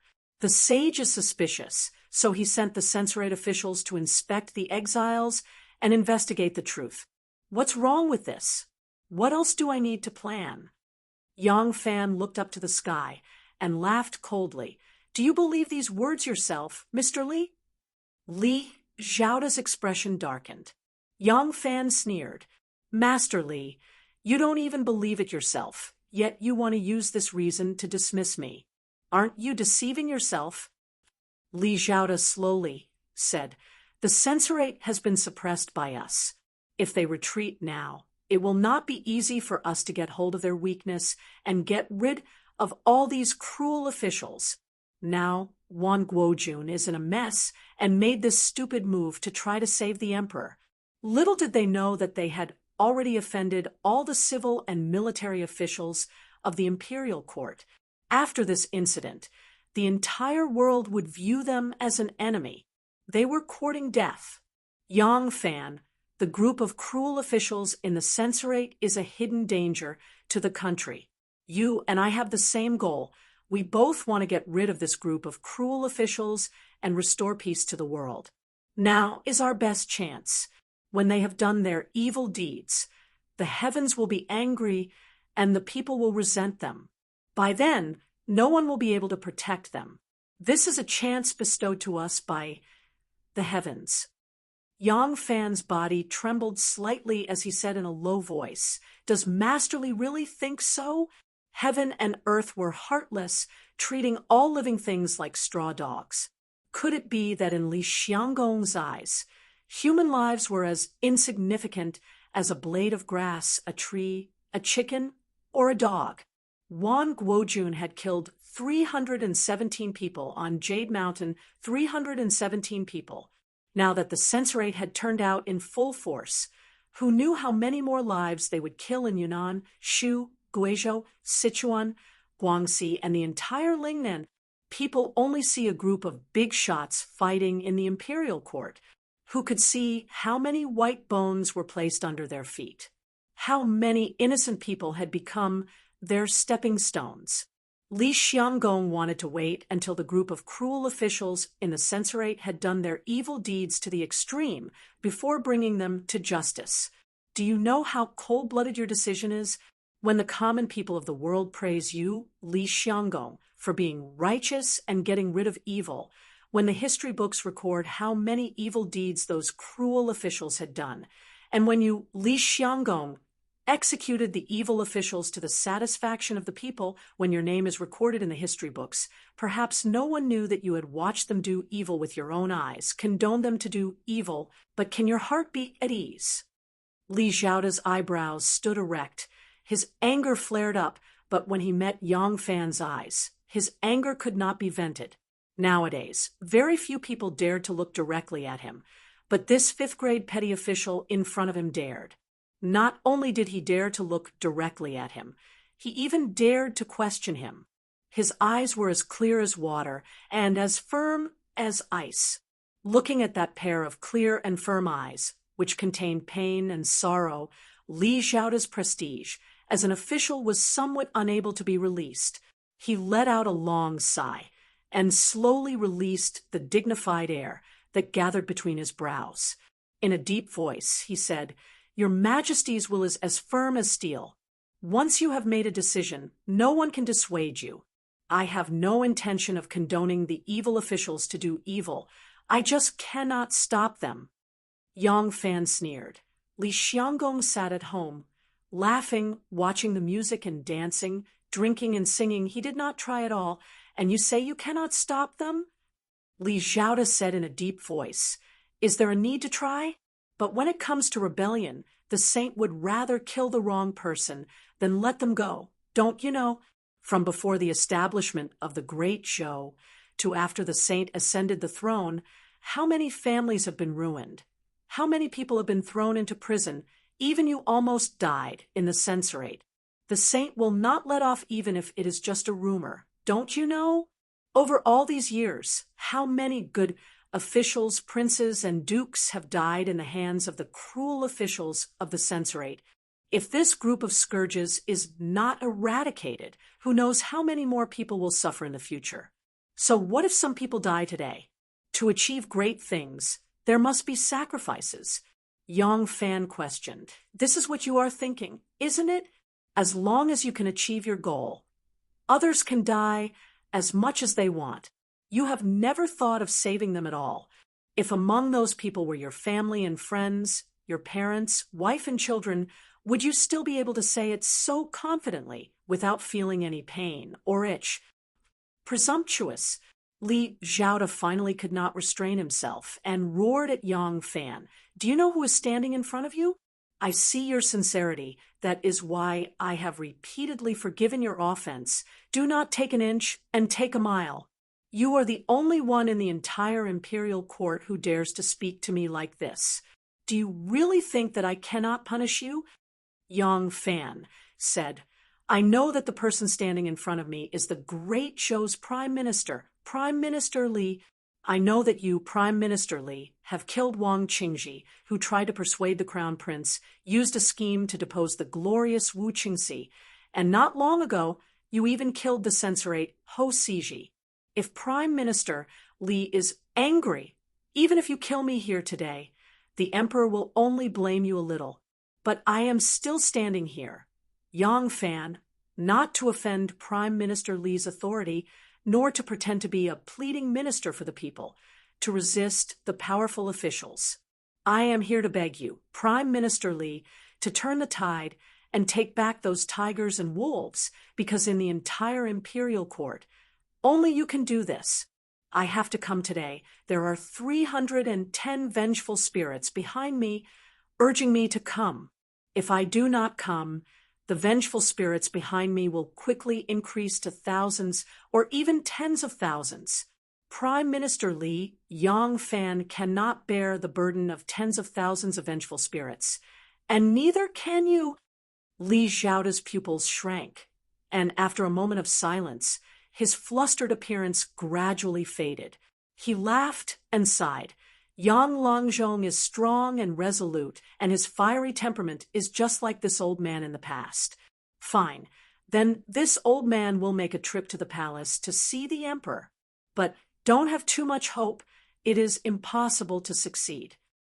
Yang Fan said, if Prime Minister Li has this kind of thinking, then it is fine not to enter the palace. Before I met Prime Minister Li, someone advised me not to come. She said that I would not be able to convince Prime Minister Li. And now, Prime Minister Li has agreed to enter the palace. If Prime Minister Li can be as impassioned in front of the Emperor as Yang Fan is in front of Prime Minister Li, who knows if the Emperor will take back his order? Prime Minister Li has long had the idea that this matter cannot be done. How can Yang Fan dare to hope that Prime Minister Li can convince the Emperor? Li Xiaoda pursed his lips and said in a deep voice, this old man is the Prime Minister, below only one, above tens of thousands of people. I have the responsibility to support the country, and my body is related to the safety of the world. How can I not be cautious? Yang Fan's heart suddenly turned cold. Although he had finally persuaded Li Xiaoda to come forward to see the Emperor, Li Xiaoda was always calculating his own gains and losses.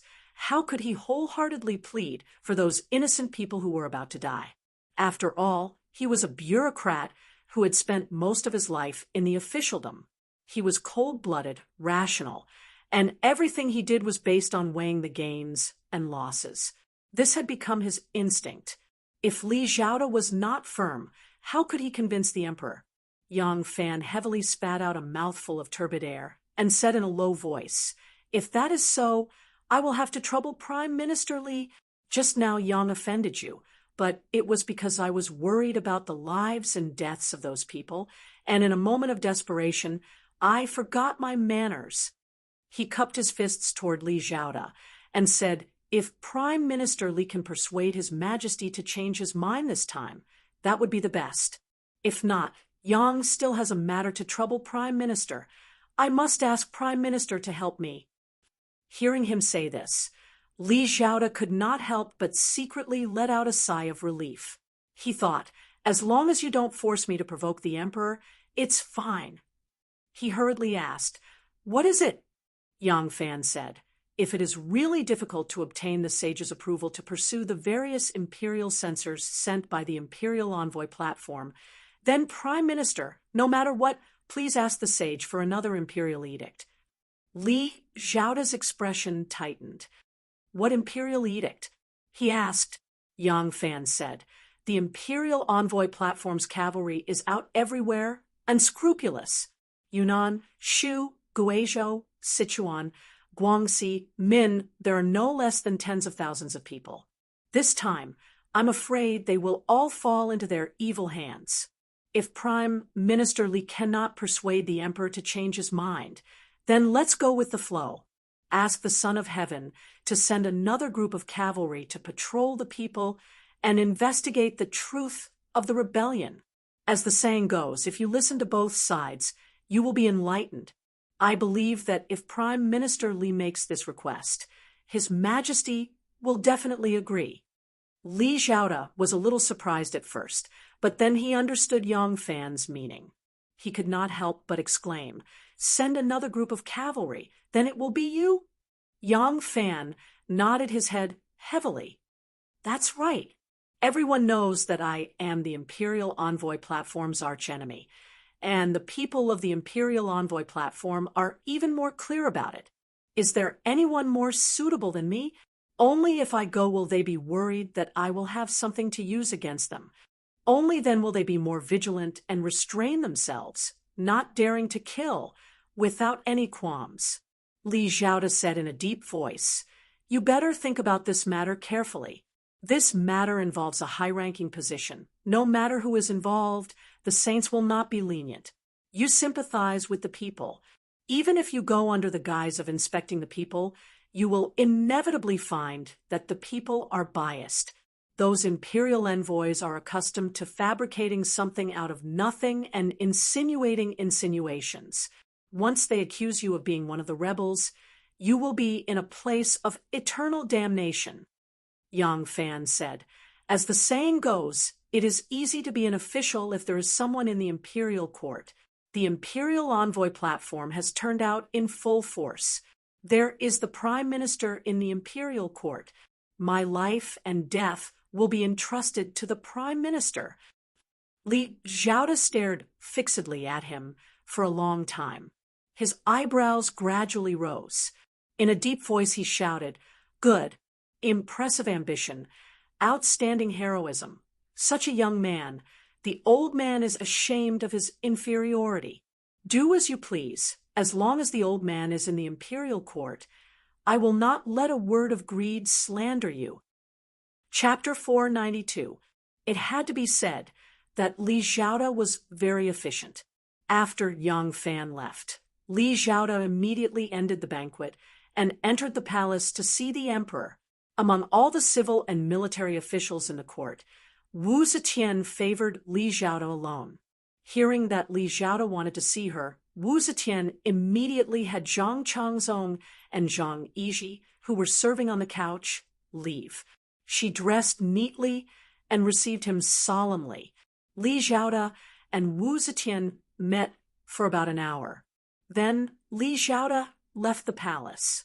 At the same time, he brought with him an imperial edict announcing that Yang Fan would be the inspecting ambassador to the various provinces to inspect the Luren. This imperial edict of Yang Fan was a proper imperial edict. Without going through the Hall of Governmental Affairs, the emperor's edict was equally effective because local officials rarely dared to defy edicts. However, without going through the Hall of Governmental Affairs, the imperial edict was legally illegal. It was not proper to call it an imperial edict. Later on, Emperor Zhongzong of the Tang dynasty did not go through the Hall of Governmental Affairs and issued his own edict to confer officials. However, that so-called imperial edict did not dare to use a level title. It was changed to a slanted title to show the difference. The word imperial also did not dare to use a red brush and used an ink brush instead. In the end, the officials that were conferred were called slanted titles by others. In the end, it was not righteous enough. The group of imperial censors in the imperial censorate received the emperor's edict and did not go through the Hall of Governmental Affairs. Because this edict of Yang Fan was requested by Li Zhaoda after the emperor used the seal, he immediately returned to the Hall of Governmental Affairs and stamped it with his own seal. Therefore, it was the most proper court order. The older one was in Jianghu, the more timid they became. Li Zhaoda was now only under one person and above millions. Although he was still loyal to Li Tang and hated evil, he could not help but start to consider his own personal interests when he did things. After he saw the emperor, he did not even try to recall the imperial censors in the imperial censorate. Instead, he directly suggested to the emperor to send another group of people to inspect the Lurin. Li Zhaoda looked as if he was thinking for Wu Zetian's sake. He listed the censorate's previous misdeeds of covering up the truth with one hand and deceiving the superiors and subordinates. He was worried that this time when they went to inspect the Lu people, they would abuse their power for personal gain and harm the innocent people. He suggested that the emperor should send another group of officials who were not part of the censorate's faction to inspect the Lu people's rebellion to prevent anyone from deceiving the emperor. Li Zhaoda looked like he was wholeheartedly planning for the empress, and Wu Zetian's words were indeed pleasing to the ear, so she readily agreed. Perhaps Li Zhaoda also felt that doing this would be somewhat shameful to Yang Fan, so when he asked for the imperial edict, he did his best to fight for a great deal of power for Yang Fan. He fought for a brigade of imperial guards to accompany him on patrol. This was a special honor that the previous imperial envoys who patrolled local public security did not have. The imperial edict was sent to the Ministry of Justice. The edict said that the disciplinary officer Yang Fan, the commandant officer Sun Yuxuan, and the supervising censor, Hu Yuanli, were to inspect the Lu people. Yang Fan was to be the inspecting ambassador, and Sun Yuxuan and Hu Yuanli were to be the inspecting deputy inspectors. In addition, Yang Fan was allowed to bring the imperial edict to the Longwu guards and transfer a brigade of guards to accompany him. Sun Yuxuan was a member of the Ministry of Justice, and the supervising censor, Hu Yuanli, was a member of the right censorate. These two people were the enemies of the left censorate. With these two people as his assistants, they would definitely not hold Yang Fan back. Moreover, with these two people accompanying him, Yang Fan's every move would have witnesses. It would not be easy for others to falsely accuse Yang Fan of being a traitor. As soon as Yang Fan saw the imperial edict, he knew that this was Li Zhaoda's care for him. Regardless of whether or not Li Zhaoda had recalled the ruthless officials and argued in front of the emperor with Li Zhaoda's unyielding, unkind, and domineering personality, it was already a great care for him to do these things. The daily affairs of the Ministry of Justice had always been Chun Dong's responsibility. Chun Dong was a man who had a desire for power and profit, but he also had a sense of ambition. When he discovered that not only did Yang Fan not deprive him of his power, but he also allowed him to be like a fish in water, making it easier for him to display his strengths, he firmly stepped onto Yang Fan's pirate ship and formed an unbreakable alliance with Yang Fan. Now that Yang Fan wanted to leave the capital, there was no need to hand anything over to him. He only needed to say a word. Yang Fan notified Chun Dong, and then went to see Minister Do Lu. For something as important as leaving the capital, he had to see the officials of the Yamen and give them an explanation. It's hard to write. Sun Yuxuan received the imperial edict in high spirits. In his view, leaving the capital this time, no matter where he went, it would be better than being buried in that pile of documents that would never be finished. He confidently threw the mountainous pile of documents in his hands to the pitiful Duguan Yunweilong, and then tossed aside his brush and rushed off to see Dolu Qinwang. Minister Dolu knew that it was Li Zhaoda's intention for Yang Fan to leave the capital, so he naturally opened the door for Yang Fan and Sun Yuxuan. The handover of the Ministry of Justice went smoothly, and they could leave the capital early the next morning. After receiving a definite answer from Minister Do Lu, Yang Fan immediately returned to the Ministry of Justice and began to pack. Nu had long received the news. Seeing that Yang Fan was packing, she anxiously followed, her large eyes flashing as she looked at Yang Fan. Yang Fan saw that she was following him in circles. She didn't have her usual liveliness, and she didn't have the coquettish tantrum she had when they were alone. She was as obedient as a child whose parents were about to go on a long journey. He couldn't help but look at her strangely and said, "Why are you following me around? Aren't you going to pack?" Nu was overjoyed and excitedly said, "Are you going to take me? I thought you were going to keep me in the capital." Nu cheered and ran behind the screen. Nu usually disguised herself as a servant and stayed at the Ministry of Justice at night. The tatami behind the screen in Yang Fan's office for afternoon naps was her small bed at night, and there were also some things that only women used. Hey, before Yang Fan finished a sentence, Nu twisted her slender waist and flashed behind the screen. Yang Fan thought for a moment, shook his head lightly, and continued to pack the things on the desk. In the backyard of the Yang family, flowers were in full bloom in the garden. In the middle of the flowers, there was a beauty couch. The beauty couch was covered with a thin quilt. Xiao Man was lying on her side on the couch, using a round fan to gently cover her face, letting the warm spring light shine on her body. She was half asleep and half awake, very comfortable. The strange fragrance of flowers filled the entire garden. There were butterflies fluttering among the flowers, and there were dragonflies flying over the budding flowers on the pond, flying into the flowers to join in the fun. I caught one. The third sister ran to Xiao Man happily, holding a red dragonfly in her hand. Xiao Man didn't allow them to catch butterflies, but the little girl was very playful. Seeing the butterflies fluttering around her, she felt a little itchy. The mistress didn't allow her to catch butterflies, so she caught dragonflies instead. The third sister ran to Xiao Man with the red dragonfly in her hand and said with a smile, "Madam, look." "Well, it's very cute." Xiao Man smiled and said, "Take a gauze net to wrap it up. When it's fresh, let it go. It's also a little life. Don't waste it to death." "Yes," the third sister agreed crisply and happily went to find the gauze net. Xiao Man gently stroked her bulging belly and smiled slightly at the back of the third sister. Since she was pregnant, her heart was much softer, and she didn't even want to hurt a little dragonfly.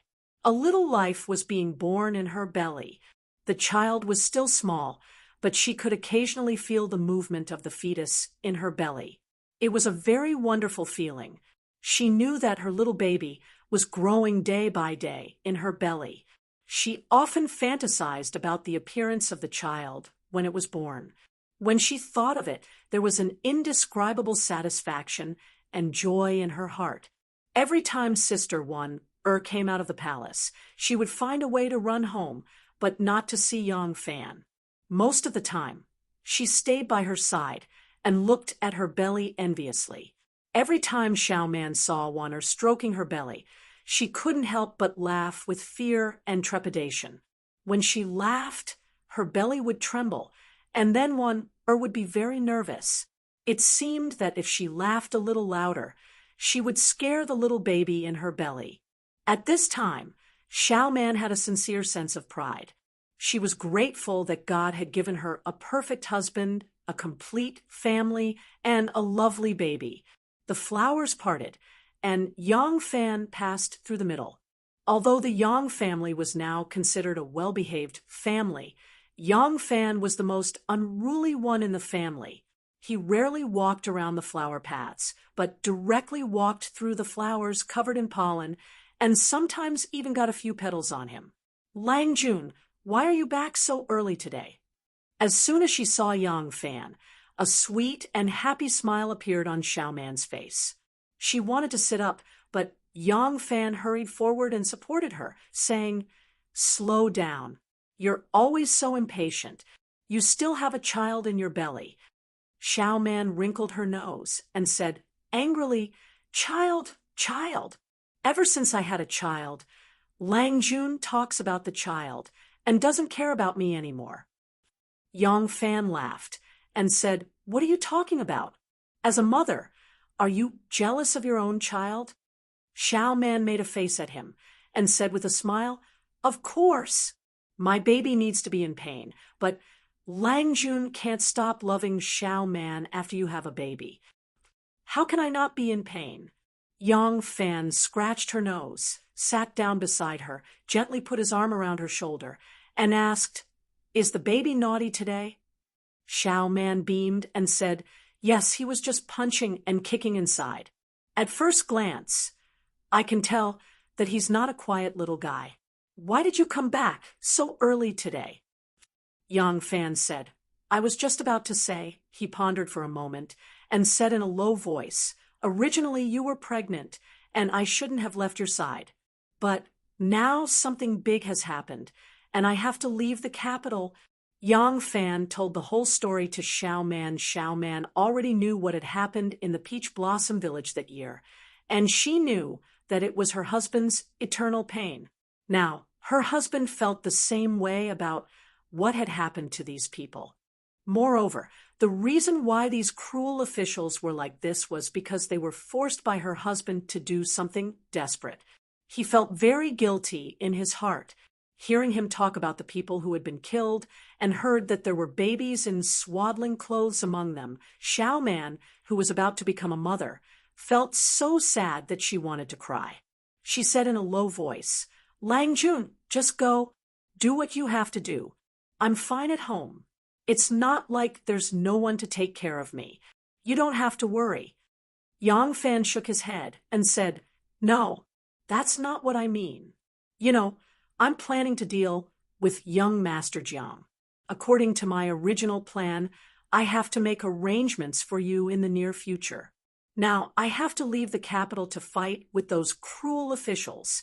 If I'm not careful, I'll suffer a great loss from them. I have to make arrangements for you in advance. Xiao Man asked doubtfully, Lang Jun, do you mean? Chapter 493. Yang Fan asked, You said that Miss Gongsun is now living in Chang'an? Yes, why? Xiao Man answered. Yang Fan said, I remember you said that you and Miss Gongsun are like sisters. At that time, I thought that maybe I could let you live there temporarily. Shenmu is also in Chang, and so he can take care of you nearby. I believe that with the power of Aunt Pei's family and Shenmu's power, your safety can be guaranteed. In this way, I can fight without any worries. Xiao Man was a little surprised. Since Yang Fan was not in the capital, it was not a big deal for her to go to Chang. And, moreover, she had not seen Miss and Aunt Pei for many years. She really missed them. But when she thought of Yang Fan's arrangement, it was obvious that there would be many dangers. So she had to be prepared in advance. Xiao Man became worried. Seeing her expression, Yang Fan hurriedly smiled and said, Don't think so much. It's not that dangerous. It's just that the last time I was imprisoned for no reason made me vigilant. This arrangement is just a precaution. If I can't defeat those ruthless officials and end up in their hands, I won't have to be trampled on by them while you're in Chang. And if things don't work out, I can just leave. Xiao Man gently nodded and leaned her head on his shoulder. She whispered, I'll listen to elder brother's arrangement. But if something really happens, what about Sister One, Yang Fan whispered, Most of the time, when you encounter some things, you must make a choice. As long as you have a choice, there will be gains and losses. How can you have everything all at once? Don't worry. If that day really comes, we will think of another way. At this time, Mo Xuanfei's voice sounded in the distance. Ah Lang! Ah Lang! Xiao Man said angrily, This Mo Xuanfei is getting more and more outrageous. I already said that no one is allowed to enter the backyard, but he ran in again. Yang Fan got up and said, "This kid is usually very law-abiding. Maybe something big happened. I'll go take a look." Yang Fan got up and walked out. Before he had taken a few steps, Mo Xuanfei ran over through the flowers. Garden paths should always be built in a zigzag way, so as to create artistic conception and interest. Logically speaking, Yang Fan should be the only man in the Yang family's back garden, and only Yang Fan would dare to walk through the flowers and scrupulously. But now, Mo Xuanfei had violated both of them. Even though Xiao Man was generous to her subordinates and always had a gentle temperament, this time she was also somewhat unhappy. She raised her voice and scolded, "Xiao Xuanzi, why are you so rude?" Lady Ouch." Only then did Mo Xuanfei realize that he had knocked down a bunch of flowers and plants in a hurry. He hurriedly tried to avoid it, but he lost his balance and sat down on a bunch of flowers and plants. Yang Fan smiled and said, "All right, be more refined, lest the baby learns his mother's rudeness. Sit down, I'll ask him." His words were more effective than anything else. Xiao Man sat down quickly. She was really afraid that the baby in her belly would find that his mother was not gentle enough when she showed off her power. Yang Fan reached out to pull Mo Xuanfei up and asked, "Don't be so impatient. What happened?" Only then did Mo Xuanfei remember and hurriedly said, "Lang, go to the front hall quickly. The Emperor's imperial edict is coming to our house." Yang Fan asked curiously, "Imperial edict? The Emperor's imperial edict?" Mo Xuanfei nodded repeatedly and was very excited. Not everyone was qualified to receive the Emperor's imperial edict. Mo Xuanfei was so excited that he was almost speechless. "The chief steward is in the living room with you." A eunuch from the palace came and said that the Emperor's imperial edict is for you. Xiao Man, who was sitting on the couch pretending to be a gentle lady, suddenly stood up. She had been in the palace for many years and knew more than Mo Xuanfei. Most of the Emperor's imperial edicts were issued to a certain yamen or a certain government order. Occasionally, they were directed to individuals, but they were mostly appointments or dismissals. It was rare for an imperial edict to be directed to a specific person, and it was even rarer if it was an imperial edict. Although Xiao Man was surprised, she did not panic. Since it was an imperial edict, it was unlikely to involve important matters of the court. It was likely to be a relatively private matter. However, even when Lang Jun was on duty in the palace, he was not a close minister of the emperor. He was neither a close minister of the emperor nor a member of the royal family. What imperial edict did the emperor give him? When Yang Fan heard that the emperor's imperial edict had arrived, he did not dare to neglect it. He hurriedly agreed and hurried to the front hall. In the front hall, the old steward of the Yang mansion was respectfully accompanying the guest from the palace. When he saw Lang, he was relieved. Yang Fan looked at the person and found that it was an old acquaintance. It was Eunuch Gao from the palace. He had known him when he first served in the palace. Yang Fan quickly cupped his hands and said, "Eunuch Gao, long time no see." "Ha ha!" Eunuch Gao laughed before saying anything. His trademark duck voice, "Ha ha," sounded for a while. He laughed and said, "Yes, yes, long time no see. When I first saw Erlang, I felt that Erlang would have a great future. You see, there are many young fifth-rank officials in the capital, but 90% of them rely on their fathers to inherit their positions. Those like Erlang, who rely on their own ability, can be counted on one hand. Among the handful of people, Erlang was the only one who held such power." "Ha ha ha ha! Eunuch Gao is flattering me." Yang Fan accompanied Eunuch Gao and laughed for a while. Then he said, "Eunuch Gao has worked hard. I wonder if the sage has any edict." Eunuch Gao said, "Oh." He took out an imperial edict from his sleeve and handed it to Yang Fan. He said, "This is everyone's secret edict. I won't read it. Erling, take it and read it yourself. Yang Fan took it with both hands, opened it and read it. He was stunned. Eunuch Gao said with a smile, Erlang, how is it? At least give me a message, so that I can answer everyone when I return to the palace. Ah. Yang Fan came to his senses and put away the edict. He cupped his hands and said, Yang Fan understands. I will respect the sage's edict. Eunuch Gao nodded and said with a smile, That's good. Erlang, I will go back to the palace. At this time, the eunuchs didn't have that much power and didn't dare to show off outside. Yang Fan stuffed him with some money for running errands and saw the old eunuch out of the mansion. He didn't return to the mansion and just stood outside the mansion in a daze. Mo Xuanfei poked his head out of the door and saw Ah Lang in deep thought. He did not dare to disturb him. After a few times, Yang Fan suddenly said, Xuanfei.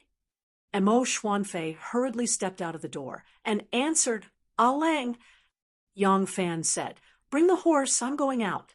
Tell Madam that I'm just going to take care of a small matter. Tell her not to worry. Mo Xuanfei quickly agreed. He went back to saddle Yang Fan's horse and led it out of the mansion. Yang Fan mounted the horse and left. Shangshan Square, Princess Taiping's mansion. Yang Fan slowly put down his arm, and the heavy red lacquer door was slammed shut. Princess Taiping was not in the mansion. It was almost dusk, but the princess was not in the mansion. Yang Fan did not believe it. He thought that the princess was avoiding him. But what could he do? He had just broken into the prime minister's mansion, and now he was going to break into the princess's mansion? Even Xue Huai had never done such an arrogant thing. Most importantly, the emperor had issued a decree. What was done could not be undone. Even if he found the princess, what could he do? The edict that Eunuch Gao brought over was not an official imperial edict, and it did not contain any official language. It was just a piece of paper that Wu Zetian had casually pulled over and written a few words. It was truly a private matter. In the imperial decree, Wu Zetian said that Princess Taiping wanted to go to Chang and to worship the ancestors. She asked Yang Fan to escort her there and then inspect the various roads. Chang and was where Li Tang's ancestral temple and mausoleum were located. After Wu Zetian ascended the throne and changed the Tang to Zhou, she built 7 temples of the Wu family in Luoyang. As for the Li family's ancestral temple in Chang, and it was renamed Xiangde Temple and was used to worship the 3 founding emperors of the Tang dynasty. Although Wu Zhou destroyed Tang and established itself, there was an inseparable relationship between the two. Wu Zetian's father-in-law was the emperor of the Tang dynasty. Her husband was the emperor of the Tang dynasty, and her son was also the emperor of the Tang dynasty. She could not deny this relationship. In addition, she was harsh to the living of Li Tang's royal family, but very generous to the dead. Preserving the ancestral temple of Li Tang was a moral thing to do. In this way, it could show the world that Zhou and Tang were one. It could also appease the royal family and the old officials of Li Tang, and ease the pressure from all levels. However, the ancestral temple of Wu Zhou in Luoyang never missed 4 ceremonies a year. The Xiangde Temple in Chang, and was only held when it was remembered, and the ceremony was not grand. Now, that Wu Zetian wanted to worship the ancestral temple, she was old, and the emperor who had usurped Tang. It was impossible for her to go. Crown Prince Li Dan and Prince of Luling Li Xianfangzhou were both under house arrest, so Princess Taiping could only go. If Li Tang's ancestral temple did not offer sacrifices for a long time, it would inevitably attract gossip. However, even if they did offer sacrifices, they could not do it with great fanfare. They had to eliminate the influence of Li Tang unknowingly. In this way, it was reasonable for Princess Taiping to keep a low profile during her trip to Chang, and "But why do you want me to escort you?" I said. "Even if you have good intentions, don't stop me." Yang Fan clenched his teeth, full of anger. Previously, Princess Taiping had tried to stop him from going to Li Xiaoda's mansion. Now, the emperor's decree ordering him to inspect the world had just come down, and Princess Taiping had invited the Mother Empress and issued this decree.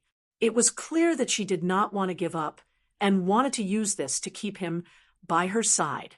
She did not want him to take such a big risk and cause trouble. The censors of the censorate had gone to different places, but Yang Fan only had one group.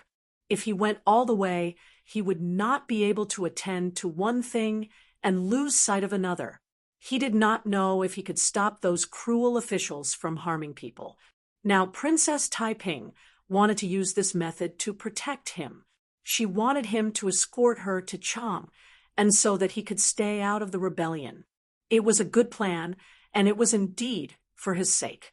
But this involved countless lives. Yang Fan looked up to the sky and sighed. He disappointedly got on his horse and rode out of the square.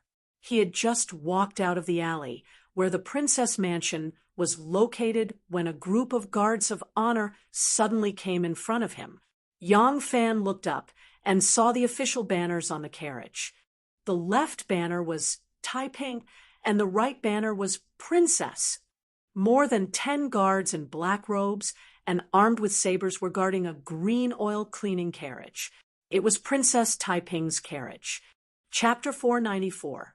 Princess Taiping rarely went out with such a formal guard of honor, unless it was to enter the palace. Could it be that Princess Taiping had just returned from the palace? This time, it confirmed Yang Fan's suspicion towards her. Yang Fan's anger surged, and he immediately raised his horse to meet them. Seeing someone riding a horse and not giving way, the guards of the princess's residence immediately held the hilt of their knives.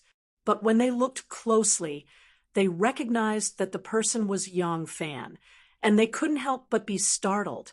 The groundless story between Yang Fan and Princess Taiping had been spread to the outside world. The guards of Princess Taiping were also confident that it was true, especially after the last time when Princess Taiping stopped Yang Fan, and the two of them met in the carriage. They no longer had any doubts.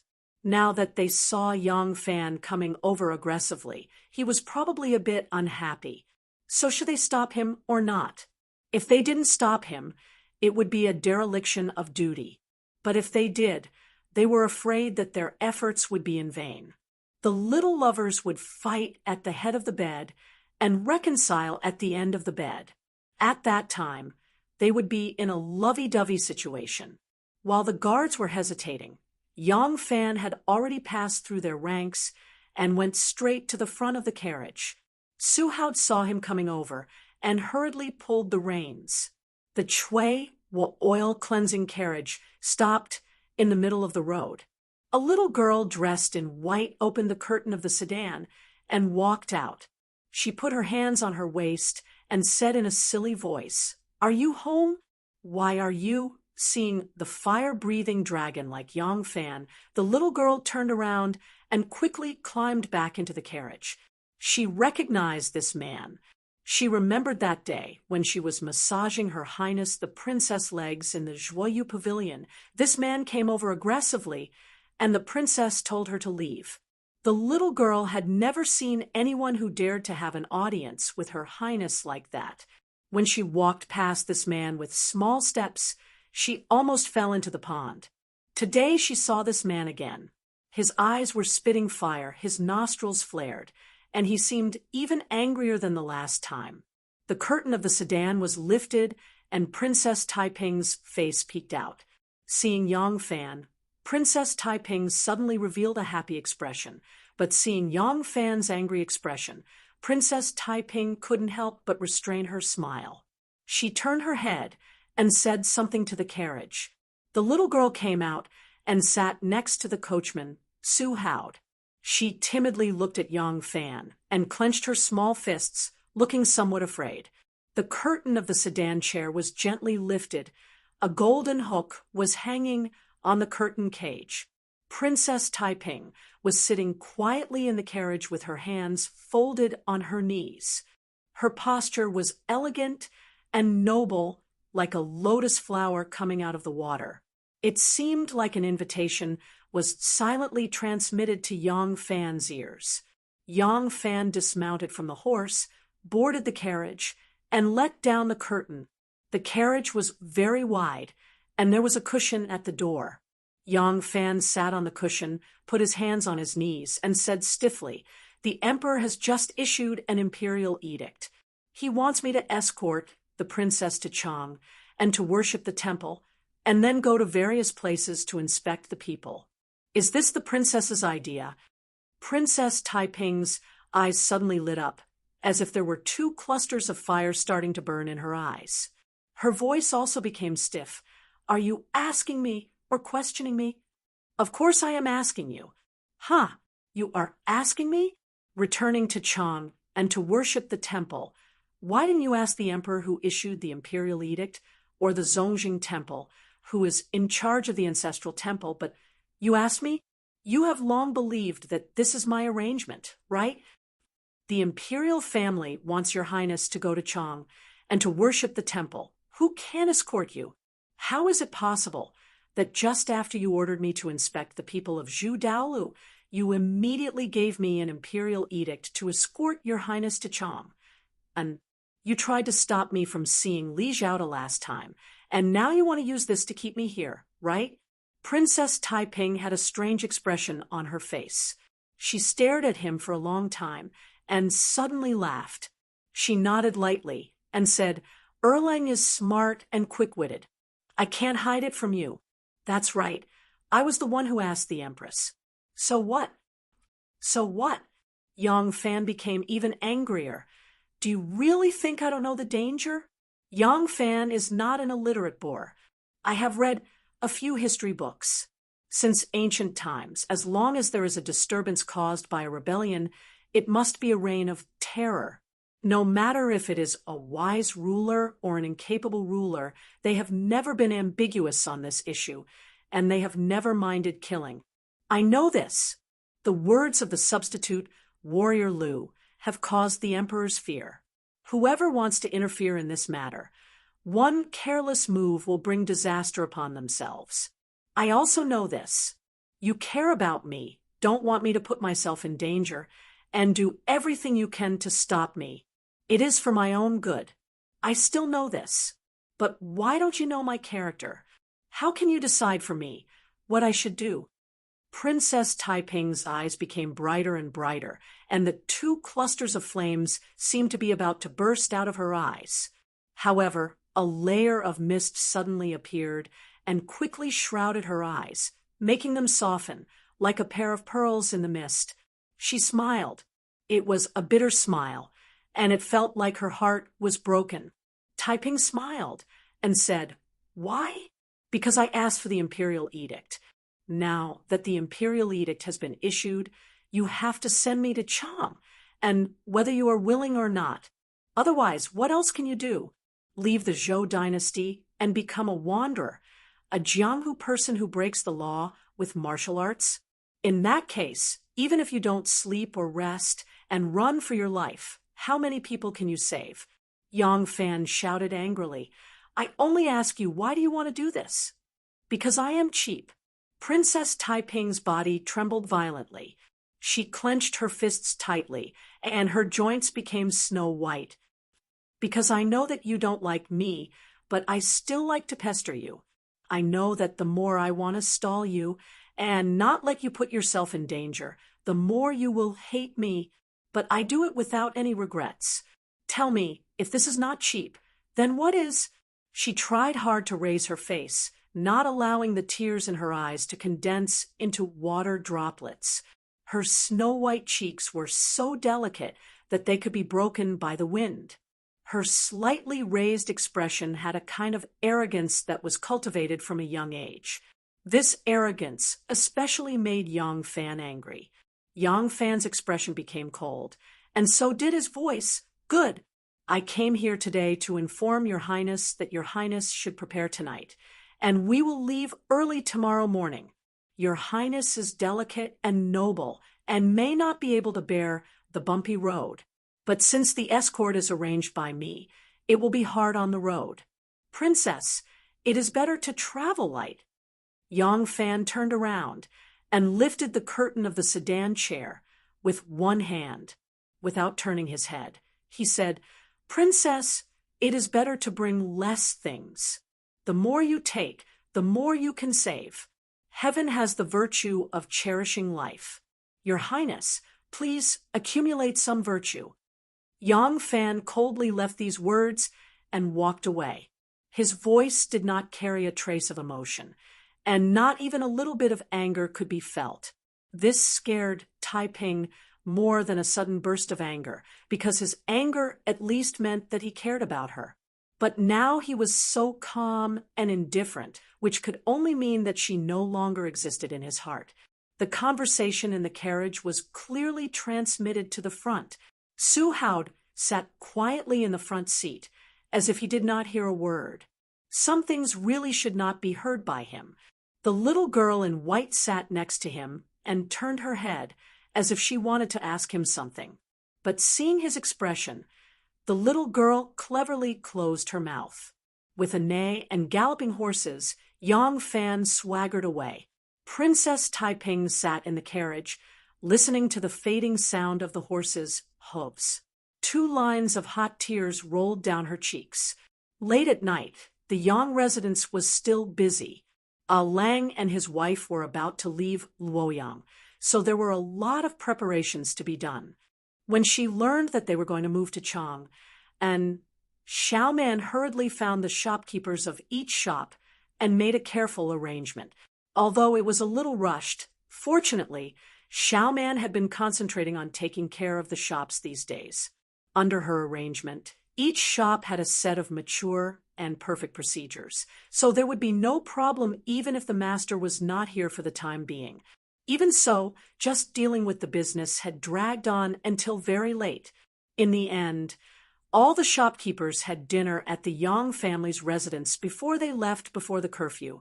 In the evening, Su family's car shop also sent a large car. This large car was custom-made by Yang Fan from their place. Su's carriage was the best carriage in Luoyang. The long-distance carriages they made were suitable for all kinds of road conditions. The carriages were strong and flexible, and they added a lot of shock absorption measures. So much so that the name Annie Yu's boat was named after Annie Yu. The name of this carriage was also named after their owner, which meant that it was an achievement in the industry. The carriage of Su's carriage was called Wooden Fish Carriage because the owner of this carriage was surnamed Su Muyu. Muyu's carriage was called Wooden Fish Carriage by the common people. The carriage that Yang Fan custom-made was for a pregnant woman, so when Yang Fan custom-made it, he specially added 30% of the wages and repeatedly emphasized that the carriage must be smooth and light. Because of Yang Fan's high status, Su's carriage did not dare to neglect him. Su Muyu, who had not personally made a carriage for a long time and only let her apprentice do the work, made the carriage herself this time. With the proficient car-making skills of Su's carriage, it usually only took 10 days to make a carriage, but this long-distance carriage made by shopkeeper Su took 2.5 months. The carriage was sent to the Yang mansion, and Mo Xuanfei curiously got on the carriage to test it. Sure enough, it was like walking on flat ground.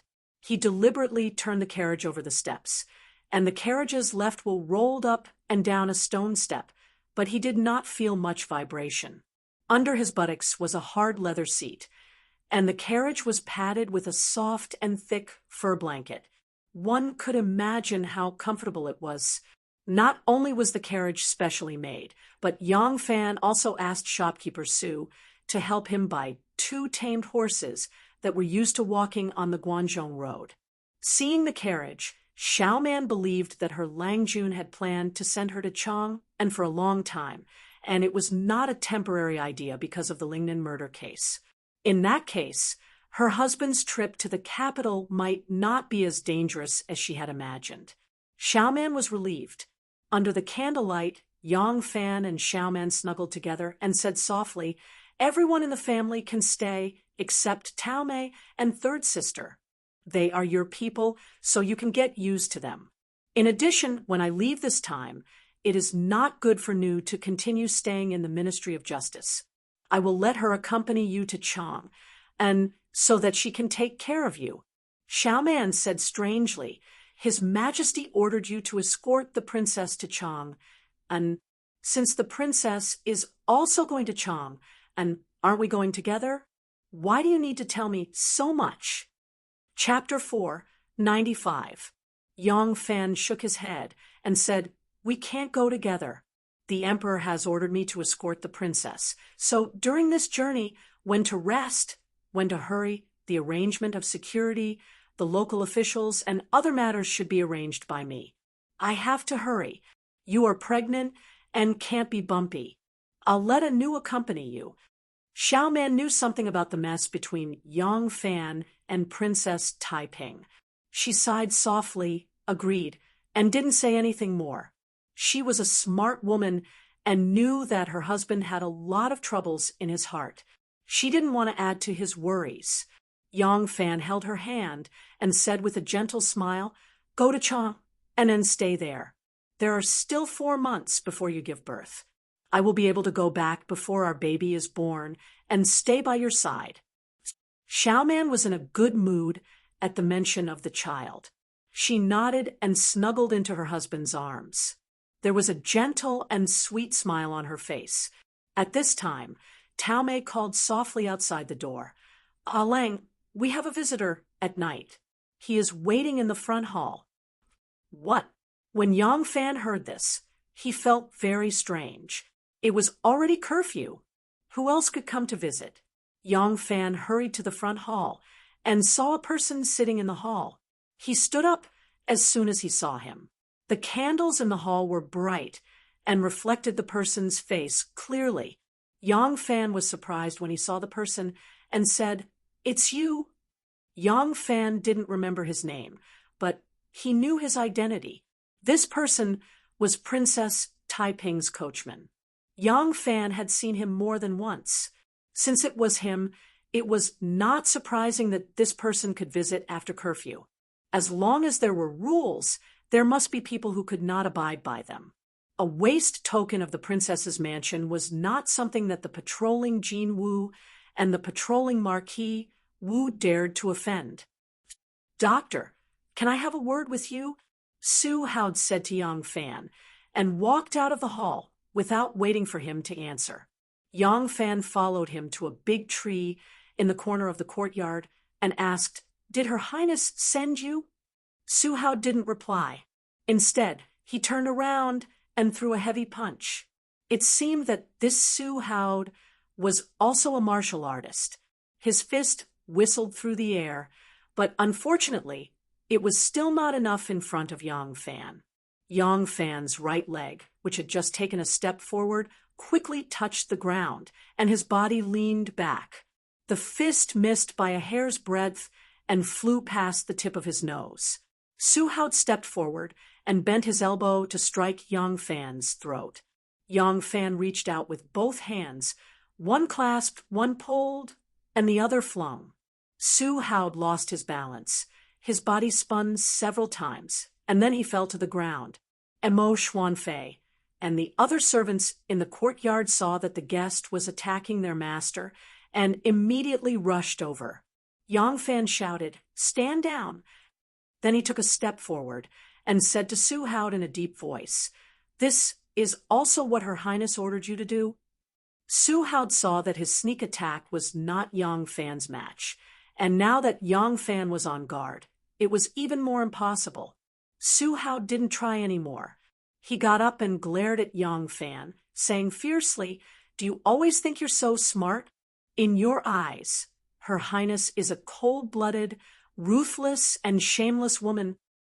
Yang Fan raised his eyebrows and said, "So, you're acting on your own to fight for your master?"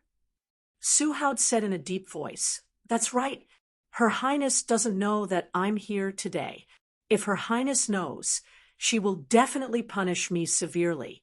Maybe she will even send me to Mount Mang to be a farmer. But I still want to come. I can't let a self-righteous fool like you treat the princess kindness as malicious intent again and again. Yang Fan frowned and didn't say anything. Su Hao said, "Do you know where we came from when you came back from the princess residence? We came from the palace. Are you going to think that Her Highness came back from the palace because she went to the palace and begged His Majesty to let you accompany her to Chang and to worship the ancestors? Ha ha ha, I really don't understand why Her Highness favors you so much, you bastard. Do you think Her Highness is very idle as a princess? That's right, Her Highness has schemed against many people, and it's all to scheme against them. If there's anyone in this world that Her Highness never schemed against and wholeheartedly cared for, it's only you. Why do you have such a bad impression of the princess? Let me tell you, the princess only entered the palace after receiving His Majesty's edict ordering her to go to Chang and to worship the ancestors. The reason why the princess entered the palace was because the edict stated that you were to escort Her Highness to Chang, and Her Highness knew that you had something important to do and didn't want to delay you, so she entered the palace to ask for permission for you. Unfortunately, the emperor had already made up his mind, and Her Highness couldn't convince her. Her Highness tried her best, but still couldn't change the emperor's mind. Only then did she return to her own residence. In the end, halfway there, you came to denounce me. You're amazing. In all these years, Her Highness only cried when Prince Consort Shui starved to death in prison, but you made Her Highness cry over you again and again." Yang Fan was stunned. After a while, he asked, "Why, when I asked her, she didn't explain?" Su Hao said, "I don't know why the princess didn't explain, but I feel that Her Highness really doesn't need to explain to you. Would someone as pretentious as you believe Her Highness's explanation? She won't be humiliated by you again. Surnamed Yang, what virtue or ability do you have? You're not worthy of the princess." Yang Fan stood there in a daze. The stars were sparse, and the cold night reflected on his face. It was impossible to see what kind of expression he had on his face. His expression was even darker than the night. Su Hao patted the dust off his body and said to Yang Fan, "I came here today to tell you not to think so badly of Her Highness. Her Highness's heart is much cleaner than yours." He walked a few steps, then stopped and coldly said, "Also, it's not only me who is angry. The 8 guardian deities are even angrier. You better be careful." Yang Fan said in astonishment, "8 guardian deities?" Su Hao said, "Haven't you already experienced their startling horse martial arts? When the princess was married at the age of 16, they were the princess's dowry, and have always been the closest people to the princess. Don't think that your martial arts are amazing. If you really fight, you're definitely not a match for the 8 of them. When I came, the 8 guardian deities told me to pass you a message." "What message?" "If you make the princess sad again, I'll cut you into 8 pieces. Don't worry, I won't even need a knife to cut you into 8 pieces." The next morning, the convoy to the west began to assemble. It wasn't until the afternoon that the whole convoy appeared at the Shirley Pavilion. It wasn't deliberately delayed. Even the convoy of the princess's mansion was simplified, and many heavy things were not carried.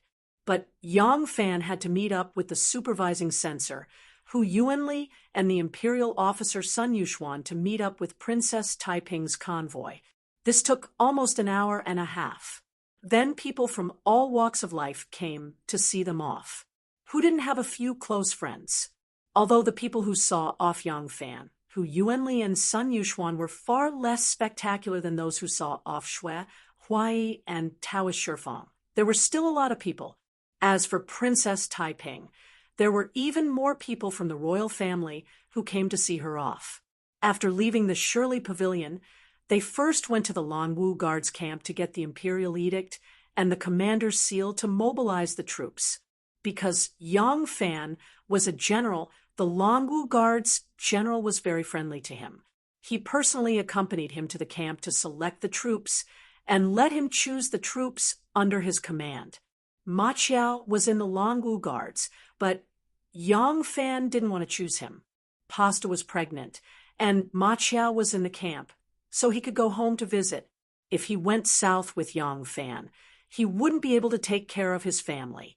But when Ma Qiao saw that it was Yang Fan going south, he was very excited and immediately volunteered to escort the imperial envoy to the south. Therefore, this task fell on his head. Yang Fan's marching speed was very fast. Sun Yuxuan and Hu Yuanli didn't have any objections to his arrangement. Ma Qiao raised both hands in approval. Since it was his brother's order, he didn't need to ask for the reason. Princess Taiping also didn't make things difficult for them. When it was night time to rest, they had already traveled 60 miles. Xiaoman's car didn't follow them, although Yang Fan had prepared a good car for her, and Xiaoman had always been strong. Yang Fan still didn't dare to take risks. He was just worried that young Master Zhang's people would notice his movements. So he let Xiaoman's car mix with their team at the beginning. Halfway through the journey, Xiaoman's car left the team and took a shortcut to Chang, and under the protection of the people sent by Anu and Zhao Yu. Anu was quite resentful that she couldn't accompany him to the south, but she also knew that it was not the time to be willful. She even guessed that Yang Fan made this arrangement to promote her relationship with Xiaoman to be closer. Compared to long-term peace and happiness, a short separation was naturally worth it. There was still some distance between Princess Taiping's team and the Iron Gate town in front of them. Because it was late, and the accommodation in the town might not be as comfortable as the princess's own tent, the team set up camp at the foot of a low hill. It was impossible to encounter any danger here, and even if there were 3 or 5 blind thieves, they wouldn't be a threat at all. But Ma Qiao still arranged everything according to the rules. Princess Taiping's carriage and her personal attendants were all arranged in the middle of the camp. Surrounding it were the tents of the 3 imperial envoys, Yang Fan, Sun Yuxuan, and Hu Yuanli. They all had their own personal guards and squires, and the tents of the dragon guards were the furthest away. Drainage ditches were dug in the camp and connected to a small river at the foot of the hill to prevent rain at night. Sentries were set up all around and on the top of the hill. The dragon guards were all cavalrymen, and they also arranged people to lead the horses to drink water and eat grass by the river and feed them some bean cakes and salt. Dozens of stoves were dug downwind in the tents to cook rice and vegetables. The princess was a noble and naturally had people to serve her.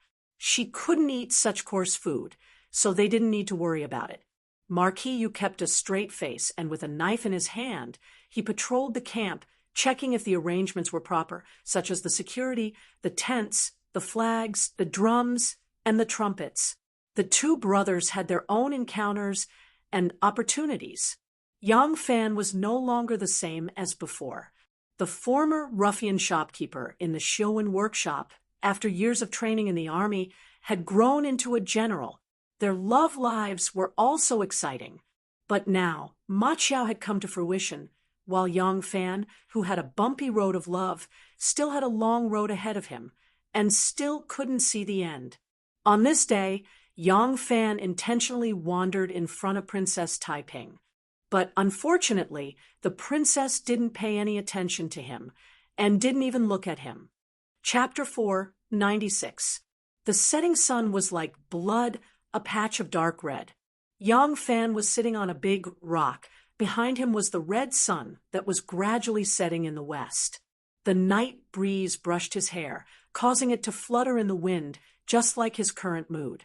Looking at the 8 Vajrapani, walking casually outside the princess' tent from afar, but still did not see the princess. Yang Fan could not help but secretly sigh. He could imagine how heartbroken Princess Taiping must be at this moment.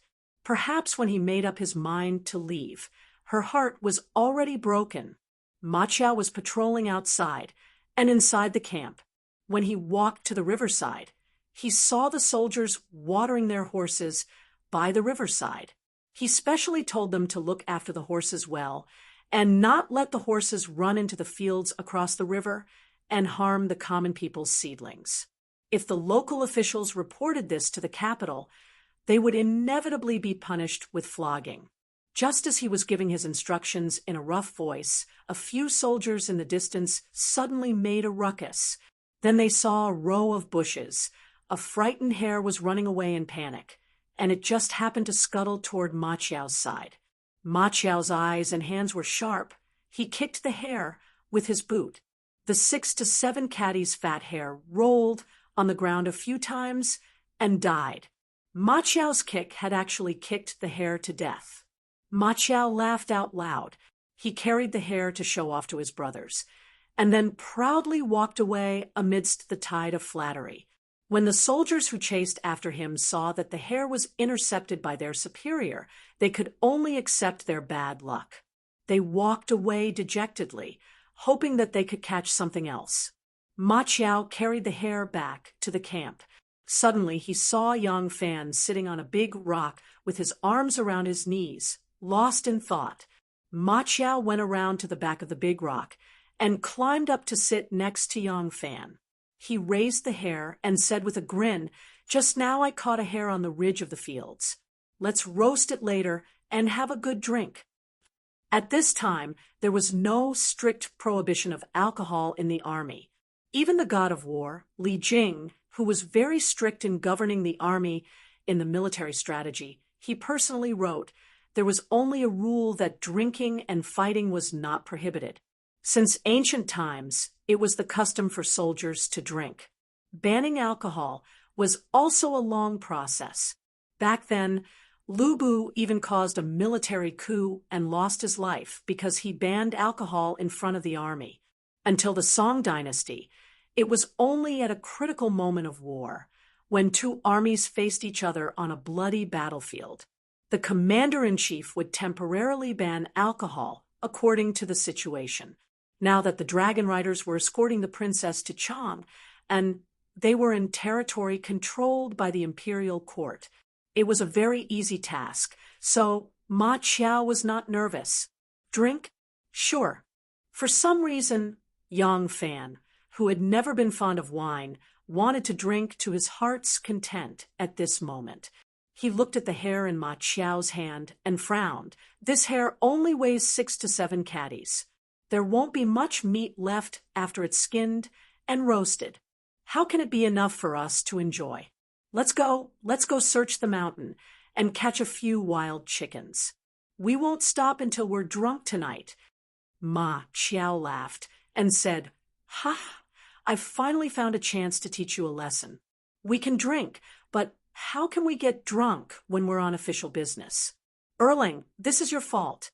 Before Ma Chao could finish his sentence, Yang Fan had already jumped down from the big rock and was striding up the mountain. Ma Chao hurriedly carried the rabbit and jumped down, shouting, "Erling, slow down. Wait for me to put away the rabbit, then I'll go with you to find the chicken." The crescent moon was like a hook, and the mountains and fields were cold. The bonfire by the river at the foot of the mountain had been extinguished, and the sound of insects chirping could be heard in the grass. The first checkpoint on the outside of the camp was relatively tight. From time to time, the sounds of patrolling officers and sentries exchanging commands could be heard. In the camp, the princess's tent was especially heavily guarded. The guards of the princess's residence had formed a cordon and were on high alert. They didn't think that anyone here would dare to offend the princess, but rules were rules. Even if they let a long worm or a wild rabbit sneak into the tent and startle the princess, it would be their dereliction of duty, and the consequences would be severe. In the darkness of the night, a person suddenly approached slowly. The soldiers outside the princess's tent immediately tightened their grip on their weapons and asked in a low voice, "Who are you?" "Chief Steward Marquis Chinemo, patrolling the camp." "Password: 2 Taoist robes. Shave your hair and become a monk. Chinyu greets you." In the grass, 2 crossbows pointed at the sky. The patrolling officer, Chinyu, nodded his head and walked past the princess's tent with his knife. This password was set by Ma Qiao. No one knew why he thought of these 2 passwords, except for Yang Fan. In the eyes of others, the password had to be bold and unconstrained, so that no one could guess it. Only Yang Fan knew what this password meant. It was an event that changed the lives of the 2 brothers. It was from the moment they put on that Taoist robe that their fates changed, and Ma Qiao naturally had a deep memory of this. Yang Fan stood in the dark and raised his wine bag. He took another big gulp of wine and walked forward. He wasn't drunk, but his feet were already floating. As he walked on the uneven mountain, his body swayed slightly. "Who are you?" "Minister of Justice. Yang Fan seeks an audience with Her Highness." There was a moment of silence in front of them. The 2 crossbows were still vigilantly pointing forward. A lantern lit up in the middle. The lantern slowly floated over. As it floated closer, the light green silhouette carrying the lantern could be seen clearly. There was only one person coming. He raised the lantern and shone it on Yang Fan's face. The hand that had been pressing on the hilt of the knife loosened. "It's getting late. If Dr. Lang has nothing important to do, please come back tomorrow morning." As he said this, he raised his right hand and gestured to the back. The 2 crossbows pointed to the sky to prevent accidental shooting. Yang Fan kept the wine bag and said, "Please inform the princess. If she does not wish to see me, it will not be too late for Yang Fan to leave." The matter of Yang Fan and Princess Taiping had spread like wildfire.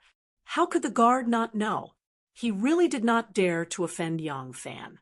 He hesitated for a moment before saying in a soft voice, "Her Highness is currently bathing. It is not suitable for her to meet Minister.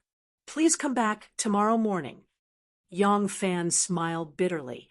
"If I come back tomorrow morning, I am afraid I will not be able to sleep well tonight. Please inform the princess. If she does not allow me to see her, it will not be too late for me to leave." The guard hesitated for a moment before nodding. "If that is the case, please wait for a moment." A moment later, the guard appeared in the big tent. This big tent was like the big tent of the Khan of the Grassland. It was very spacious. Inside, there were simple folding screens and cloth curtains that separated different spaces, separated by a cloth curtain that hung from the top of the tent to the ground. Princess Taiping, who had just finished bathing, was lying on a soft couch. She had a smooth back, a sunken waist, a round buttocks like a full moon, and a pair of slender thighs that were as strong as jade pillars. Because she was lying on her stomach, the 2 round jade balls in front of her chest were squeezed to the point that they were overflowing. There was a large arc under her ribs, which looked thick, soft, and elastic. Behind her stood a strong female sumo wrestler. That pair of huge palms that could stop a startled horse were abnormally gentle at this moment. She pushed, took, pressed, rubbed, stroked, cut, sometimes the edge of her palms, sometimes the back of her palms, sometimes the center of her palms, and sometimes she clenched her fists. Her movements were incomparably skilled. Because of her movements, the pair of jade balls in front of Princess Taiping's chest trembled and constantly changed shape. Massage was very popular in the Tang dynasty. There was even a doctor of massage and a masseur in the imperial physician's office. They were given the rank of a 9th rank official and specialized in teaching massage techniques. This female sumo wrestler was the female disciple of the doctor of massage in the imperial physician's office. "Your Highness, the Ministry of Justice's Minister Yang Fan requests to see you." A guard's voice came from outside the curtain. The hands of the female sumo, who was massaging inside, paused for a moment. Then she returned to normal and continued to pat the smooth back of the princess. Princess Taiping was lying there with her cheek facing the other side. When she heard the guard's report, her back clearly tightened. There was a light pa-pa-pa sound on her back, under the patting of two fat palms. The curve of Princess Taiping's taut back gradually softened. "What does he want?" the guard's voice said. "He didn't say. He only said to ask the princess to see him." Princess Taiping was silent for a moment and said, "Just say that I am already resting and it is not suitable for me to see a guest. If he has something to say, then we will talk about it tomorrow morning." "Yes," the guard hesitated for a moment and said, "this subordinate said so, but Yang Longzhong said that if he comes tomorrow morning, he might not be able to sleep tonight. This subordinate saw that he was drunk, cough, cough. So I went inside to report." The guard waited for a moment and did not see any movement inside. He awkwardly coughed and said, "This subordinate will take his leave." "Wait." Princess Taiping suddenly called out. She turned over and stood up. A pair of snow-white breasts could be seen. On her fair and smooth skin, two small cherry buds were bewitchingly embellished with a dazzling light. With a flash of her beauty, she was wrapped up in a light robe that resembled a net of clouds. The sumo woman draped a soft, wide robe over her body and lightly retreated to the side. The female sumo had a strange look in her eyes. It seemed that she was blaming Princess Taiping. Princess Taiping's eyes met with her and immediately moved away. She also felt that she was too disappointing. She was hurt so deeply by him. She only heard him say that he would not be able to sleep tonight, and her heart softened. She eagerly welcomed him in. Was she so easy to bully? But even if her heart softened, what could she do? "You call him in," Princess Taiping ordered. The female sumo finally could not help coughing and said, "Your Highness, it is late at night. It is not suitable for your Highness to receive a foreign official. A man and a woman alone, I am afraid." Princess Taiping glanced at her and lightly said, "Is there a lack of rumors about me? How I live is my own business. When have I ever been afraid of other people gossiping? When have I become a woman afraid of people making irresponsible remarks?" The female sumo saw that she was slightly angry and lowered her head, not daring to say anything. Princess Taiping seemed to feel that her words were a bit heavy. She patted the female sumo's arm and softly said, "You go rest. I am fine. I have never been a woman who lives to look at other people's faces. I am not a woman who lives to listen to other people's words. Slander and praise are up to others. I am me." Chapter 497. "Yes." The female sumo wrestler helplessly lowered her head, whispered a reply, and quietly left. When Yang Fan walked into the tent, the candlelight in the tent was very bright, and the curtains in the 4 rooms were fluttering. He didn't know what kind of space was behind it, what function it had, or whether there were other people inside. Princess Taiping was dressed in a plain white silk dress. She was sitting cross-legged on a mat. There was a short table with rolled ears in front of her. A pot of incense was burning on the upper left side of the table. The smoke curled up in spirals, making Princess Taiping's complexion look somewhat ethereal. Sitting quietly, she was like a clear lotus, her wet and bright hair scattered over her shoulders, and her forehead was decorated with a golden lotus pattern, looking somewhat like the guanyin that was worshipped in temples. However, when he got closer, the feeling she gave people changed again. That silk dress was light and soft, and the candlelight passed through the thin silk dress, seeming to faintly reveal her flesh-colored breasts under the clothes. The snow on the bare chest, penetrating through the silk dress, probably described this kind of mood at this moment. But at this moment, although Princess Taiping's clothes were thin, she didn't have the taste of sex appeal. A cold feeling permeated her body from the inside out, and her clear eyes seemed to hide a touch of frost, making her awe-inspiring and inviolable. This woman was like a beautiful scenery that changed with every step, far and near, high and low, all different.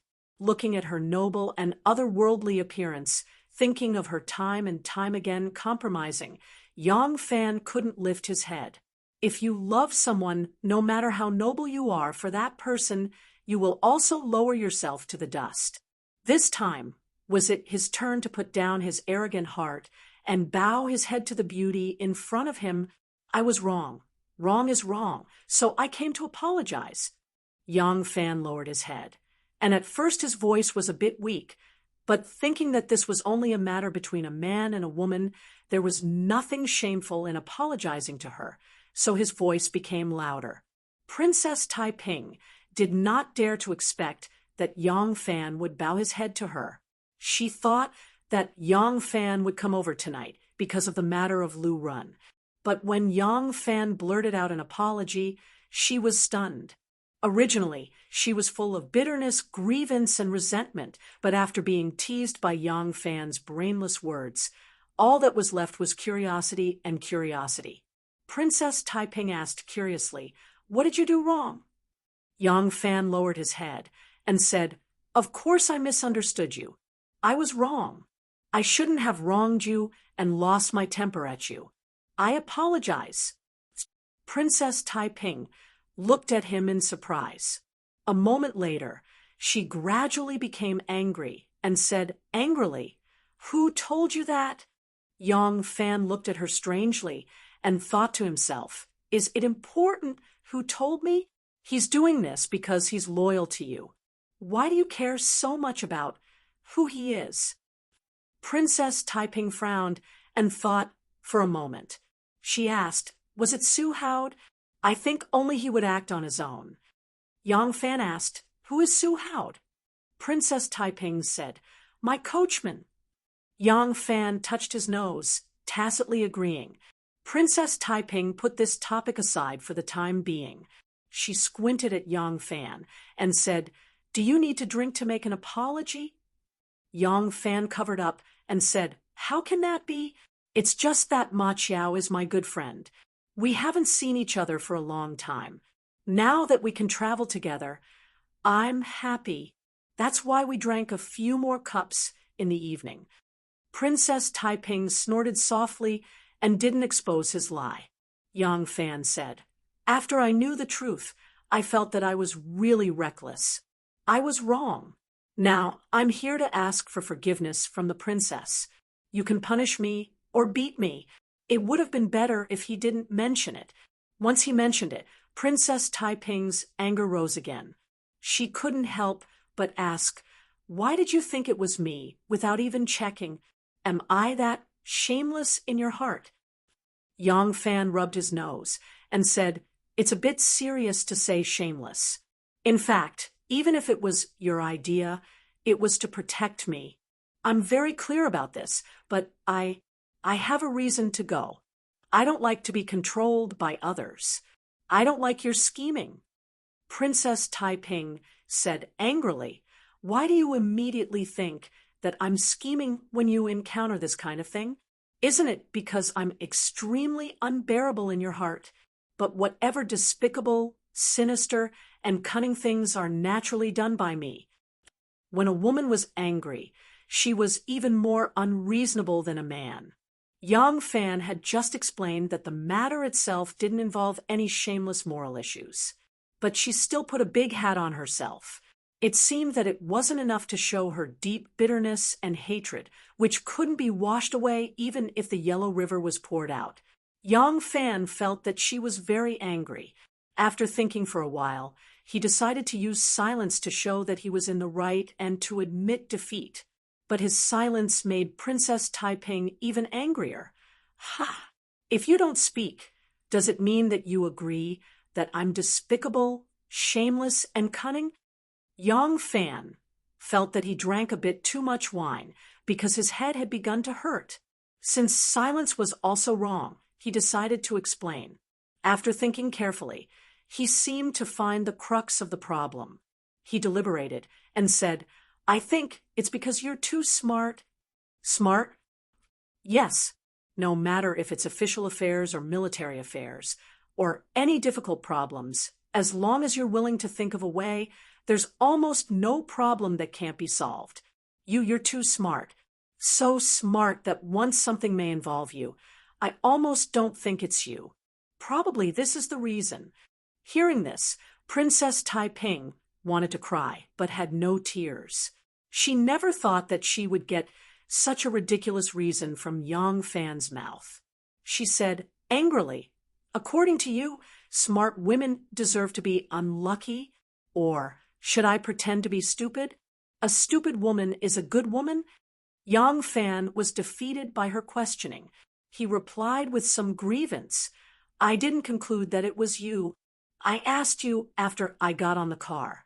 But you not only didn't deny it, but also admitted it yourself. How could I think otherwise?" Princess Taiping was even angrier and said angrily, "I deny it? Why should I deny it? You came to me as soon as you heard about it. Didn't it mean that you were sure that I did it? You came to me angrily. How do you want me to explain? Will you listen if I explain it? Will you believe it?" "I will. I really will," Yang Fan said seriously. "If you say it's not you, I'll definitely believe it, because you always dare to admit what you've done. If you say it's not you, then it's not you." Princess Taiping stared at him for a long time. She shook her head gently and said sadly, "But I don't want to explain it. If you think of me first every time you encounter something bad and need me to deny it, then I'd rather admit it. It's too tiring. My heart is too tired." Princess Taiping's face had a kind of tired sadness. Her voice was also choked with sobs. There was a layer of crystal tears in her eyes. She said in a low voice, "I've always tried to please you, no matter how I behave, how I do things, or even how I dress. If you don't like it, I won't do it. You have a cat at home, so I also have a cat. One heir likes to wear plain clothes, so I also wear plain clothes. I carefully just want to please you. In front of others, I say that I never live to see other people's faces. But in front of you, I'm not me. What did I get in return?" 2 lines of tears flowed down. Princess Taiping could no longer keep calm. She couldn't help but cry on the table. This was the first time that Yang Fan had heard Princess Taiping confiding so many grievances to him, so many worries on her mind. That sincere and heartfelt confession, every word and sentence tugged at his heartstrings, making his heart endlessly agitated. He stretched out his hand, wanting to stroke Princess Taiping's soft and bright long hair, but just as he was about to touch her beautiful hair, he lost his courage and powerlessly dropped his hand. Looking at Princess Taiping's gently shrugging shoulders, Yang Fan said, "Actually, it's not that I don't have feelings for you. When we were on the boat on the Luo River on Chinese Valentine's Day, I told you that there are many entanglements in the past. If you can't explain them clearly, then let them go. Maybe you didn't understand what I meant." Hearing this, Princess Taiping's crying stopped abruptly. She hurriedly recalled everything that happened on the bow of the boat on the Luo River that day. He let her sleep on his lap that night. What he said to her during the continuous ringing of the bell in the morning. When he walked out, he staggered a little because his legs were already numb. She remembered a lot of things clearly, but she ignored them. Even when she recalled the warmth of that night, whenever she recalled this moment in the morning, she would quickly think of Yang Fan's background, so much so that she completely ignored the words he had said. Now that she thought about it, it seemed that Yang Fan really did say these words at that time. Could it be that because of his sincerity, his stone-like heart had already opened up a gap for her? It was a pity that she only felt sorry for herself. Moreover, because of what happened in the Peach Blossom Village, she became timid and wasted so much time. Thinking of this, Princess Taiping's heart was filled with inexplicable joy. She found that she was really disappointing. Obviously, she had been hurt so deeply by him. Obviously, every time she cried, she swore to leave him. But in the end, he only gave her a little sunshine, and her heart was like a blooming peony. The roots of love had long been deeply planted. She was already hopeless. Yang Fan did not know that his words had set off such a big wave in Princess Taiping's heart. He was still very sincerely apologizing. This time, it was indeed my fault. I know that I hurt your heart, but I don't know what to do. Today, I came to apologize to you. As long as you are willing to calm down, you can beat me or punish me if you want. Yang Fan spoke very sincerely. It was not an act of sincerity, but a sincere apology. Taiping's pursuit of Yang Fan was wrong from the beginning. The first time, she tried to buy him with wealth and power. The second time, she tried to use her enchanting and gorgeous body to seduce him. Between people, once you leave a bad impression, you have to work several times harder than others in order to change the impression you left in other people's hearts. Princess Taiping gradually learned how to love a person equally after running into a wall again and again. However, in order to change the bad impression she had made in Yang Fan's heart, she really suffered a lot. Little by little, in the relationship, Taiping finally reversed the disadvantage. And this time, the misunderstanding became the best opportunity. Yang Fan took the initiative to admit defeat. In the battle of love, Taiping suffered a lot, but she won. As the knot in her heart was gradually opened, she looked at the dejected Yang Fan again. Taiping's heart could not help but soften. For a lover who was younger than her, a woman would always be more tolerant, even if she had a strong personality. On the other hand, an older man would be more indulgent to his younger lover. This was probably one of the human nature. Young men are always careless and impulsive. Since he apologized so humbly, I won't make it difficult for him. Thinking of this, Princess Taiping's heart calmed down. Her eyes gradually revealed a hint of ridicule. Will you really let me hit and punish you? Hearing her sigh of relief, Yang Fan hurriedly puffed out his chest and put on a heroic appearance. Of course! A real man's words cannot be taken back. I was wrong, and I admit it. If you want to hit or punish me, it's all up to you. Yang Fan's words were powerful and impassioned, but after a moment, his voice sounded again in the tent. This time, his voice became more impassioned. That won't do. A real man can be killed, but not humiliated. I will never agree to such an unreasonable request. You just said that if you want to hit or punish me, it's all up to me. A real man's words cannot be taken back. How can you go back on your words? How could I know that it would be such a punishment? I am a man. What's wrong with being a man? Do I still need to see people in the future? You can't see people, but I can. In order to save you from prison, I didn't hesitate to defile myself. Now, the whole city is in an uproar. But what relationship do I have with you? I've been kind to you time and time again, but you've hurt me time and time again. I, Li Lingyue, am also a proud and arrogant person. But in front of you, my dignity has long been swept to the ground. Have you ever thought about me? Can't you change the punishment? Even if you flog me 20 times, it's fine. Are you afraid of being flogged? Moreover, even if I give the order, will they really beat you?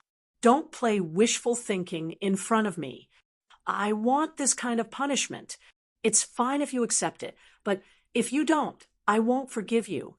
I'll make you owe me for the rest of your life. The night was very quiet. The 8 guardian deities stood outside the tent. They could vaguely hear the conversation in the tent. They looked at each other. They couldn't figure out what kind of punishment the princess was going to give to Yang Fan to trigger such a strong reaction from him. In short, the two people in the tent were in a deadlock for about the time it took to drink a cup of tea. Yang Fan mumbled something and seemed to have compromised. After a while, Yang Fan escaped from the tent awkwardly in the midst of Princess Taiping's laughter. The light outside was not very bright, but the 8 guardian deities could still see very clearly. This very handsome and heroic young Langjun had drunk wine that night. His face was already very red. When he escaped from the tent, his face became even redder. It was as red as a monkey's, but Yang Fan escaped in embarrassment. The 8 guardian deities hurriedly flashed into the tent. They saw Princess Taiping holding her stomach and falling on the bed laughing. She laughed so hard that she cried. She didn't look like a princess of the great Zhou dynasty at all. Chapter 498. The sky had just brightened when waves of whistling saber winds could be heard amidst the rising fog. Ma Qiao had woken up early in the morning to train. For the past few years, he had been working hard on his martial arts, never neglecting it. He had already married Pasta, and now that he was going to have a child of his own, the sense of responsibility had made him more mature. He was a martial artist, and martial arts was the foundation of his life. Therefore, he had never dared to slack off. The ruffian workshop attendant, who would open the door early in the morning with his eyes half closed, as if he was sleepwalking, had long since disappeared. The current Ma Qiao had been reborn, becoming a general who set an example and was strict with himself. Now, it was only in front of Yang Fan that he would revert to his old ruffian ways. Yang Fan was attracted by the waves of whistling saber winds. He had also woken up early in the morning to train. Seeing that Ma Qiao had woken up even earlier than him, Yang Fan felt very gratified. The two brothers had not sparred for a long time, and so they sparred excitedly. Ma Qiao's saber arts were basically still based on the saber arts that Yang Fan had imparted to him. However, after a few years in the military, he had also absorbed the saber techniques that were commonly used in the military and had perfectly integrated them into his own martial arts techniques. He had removed the impurities from the saber techniques that Yang Fan had imparted to him and modified them. He still did not have the ability to remove the impurities and retain the essence. His desolation had merely abandoned killing techniques that were not suitable for the battlefield and replaced them with simpler and more effective killing techniques. With this, he had managed to develop his own unique style, and when they sparred, it was an eye-opener for Yang Fan. Battlefield killing techniques did not have any fancy moves. They were simple and practical, plain and simple. This was not to say that Yang Fan's saber arts were fancy and useless. Yang Fan's saber arts were the martial arts techniques of the pugilistic world. Once the pugilistic world had a fight, it was mostly a duel between 2 people, or at most 3 to 5 people attacking together. Both parties were very agile, and feints, changes, and techniques were very necessary. Many times, one's technique was superior in this aspect. However, it was not possible on the battlefield. On the battlefield, where there were thousands of soldiers and horses, there was more than one enemy, and there was no space for one to move around and fight. If one could not finish off the enemy within 2 or 3 strikes, one would be the one dead. Therefore, the battlefield martial arts, be it staff techniques, spear techniques, saber techniques, or fists, were all plain and simple with only a few stances.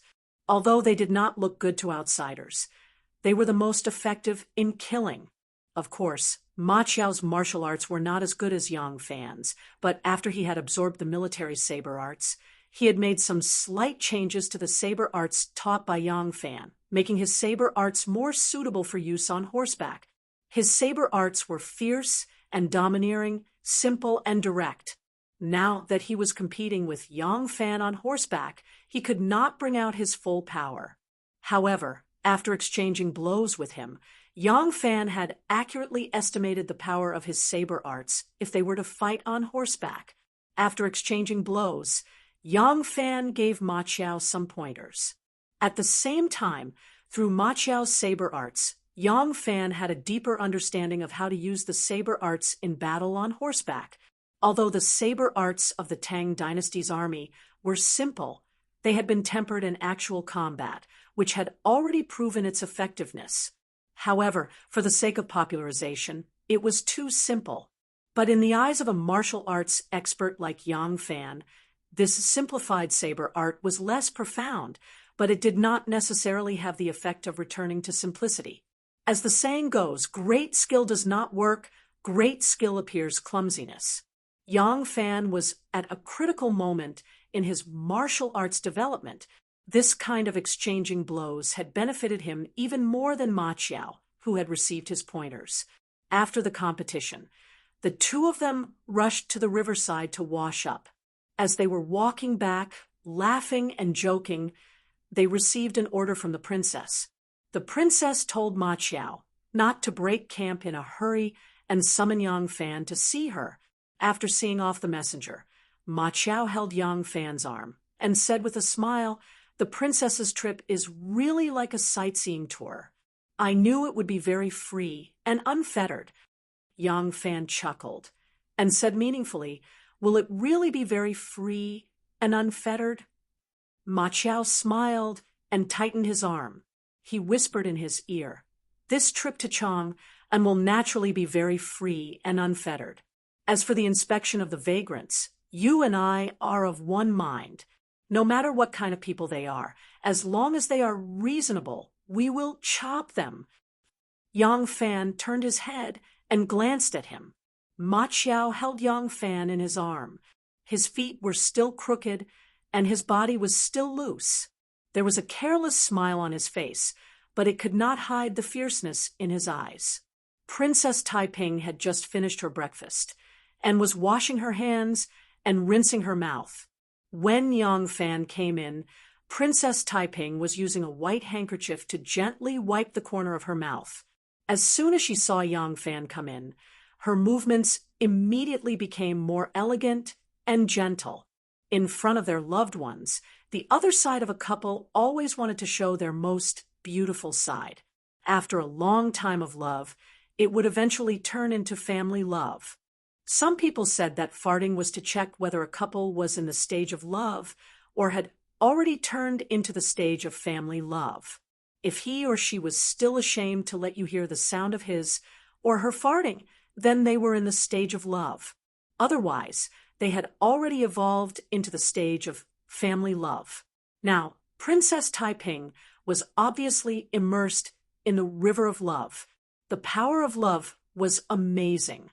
Last night's meeting not only soothed the grievances in Princess Taiping's heart, but also gave her great confidence. When she knew that she and Yang Fan were not destined to be together, and even happiness was close at hand, her whole body glowed with a kind of radiance. In fact, she tossed and turned last night and did not sleep well. But at this moment in front of Yang Fan, she appeared to be in high spirits. This flower of the Tang dynasty was like a good rain after a long drought. When it was about to wither, it suddenly absorbed enough water. That lustrous and plump complexion seemed to have just bloomed. There was still only the two of them in the tent. Princess Taiping said, "I thought about it all night last night. You really want to do this?" Yang Fan nodded heavily. "If I don't have that ability or I don't know about this matter, I can ignore it. I am not the kind of person who overestimates his own ability. But since I already know, and as long as I am willing to work hard, I can definitely save some innocent lives. If I don't do it, my conscience will be uneasy." Princess Taiping said faintly, "Actually, it was the Empress herself who ordered you to send me to Chang, and you should understand why the Empress did this." "I didn't understand before, but I understand now." Yang Fan's eyes revealed a touch of pain and anger.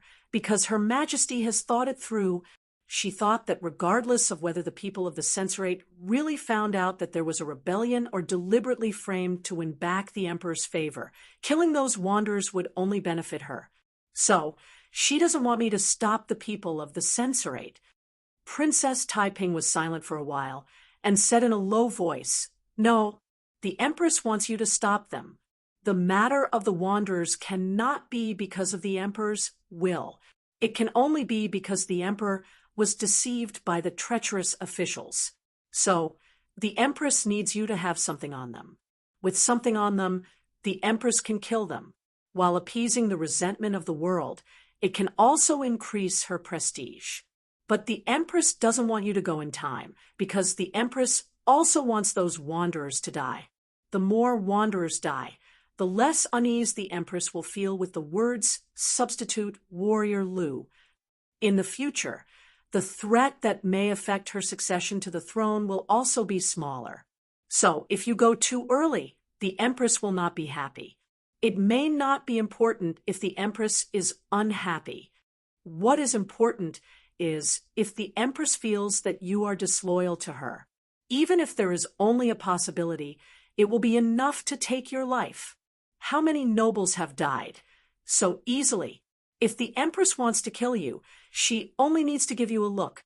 Yang Fan sighed and said, "You don't have to worry. Although my official position is not high, and I don't have any noble title, I have unique advantages compared to those nobles.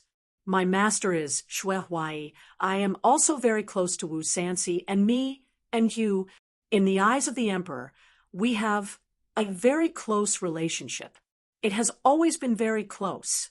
Princess Taiping coquettishly rolled her eyes at him, but she did not say this out loud. Since their hearts were already connected, there was no need to be so serious with her words. Sometimes the fiery Princess Taiping could also be as gentle and understanding as spring water. Yang Fan smiled and said, "Now the Prime Minister, the Emperor's most favored one, has promised to protect me.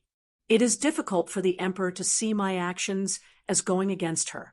Moreover, 2 of the 3 immortal masters are in the capital. I have a good relationship with them. If something bad happens to me, I believe they will put in a good word for me. You know, the Emperor is very fond of them now." Princess Taiping was still worried and said worriedly, "Even so, the problem is that I don't know what will happen if you go. If you really make a big mess and harm the Empress' interests, the Empress will not give up on your punishment, no matter how many people put in a good word for you. No one knows her better than me. You don't have to worry so much." Yang Fan comforted her and said, "I have never thought of myself as a saint who pleads for the people. If I want to do something, I must first protect myself. So I will not act recklessly. This time, I will act according to the circumstances. I will not let them catch me. The most important thing is—" Yang Fan's expression was a little sad. He said in a low voice, "I am only one person, and the cruel officials of the Imperial Censorate have already gone to different places. How many people do you think I can stop them from killing? The only thing I could do was to stop this bunch of bloodthirsty butchers from killing all the drifting humans. So the thing that the Emperor is worried about will not happen." Princess Taiping was silent for a while and sighed faintly. She said, "Well, you take some guards and leave first. As for Sun Yuxuan and Hu Yuanli, you better not take them with you. If all 3 of you leave, it will be hard for me to cover it. If the Empress knows that you disobeyed her orders, it will be really inappropriate. Don't worry, I will rush to Chang, and when I arrive, I will send them to meet up with you. For now, it is best to discuss a meeting point. Where do you plan to go first?" Yang Fan said, "I plan to go to Jiannan first, but the meeting point cannot be there. They are only escorting you to Chang, and so it won't take much longer than me. However, if they rush to Jiannan Prefecture, I'll have to wait for them there after I'm done with my business. I've decided to go to Qianzhong Prefecture after I'm done with my business in Jianan Prefecture and meet them in Pingman Province. Princess Taiping nodded lightly and said, I will remember. Yang Fan put his hands on his knees and said, There is no time to lose. Then, I will go now. You don't have to worry about this. Try not to let too many people know where you are going. I will deal with all the aftermath. Good. Yang Fan was about to get up when he suddenly thought of something and couldn't help but ask, I saw Su Hao leaving the camp early in the morning. He seemed to be heading towards the capital. What happened in the capital? Princess Taiping said disapprovingly, Oh, it's nothing. I just sent him back to the capital. Yang Fan was stunned for a moment. Then he understood and asked, Just because he went to find me? Princess Taiping nodded and said, Yes. Yang Fan frowned and said, He did it out of goodwill. Princess Taiping slightly raised her eyebrows and lightly said, What's there to be kind or not? I originally thought that even if you hate me, you can only stay by my side. There is no need to get involved in this mess. Now that he has ruined my plan, do you want me to reward him? Yang Fan said, He did it because he is loyal to you and doesn't want you to be sad. Aren't you afraid of hurting the hearts of your subordinates by punishing him like this? Princess Taiping said in a serious tone, No reason can be used to disobey orders. Today he can disobey my orders because he is loyal to me and thinks that he is good to me. How do you know that he will not do other things because he is loyal to me in the future? Erlang, if you want to do something big, you should be strict with your subordinates. You can't be emotional. If Su Hao didn't come to find me, I am afraid that you and I will never have a chance to be together again. Yang Fan thought and felt a little guilty, so he just kept silent. Princess Taiping smiled and said, Don't worry. I didn't send him to Mount Mang to farm.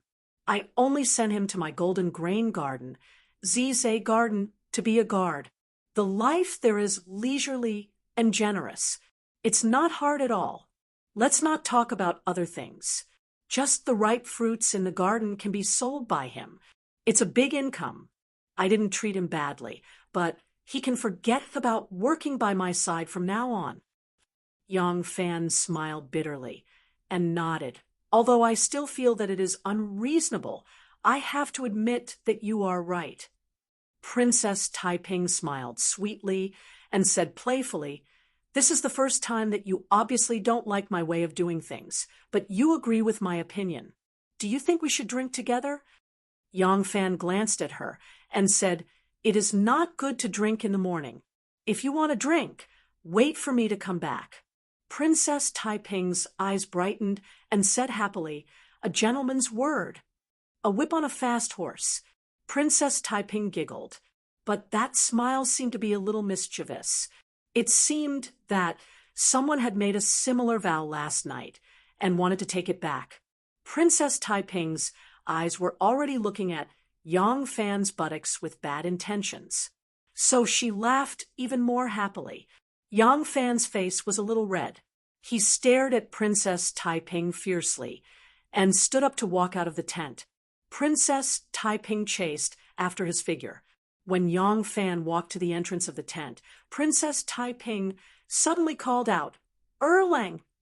Yang Fan lifted the tent with one hand and turned around. Princess Taiping stared at him with deep affection in her eyes. She said in a low voice, You take care. Be careful on the way.